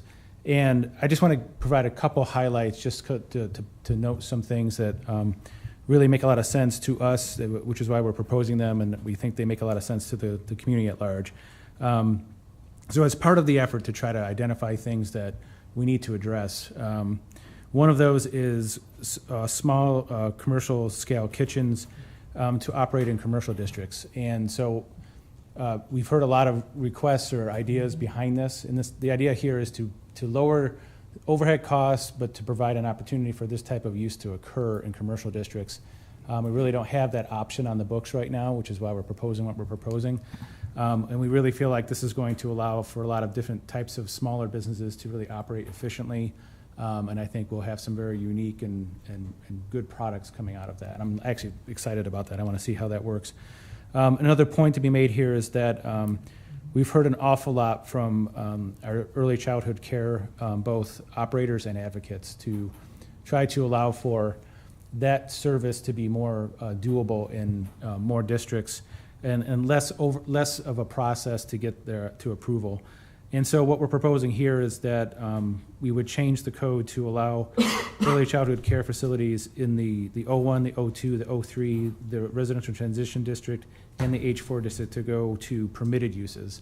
And really what that means is that we would be, with this action, would be acknowledging that this is a use that we're saying should be allowed by right in these commercial districts that currently are not allowed by right. They either have to go through a conditional use or a special use permit.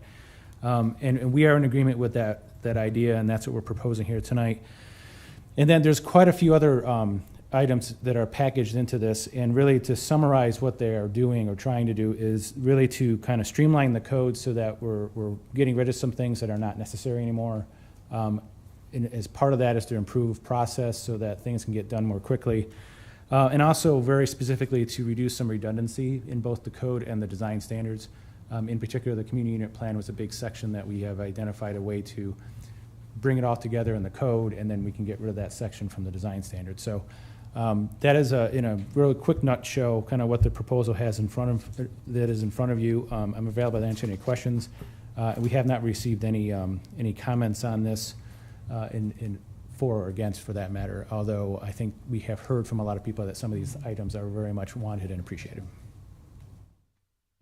Questions for Director Carey? Director Carey, I do have a quick question Sure. for you. Can you highlight for me very quickly the max density adjustments? The max density adjustments for the CUPs? Yeah. I can try to find that quickly. Is that in line with an existing section that you are? Yes. So what we're talking about there, that's that streamlining effort where we don't need it in different pieces and parts of both the design standards and the code. So that's basically what that is doing. Okay. Thank you. Sure. Other questions for Director Carey? You're off the hook. Thank you. Thank you much. Appreciate it. Madam Clerk.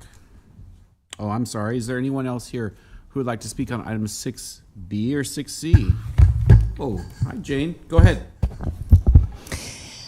Well, I didn't know anything about this before, and my dander is up over it. The Planning Commission seems to run Lincoln. I do not agree with that at all. The people should be running the city of Lincoln. Some of the Planning Commission members are members of the 2015 vision that is driving us down the way that they want. It almost appears that where there's an effort to destroy private property ownership as a separate entity. You know, you voted to have, which the people have disagreed with, on Vine Street, to put in multi-unit facilities, or living arrangements, I should say. So I don't know what's going on here, but I don't like it. And the watchdogs don't like it because we are devoted to private property. And when you're talking about, we're going to make this more conducive to business, no, I don't think so. The restaurants in town can't make it as it is. And you want to make little small commercial enterprises? Where are we going here? Ever since the Pinnacle Bank Arena was an idea. The restaurants have had trouble making it downtown. And why you want to keep harassing them is unknown. We're all for individual entrepreneurship enterprise in this country. But there's a point where we're moving in the direction of doing away with it. We want people living in units. We want people to have enterprises in zoning that is not conducive to that. So I don't know what kind of a undercurrent there is here, but this is terrible. This is terrible. It needs to run by the public. And, you've arranged this to have the budget on the same time when people have to be standing, at 8:20, and you haven't even gotten to the budget public hearing. It's not right, and it's not fair to the public to be able to express their opinion or to know what's going on.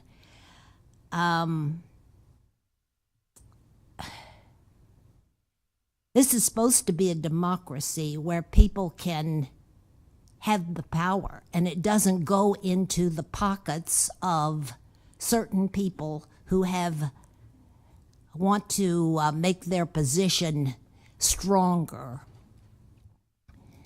The Planning Commission has too much power as it is. All of these things that have come before that have been controversial with the public have come from the Planning Commission. And, when the director stands up here and says, oh, we think we're fair and we think we're doing what the people want, I don't think they're doing what the people want. So this is totally out of line, and it's too bad that the people didn't stay here to be able to express their opinion about it, or that it was not really publicized and is lumped with the budget hearing and also with the controversial issue that you knew the people of Calvert would be up in arms about. So I don't know what's going on, but it's not fair to the people of this city to make all these arrangements and justify it that it's going to be helpful. As I said, the restaurants in Lincoln can't make it as it is, and you want to make little independent restaurants? All right, Jane, we're at 5 minutes here. Yeah. Thank you so much. I appreciate it. Is there anyone else here who would like to testify on item 6B or 6C? Anyone here who would like to testify on item 6B or 6C? All right, seeing none. Madam Clerk. Okay, that concludes section 6 of our agenda. We shall move on to section 7, or ordinances, third reading and related resolutions. Item 7A is amending the pay schedule for employee group whose classification is assigned to the pay range which is prefixed by X by changing the title and the range for class 0024 prosecution assistant to pay range X13 to prosecution support specialist and pay range X16, introduced by Carlson. So moved. Second. Second, Washington discussion. Seeing none, please call the roll. Weber, Yes. Bowers, Yes. Schob, Yes. Carlson, Yes. Washington, Yes. Duden, Yes. Beckius. Yes. Motion carried 7-0. Item 7B, amending Lincoln Municipal Code Section 2.76.040 definitions to revise the definition for immediate family by amending Section 2.76.130 compensation plan, position and pay range allocation, Section 2.76160, compensation plan and variable merit pay plan, W pay ranges, Section 2.76.175, compensation plan, promotion, transfer, demotion, or temporary promotion, and Section 2.76.200, compensation plan, temporary assignment in a higher classification to clarify and harmonize compensation plans related to the temporary promotions, pay range allocation, and temporary assignments, including project leader designation, by amending Section 2.76.245, examinations, charter of examinations to change requirement and restrictions related to open continuous examinations, and by amending Section 2.76.380, sick leave with pay, to streamline and simplify the use of sick leave. Introduced by Carlson. So moved. Second. Second, Washington, discussion. Seeing none, please call the roll. Weber, Yes. Schob, Yes. Washington, Yes. Duden, Yes. Bowers, Yes. Carlson, Yes. Beckius. Yes. Motion carried 7-0. Item 7C is Comprehensive Plan Amendment 23007. Application of Austin Realty Company to amend the Lincoln-Lancaster County 2050 Comprehensive Plan, to revise the future land use map, to revise the future land use plan from future residential use to future commercial use on property generally located at North 32nd and 33rd Streets north of Superior Street. Introduced by Carlson. So moved. Second. Second, Duden, discussion. Seeing none, please call the roll. Schob, Yes. Carlson, Yes. Bowers, Yes. Weber, Yes. Washington, Yes. Duden, Yes. Beckius. Yes. Motion carried 7-0. Item 7D is change of zone 23020, application of Austin Realty Company to change the zoning description from R5 Residential District to H3 Highway Commercial District on property generally located at North 32nd and 33rd Streets north of Superior Street. Introduced by Carlson. So moved. Second. Second, Washington, discussion. Seeing none, please call the roll. Washington, Yes. Duden, Yes. Carlson, Yes. Bowers, Yes. Weber, Yes. Schob, Yes. Beckius. Yes. Motion carried 7-0. Item 7E is approving the conditional zoning agreement between the city and Austin Realty Company for the property generally located at 3240, 3200, and 3245 West Park Circle and 5505 and 5075 North 32nd Street. Introduced by Carlson. So moved. Second. Second, Duden, discussion. I believe that we might have a motion That's to the amend. next- That's right. Oh, I apologize. You're good. We're all watching it. You're good. Too fast. Discussion on this one. My apologies, comrades. Seeing none, please call the roll. Bowers, Yes. Washington, Yes. Duden, Yes.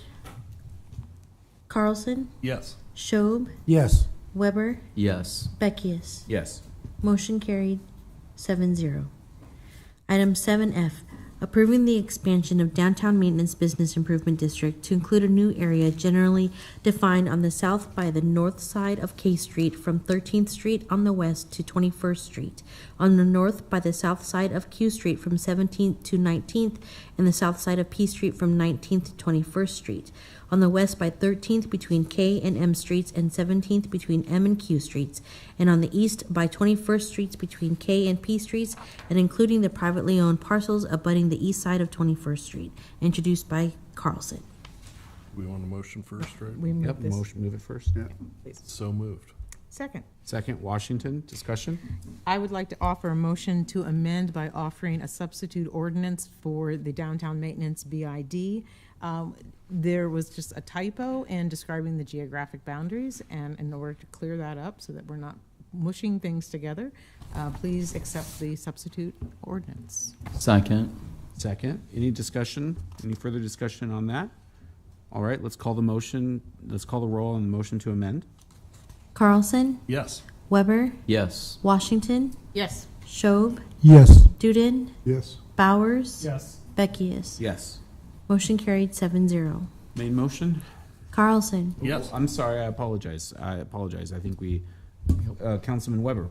please. Thank you, Chair Beckius. I know we've had a late night already, but Started. I just wanted to say how honored I am to represent the residents of downtown Lincoln, and I'm excited to vote in favor of expanding the Business Improvement District to include the Telegraph District.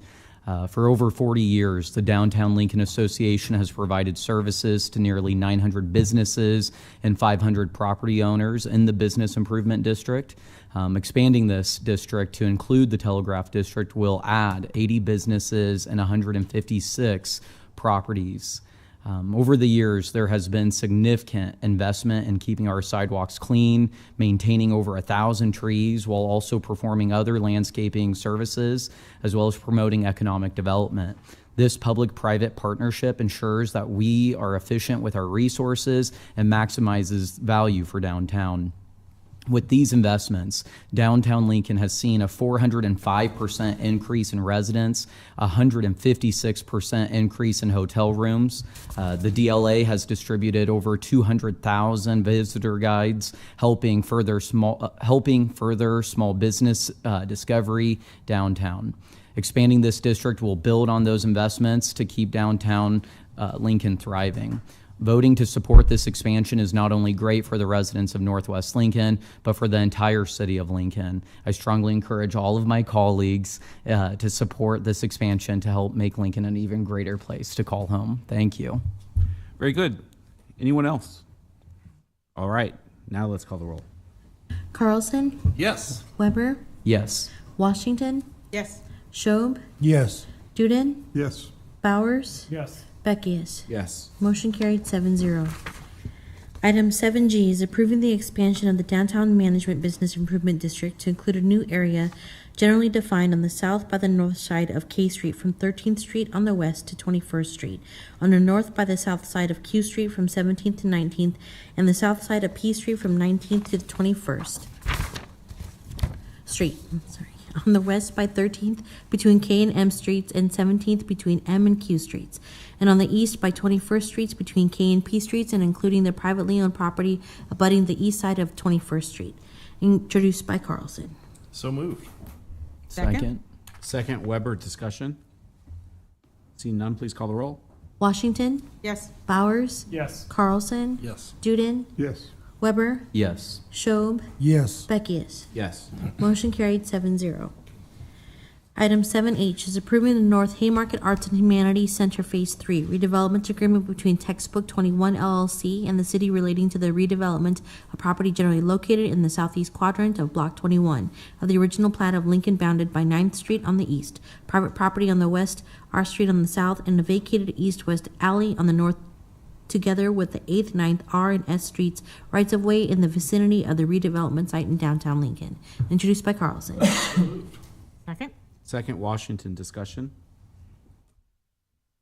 I will just add really quickly, I think that this development has been a long time coming. We're particularly excited to see it happen, and not only support this redevelopment with the use of TIF, but also as a partner with providing parking for this particular project as well.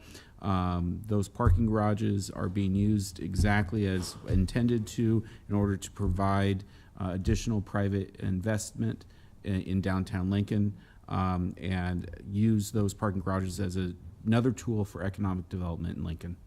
Please call the roll. Washington? Yes. Weber? Yes. Bowers? Yes. Carlson? Yes. Duden? Yes. Schob? Yes. Beckius? Yes. Motion carried 7-0.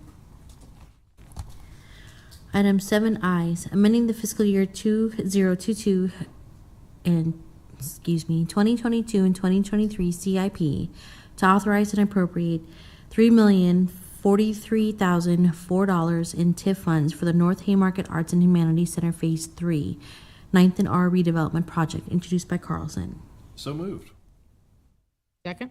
Second, Washington, discussion. Seeing none, please call the roll. Bowers? Yes. Carlson? Yes. Schob? Yes. Duden? Yes. Washington? Yes. Weber? Yes. And Beckius? Yes. Motion carried 7-0. Item 7J is authorizing the issuance of tax allocation bonds for the North Haymarket Arts and Humanities Center Phase 3, 9th and R redevelopment project in the amount not to exceed $3,043,004. Introduced by Carlson. So moved. Second. Second, Shob. Discussion? Seeing none, please call the roll. Carlson, Yes. Schob, Yes. Duden, Yes. Washington, Yes. Weber, Yes. Bowers, Yes. Beckius. Yes. Motion carried 7-0. That concludes section 7 of our agenda. We shall move on to section 8, which is resolutions action only. Items 8A is miscellaneous 23002, application of Director of Urban Development Department to declare the 56th, 70th, and Fletcher redevelopment area generally located between 56th Street on the west, Salt Creek on the north, 84th Street on the east, and Fletcher Avenue on the south blighted and substandard. Introduced by Bowers. So moved. Second. Second, Weber. Discussion? Seeing none, please call the roll. Duden, Yes. Schob, Yes. Carlson, Yes. Washington, Yes. Weber, Yes. Bowers, Yes. Beckius. Yes. Motion carried 7-0.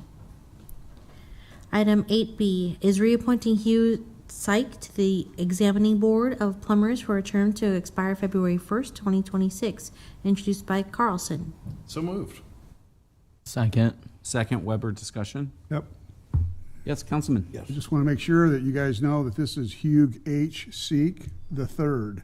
I was going to ask. Good to know. Thank you, Councilman. Very good. Others?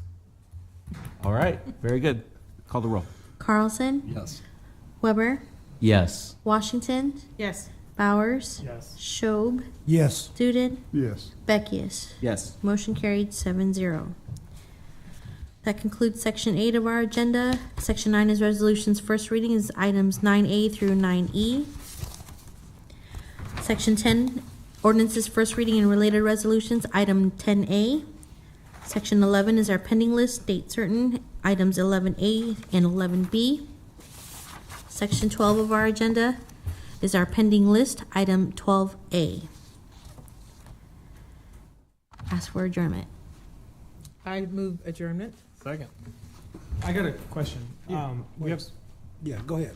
I have a question. So we have some friends here for public comment. Do we do the budget hearing first? We do. And public comment? Okay. Yes, we do the budget hearing first, and then we move on to public comment.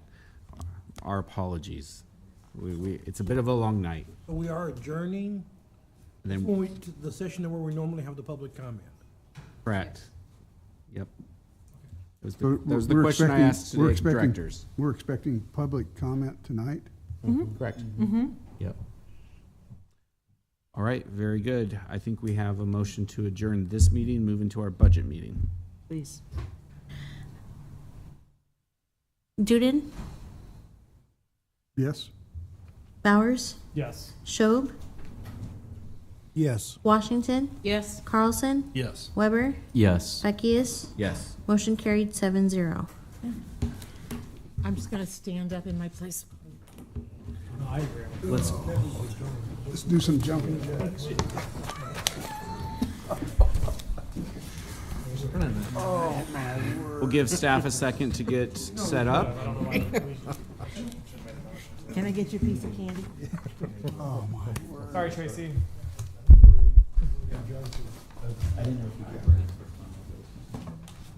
Have you guys been back there eating pizza?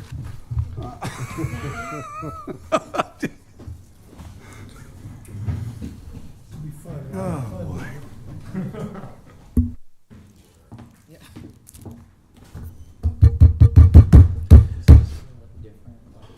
All right, Madam Clerk, are you ready to get going again? Yes. Okay. Okay. Next is our public hearing on the proposed mid-biennium adjustments to the 2022-24 City of Lincoln Budget and Capital Improvement Program. Notice of place and time of this budget hearing and summary of the proposed budget statement was published at least 4 calendar days prior to the date set for the budget hearing. The publication date in the Lincoln Journal-Star was Tuesday, August 8th of 2023. Items 13A and 13B will be taken up together for the purposes of the public hearing, Any member of the public desiring to speak on the proposed budget statement is allowed to address the City of Lincoln City Council at today's hearing and will be given 5 minutes to provide testimony. All right, let's move on to section 13. You want to call 13A? I can call 13A and 13B together. Sure, Is let's that do okay? it. Okay. 13A is approving the transfer of unspent and unencumbered appropriations between certain capital improvement projects. And the relating item, 13B, amending 2022-2024 City of Lincoln Biennium budget for the 23-24 City of Lincoln operating budget and capital improvement program, CIP, and authorizing the municipal annual certification of program compliance form for the 1 and 6 year street and highway program as required by state law. Mr. Carlson, welcome. Good evening, Council Chair, Council members. Good evening. I'm John Carlson. I'm part of the team here this evening, along with our budget staff and directors here to present on the mid-biennium budget adjustments. I understand that you are having a late evening, so we will try and move through with some efficiency, but still be able to provide the information necessary. Let's start by checking in on our budget calendar. You can see where we are today, Monday, August 14th.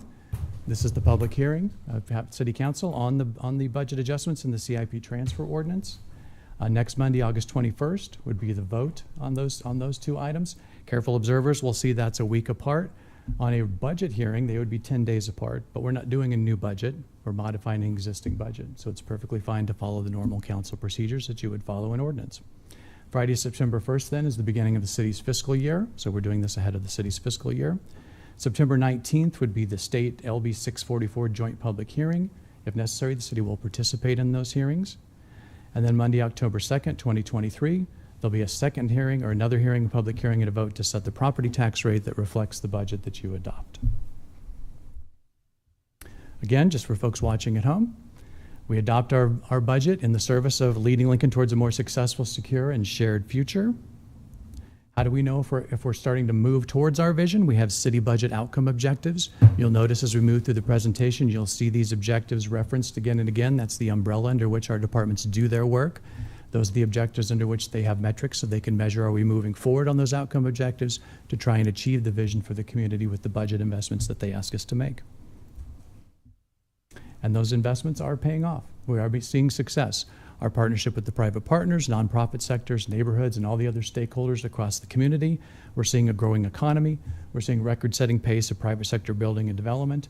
And as part of that public and private partnership, we make sure that our departments and our city organizations live up to our half of that partnership with hard work, innovation, efficiency, and customer service to make sure that the private sector is able to deliver on those investments that we're making for the community.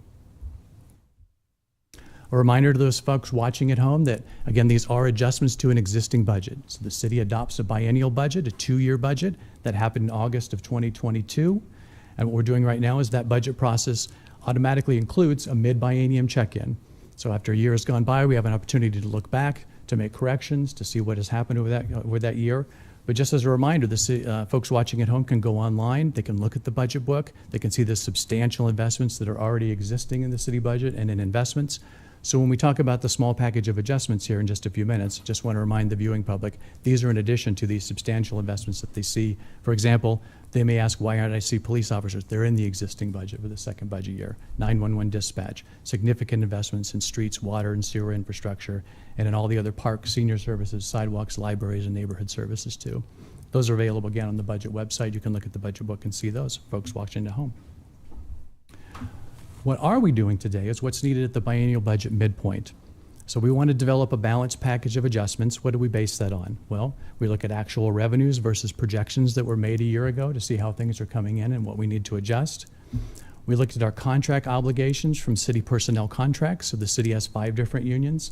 They have 5 different contracts, and not all of those contracts line up with the biennial budget. Some are 1 year, some are 2 year, and some are 3 year. So for example, you'll see one right now where we've been negotiating with Lincoln Fire Department, and you'll see that that's reflected now in the need to do a new contract with them. They're at the end of their 3 year, we need to do a new 3 year. So not everything perfectly aligns. That's an example of something that has to be done at the mid-biennium. And then we'll talk about some newly emergent needs that we've seen from the last year, some unforeseen circumstances that we think are part of this balanced package that we're going to bring forward. We tried to adopt a 3-point plan to guide those adjustments and those investments that get made. We'll talk about all these things in the slides to come in a little bit more detail. But just in general, when you talk about the 3 points, we have operational investments, we have infrastructure investments, and importantly, we have a tax cut lowering the city tax levy. Within those operational investments, you'll see public safety, transportation, economic vitality, neighborhood and family services, again, echoing those budget outcomes that we talked about before. In infrastructure, you'll see some of the same thing, because whether we're investing in programs, people, and services, or whether we're investing in hardscape and infrastructure, those are the outcomes that we're trying to achieve. Just to put it into a visual, you can kind of see how these boxes line up in terms of the different investments in the 3-point plan. You have about $4.5 million in additional operational investment, about $3.5 million in additional infrastructure investment, and then you have $6 million in foregone revenue that's reflected by the tax rate cut. So together, that's the balanced package that we've been proposing and bringing forward. So I'll give you some more details on some of the things that are contained in those budget investments. Again, under the banner of protecting the health and safety of all Lincoln families, you'll see an investment in the proposed 3-year contract for Lincoln firefighters, $1.86 million in tax-funded funds. That will include the pay raises to reflect national trends and our continuing need to retain and attract top-quality skilled personnel. 2 fire suppression tanker trucks that have been talked about at City Council. Those are needed to serve some of our areas on the edges that have limited hydrant access and continue to provide excellent service. We've got the police and fire pension, an addition of $580,000. So that's the actuarial determined amount. So there's the actuaries every year tell us where the pension should be in terms of its growth. When we do a 2-year budget, we know the amount to put in for the first year. The amount for the second year, they do an estimate for us, and then after a year has gone by, they look back, what did the market do? How did that return? How many people actually retired and are drawing a pension? So after a year's gone by, they redo the numbers for us and they tell us how close they were. So we have basically a bit of a settle up to put an additional $580,000 in it to make sure that it continues to be funded for those pensions, police and fire. And then we have an HR recruitment and retention specialist and an associated intern. Again, this person is going to be specifically staffed to LPD, to Lincoln Fire, and to Parks. This again is part of our ongoing effort to make sure that those public safety departments have the adequate staffing that they need. It's a challenge. Public safety is a challenge not only in Lincoln, but across the state and across the nation. So we want to continue to have talented individuals not only on those teams, but good individuals at HR out there recruiting those people to bring them to our teams to keep Lincoln safe.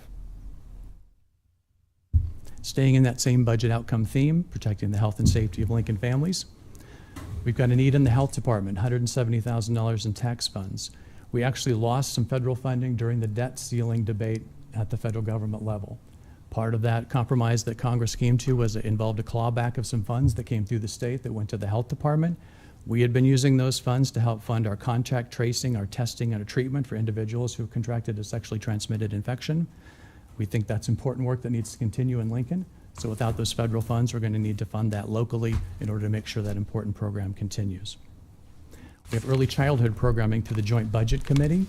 I know that a couple council members serve on the Joint Budget Committee, but for the public watching at home, this is the way that the city and the county work together to help fund human services needs across the community. The city and the county, the city in particular, we don't run human services program. We don't run the childhood services ourselves, the food services, the mental health services. Instead, the model that we use in Lincoln is the city and the county, they join together, they commit their funds together, and then we take grant application processes for the nonprofit organizations that do have the expertise in these areas, and we fund them. It's an efficient model that Lincoln uses. Early childhood programming has an additional need. We look across the community in terms of workforce, in terms of our low unemployment rate, which is a good thing, but it causes challenges in terms of working families being able to get to those jobs. And early childhood care and programming is an important emergent need, and we're looking to fund an additional $100,000, which the county then will put in additional funds to provide more services. In human services, again, another match with the county. We have a combined $25,000 to do 2 programs in Sarah Hoyle's shop.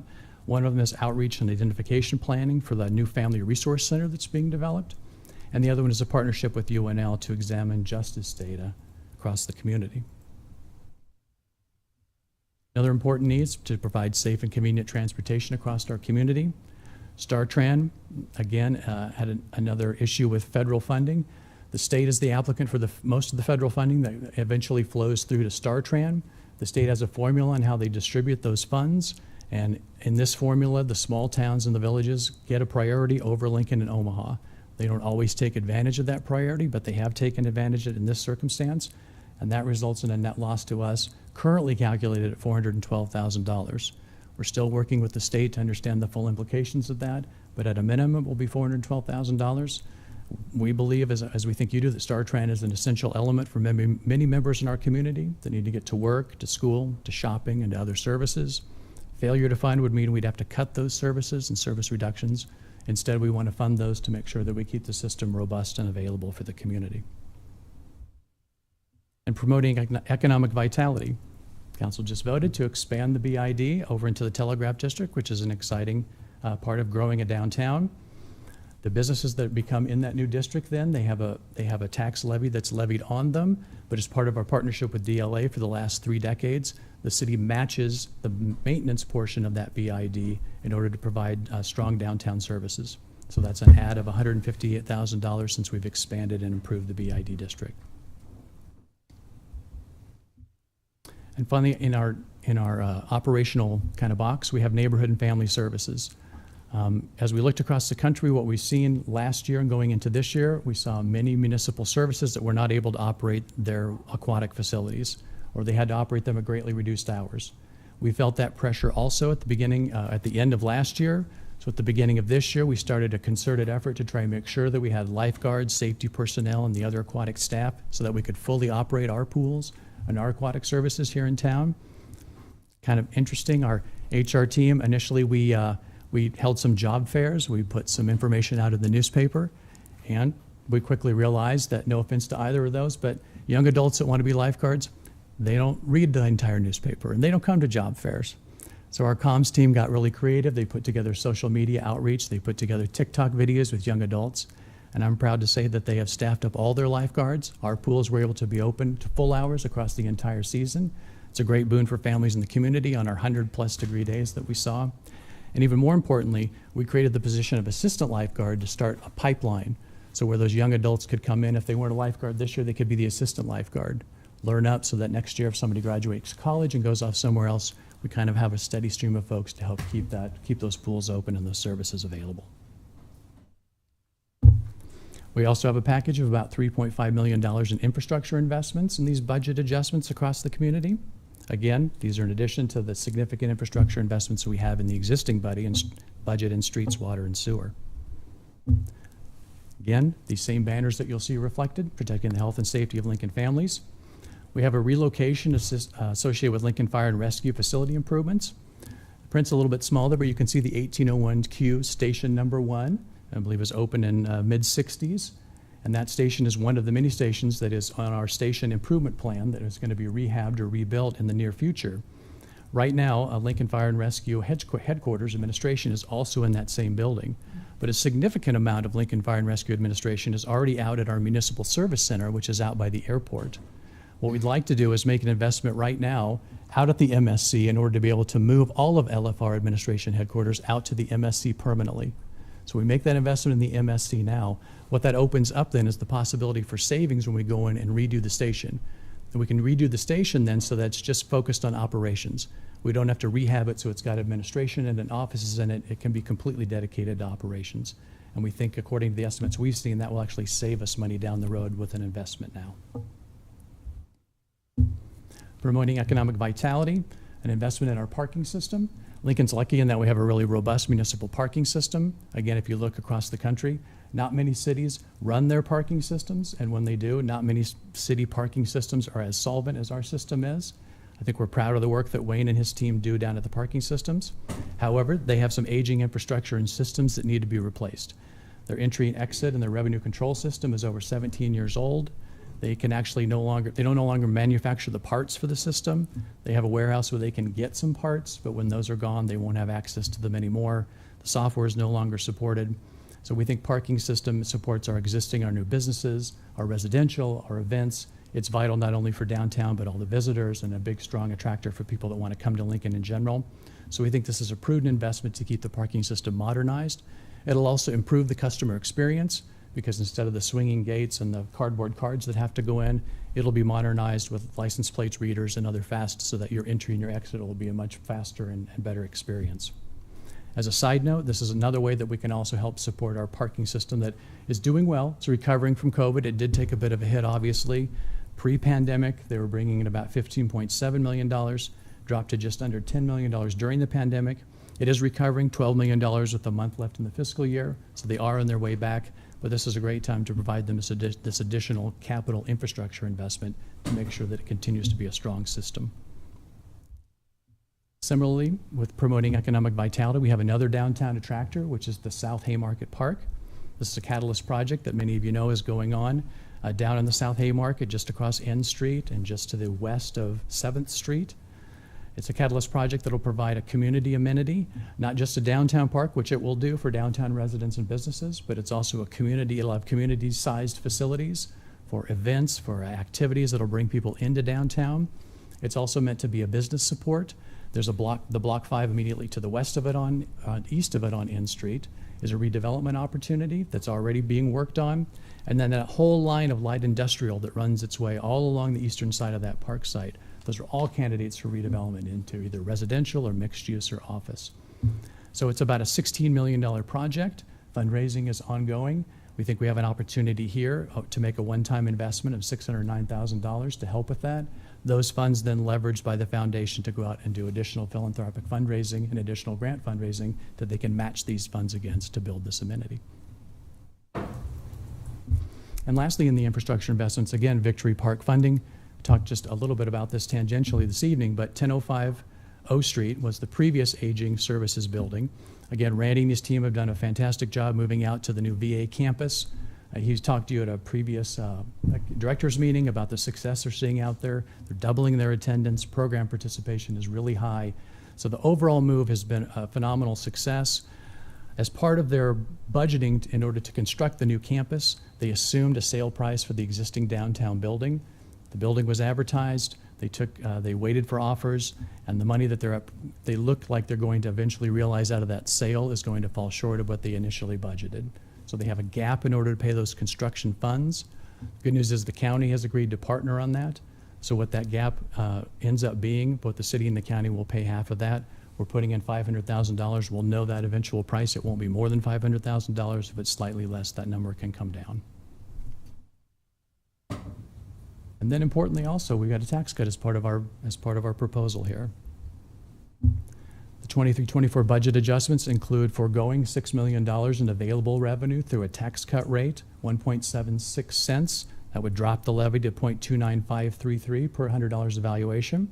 I would note that's the largest property tax rate cut in 20 years. We think that's significant and will be helpful to families.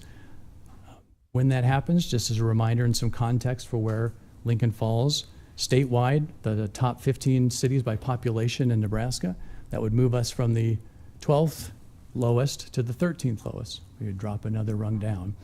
And the point in bringing that up is just to say that we feel like the city team continues to work hard, along with our city council partners, to provide an excellent and efficient return on the infrastructure and the operational investment that's made here in the city budget.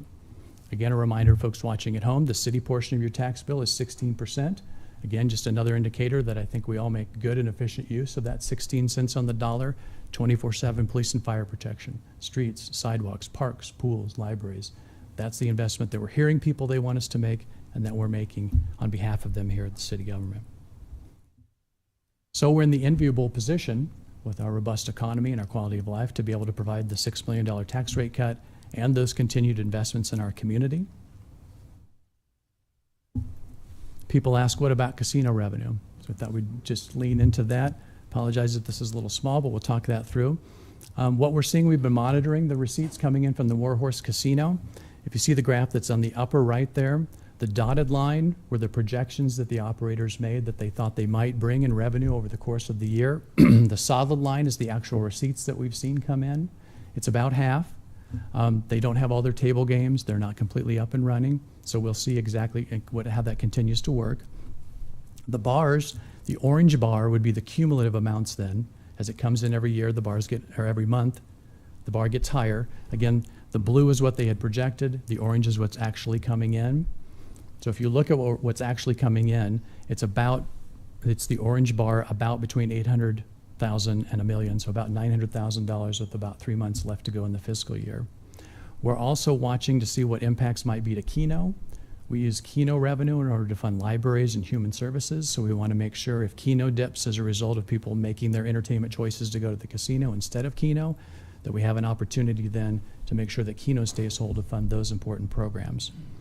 Just as a reminder, folks watching at home, it's kind of small to see at the bottom, but of those casino monies that come in, 70% go to the state property tax relief fund, 12.5% to the county, 12.5% to the city, and the balance of 5% is split between the state general fund and the Nebraska Gambler Assistance Program.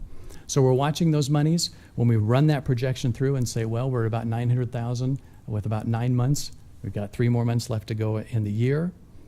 That tells us that we're likely to see a $1.2 million in this upcoming year as they continue to ramp up and get going. We make a recommendation based on that then. We'd like to continue to be conservative and make sure that the money is actually coming in before we spend it. So our recommendation is that we hold back $500,000 of that $1.2 million, guard against fluctuations in the casino revenue, guard against losses in Keno, but take a percentage of that, $700,000 of that, and put that as an additional one-time infusion into affordable housing. The council has funded affordable housing through the urban development CIP before. We think that money is paying off in investments in gap financing for affordable housing projects, rental rehab program, infrastructure investments for affordable housing. We think this money can continue to do the same thing. So our recommendation would be conservative, wait on 5, make a $700,000 in a needed investment in affordable housing in the community. When we kind of wrap that all together then, kind of returning back to the boxes, just to remind the public again, it's a balanced package, $4.5 million in the operational investments, $3.5 million in the infrastructure, and the $6 million in the property tax rate cut. So he did call 2 items. So in addition to the budget, we also have the CIP transfers that we do. At the end of the year, a lot of these are kind of cleanups. You see a lot of completed projects or phases of projects that are moving on to the next element. So in library, golf, urban development, parking, and final balances for the public safety quarter cent. For example, the Parks Golf CIP, at the beginning of the year, they plan out their CIP assuming they're going to have a collection of needs, landscaping, clubhouse repairs, irrigation, etc. Then depending on what happens at the end of the year, they see what actually broke, what actually needed to be maintained, and at the end of the year, they settle up and transfer over to the things that actually needed to get fixed or what they're assuming will be the thing that'll happen in the next year. Similarly, parking, urban development, they both have phases of projects that were completed, and now they want to transfer from that business unit over to the next phase of the next project to continue on the work that they're doing. And then lastly, you'll see that we have the final closeout on remaining balances from the quarter cent public safety. People may think, oh my gosh, I didn't know there was any money remaining in there. But there are some small budget amounts in there, and we need to actually finish those projects and close those out. So you'll see those transfers to get those transferred out. In addition, you'll see balances reappropriated. As we've discussed before, the city doesn't employ the use it or lose it budgeting. Instead, we ask directors to professionally manage their budgets, and we allow those leftover balances, small balances at the end of the year, to be reappropriated into the next year. Many departments, they do multi-year planning for what those reappropriations may be used for. They often maintain a contingency for retirements. If you retire, you have sick time and vacation time that you get a payout for. They typically don't budget for that. They have some contingency available because they've kept that small reappro going forward. Other times they may use it for one-time purchases, office machine, copy machine, but we like to reward them. We think it serves the taxpayers far better to let them manage their money than other organizations that use the use it or lose it, and in the end the departments then just spend on anything at the end of the year because they know if they don't, that money will go away. So we think this is a prudent use of funds. And then another thing you'll see associated with here, we have an annual notice requirement as a recipient of state, street, and highway funding. I'm going to ask Director Liz Elliott to come up and talk to you about that.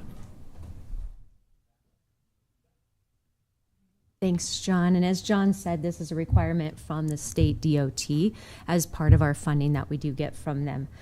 So bear with me as I read through this for a minute. This public hearing does include the hearing on the Lincoln Transportation Utilities proposed budget and capital improvement program. Again, what we really see is in the budget that was adopted last year, but this fulfills the statutory requirements for the state's 1 in 6 year streets highway program, essentially the CIP portion. The big announcement is that residents have 10 days from today to submit any statements or exhibits to LTU. All of the statements and exhibits received before August 24th, 2023 will become part of the record of the public hearing here. The statements can be mailed to Tim Byrne, Transportation, and the address is 949 West Bond Street, Suite 200, Lincoln, Nebraska 68521. This applies only to feedbacks on the streets and highways, not the rest of the CIP. Again, it's just for our state funding purposes for streets and highways.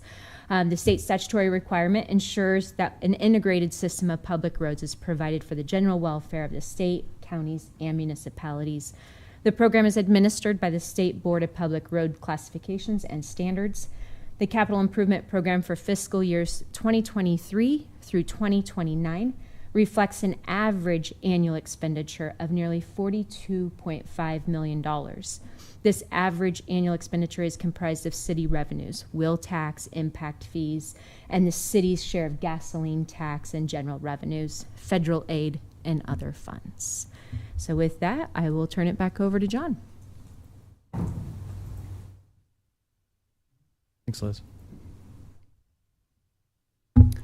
So again, just to reiterate, we appreciate the chance to present these changes to the council. We appreciate the work that council has done with us to provide input in putting together this package. This is the appropriate time during the mid-biennium to have taken a look back, see what the emergent needs were, see what those revenue projections were. We have an opportunity to do both investments in our community and a tax cut at the same time. We urge your approval of the proposal, and we have directors here and we'll be able to answer questions. Our assumption is that we'll see if there's testimony and come back and see if that raises any additional questions, if that works. Yeah. And then we've got the rest of the directors team here available. Very good. Thank you, Mr. Carlson. We appreciate it. Is there any member of the public who would like to testify on items 13A or 13B? The budget? Yes, ma'am. Okay, I'm speaking to the public because obviously you don't want to listen to what they have to say or what some representative might want to say. This budget is an example of using Lincoln taxpayers and taking them to the cleaners. City officials, the mayor and the council, also including the group that really runs Lincoln, the 2015 vision, including Dick Campbell, Kent Sechrist, Jim Abel, Doug Linneman, and other rich people in Lincoln, and by Jennifer Brinkman, their cohort, and the mayor's aide. You can find the list online of all the people in Lincoln who are members of the 2015 vision. Here's how it shakes out. The city is flush with money. $70 million or so from the federal COVID relief, $23 million from a whopping property tax reevaluation, and the Warhorse Casino city revenue, which has been in the past about $1 million a month so far. Now, that doesn't mean it's going to continue, but there was a month that it became that. So, and then we've heard tonight that two of the directors of departments want grants for things, for issues that they want to raise up. You know, where is this money? While the budget allows a lower tax levy of 1.6%, it means nothing to the little taxpayer in Lincoln because the overall budget increased 3.6%. And not only that, but what you may have saved the taxpayer in the budget, they'll get hit with the property tax. So the budget takes care of the rich, and the poor get their due by public health by by housing authority and other assistance agencies. There's nothing wrong with that. But, of course, the rich get richer. While there's no relief locally, the state legislature has come to taxpayers' rescue. There will be some relief from their legislation to provide property tax relief to Lincolnites. So we say that the taxpayers of Lincoln, the next time you have the opportunity to vote, go to the ballot box with your knowledge of who has your best interest at heart and vote accordingly.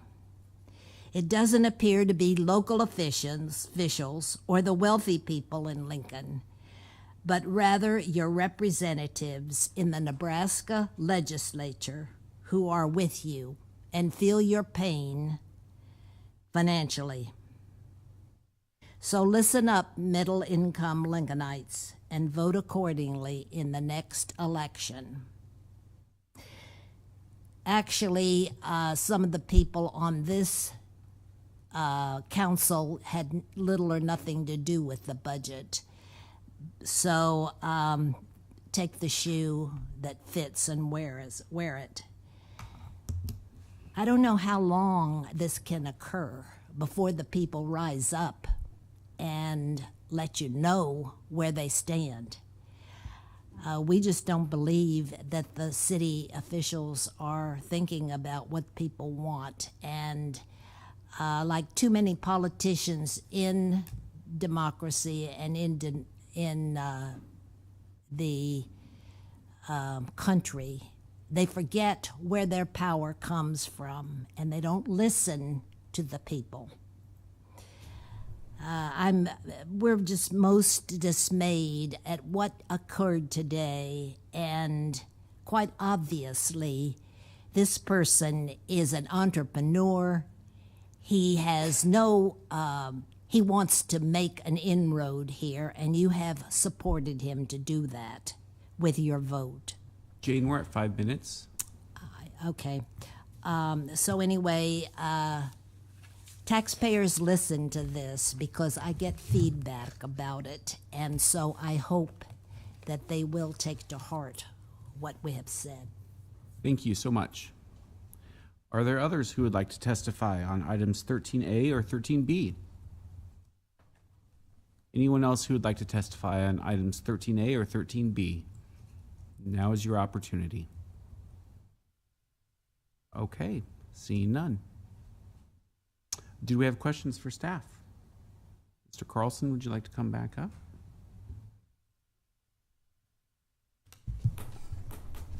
Questions for Mr. Carlson? I believe we have a host of directors in the back as well to answer any of our questions. Councilman Bowers? Just a logistics question. So we vote October 2nd, right? So you vote next Monday on these budget adjustments. Right. And then the tax rate would be on October 2nd. On October Yep. 2nd. Any interest in coming out to my town hall on September 21st to go over what we went through today? Of course. It's just from 5:30 to 6:30 at Anderson Library. Yep. Whoever from the team wants to come. Can do. Other questions? J- Yes, John- Councilman. John, are you available Wednesday night to come to my town hall meeting? I'm there. Okay. Town hall. Doing those, by the way. Northeast Lincoln's rubbing off on you. Starts at 6:30, so 6:30. have you and the acting chief there. Okay. Will do. Yes, Councilwoman. Thank you, Mr. Chair. I wanted to ask a clarifying question because in a regular biennial budget, so last year, next summer, we would be having a much more robust hearing. And we would add an item, it usually is tacked on forever. It's not just a one-time thing. And you mentioned during your presentation that the affordable housing, in the infusion that you're making to affordable housing this year, that you're proposing, is really a one-time infusion, not a forever. this comes out, I think, out of the casino revenue. Casino money, right. Yep, and we thought, since we're still analyzing that, and I know that there's still interest in the council and the community in having a deeper conversation about the casino revenue in general, as we build our 24-26 budget, then we have about a year from now to continue those conversations and kind of figure out exactly how we want to do casino money. Yeah, I think that is a really good idea. There are a number of people who approached me asking us what's happening with casino revenue and how is that going to be divided. Appreciate, of course, looking at making Keno whole, because after a generation or more, we've gotten quite used to funding some of those programs with Keno revenue. Sure. So I appreciate that conversation coming up. Absolutely. Questions for Mr. Carlson? Any other questions? We also have Lynn and Sherry here as well to dive deep. Okay. Very good. Right. Thank you very much. We vote next appreciate Monday. your time. Anything comes up in the week, of course, you can contact us, budget team, staff, before your vote on Monday. Very good. Thank you.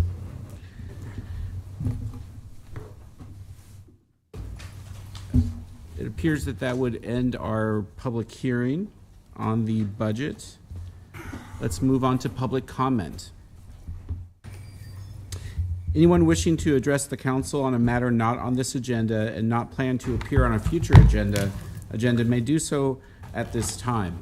Welcome. Hi, I'm Jane Sabota. I'm at 2311 R Street. City Councilman Tom Beckes, I was your classmate at St. Luke's School. You left after 5 days because the nun was mean. Yeah, okay. We knew each other while we were growing up. My concerns is the water supply has parasites in it. A great many people have loose joints from bone parasite from the water supply. Water supply does not test for parasites. President Maggie Nehru stated that this parasite came from India, possibly via Arab terrorists, with the cure of Kalajiri powder and with curry mixed with mustard placed on cotton rounds over joints. This parasite is the only parasite that lives in 110 degrees and may be present in water heaters. This is the hottest parasite on Earth. You and I know that chlorine and fluorine dissolves parasites. The annual report is not on the internet for April 2023, but only for 2022. Arab immigrant Rochelle Walensky, head of the Center of Disease Control at Atlanta, was taken down because Arabs put bone parasite in water supply and brain parasite in water supply. Nationally, there was no chlorine put in water supply the first 4 months of 2023. Holly, who works for the water supply, quotes that the amount of chlorine was 3.62 parts per million, quoted as non-detected amount. Maximum of your measure is 4 parts per million in fluoride, and the same for chlorine. 4 parts in 1 gallon of water per 1 million gallons of water. In the year 1990, 0.06% chlorine was the national standard according to the Federal Environmental Protection Agency. Less means bacteria and plastics in water are less dissolved. More than this percent means a higher rate of cancer in the population. My sister was in the Federal Environmental Protection Agency in 1990. Non-detected amount is wrong. A balance of 0.06% is optimal, so more chlorine is needed. The new information of bone parasites has to be recognized as a grave health hazard. People have passed away of bone parasite. People have, quote, deteriorated tissue of brain, unquote, and cannot think or talk.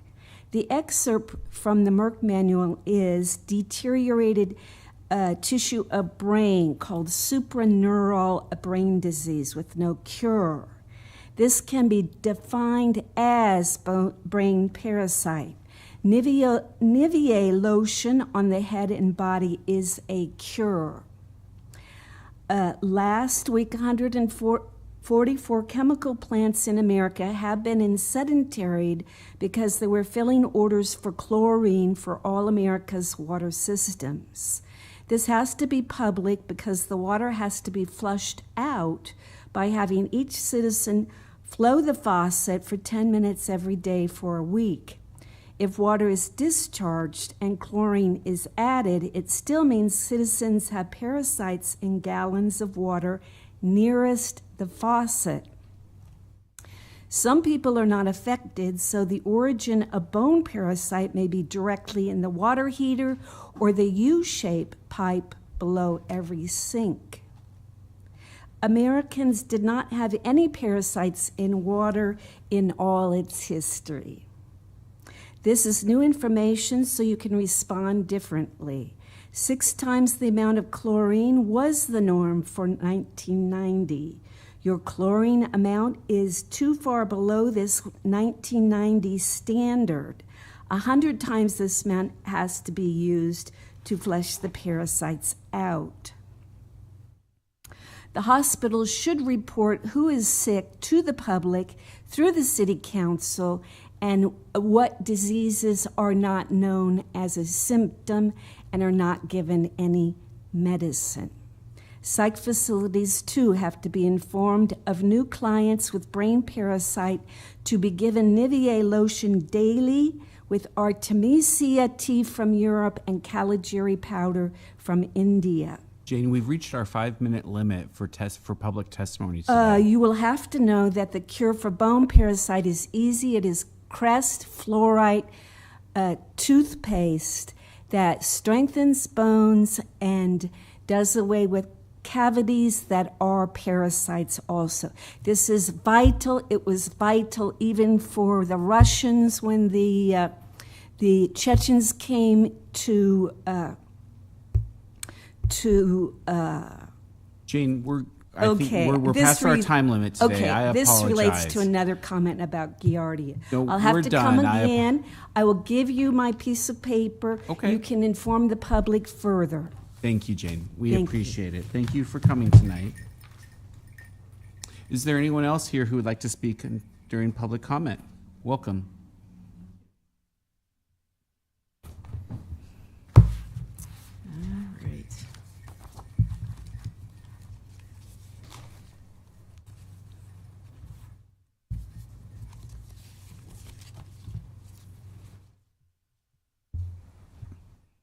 Good evening, council members. Very interesting evening. I really appreciated being here. I picked quite a doozy of a night. My name is Tracy. Do I do that? Yep. Name and address. Okay. Tracy Axamit. I live at in Northeast Lincoln, 7201 Willow Avenue. Been a Northeast resident all of my life. Not all. I wanted to thank you all for your service, as some others have done tonight as well, especially Councilman Bowers for his town halls. That sounds like it's catching on. Really appreciate that. And let's see. I wanted to say at the Spring Candidate Forum, you said some very positive things. You described your town hall as a place that, let's see, here we are. You noted that it's a place where people can say whatever they want and get their questions answered. And you talked about tools where people can be involved, to get engaged, and to have power to create the Lincoln that we want to live in. And then you talked about levers of control, which I'm not sure. I wanted to talk more about that. And providing information to help set expectations, right? So in that spirit of your comments several months ago, over the last 3 years, let maybe I'll get to that in a little bit, but I've been seeking a way to better understand the very rapid change, and I've heard some comments tonight, very rapid change, things happening fast. And the change has come from this extreme technology and everything on the one hand to, there's this historically holistic, in the area of healing, for instance, as we just heard. There's fear, and then there's this no fear land, and they seem to be getting farther and farther apart, and holistic healing is kind of falling off the edge. That's just one area, but so I've been seeking a way to better understand these rapid changes. Failing, I've told you I failed a couple times, tried to get my neighborhood together. Everybody's looking at their phone or their TV or whatever, nobody cares. You probably come up against that maybe sometimes, I don't know.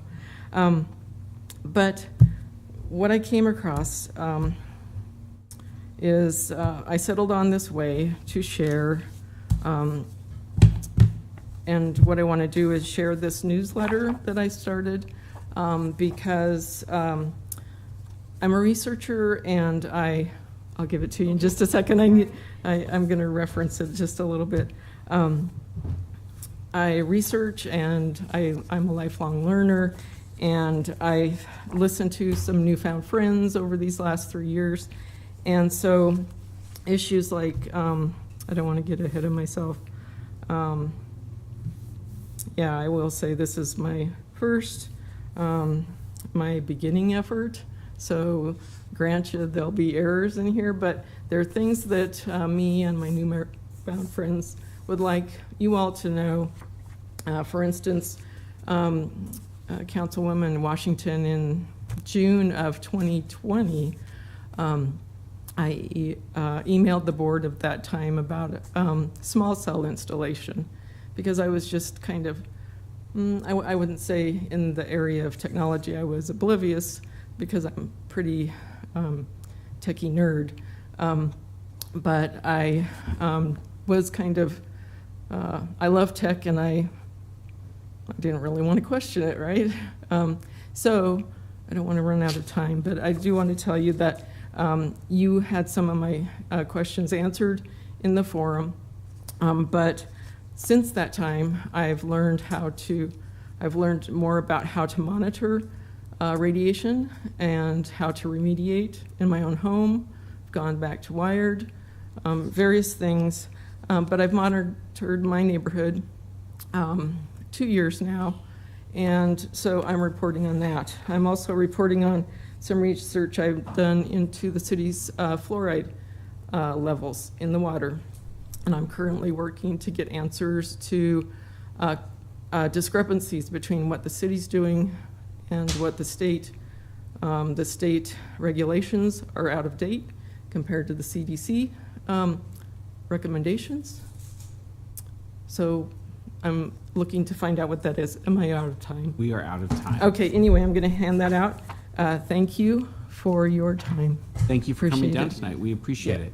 Thanks very much. Thank you. Is there anyone else here who would like to testify during public comment? Seeing none, I'll entertain a motion. Don't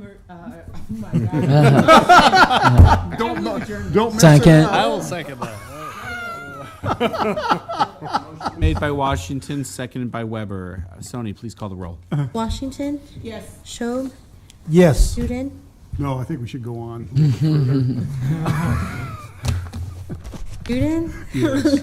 Yes. Carlson? Yes. Bowers? Yep. Weber? Yes. Beckius? Yes, Motion carried 7-0. we are adjourned.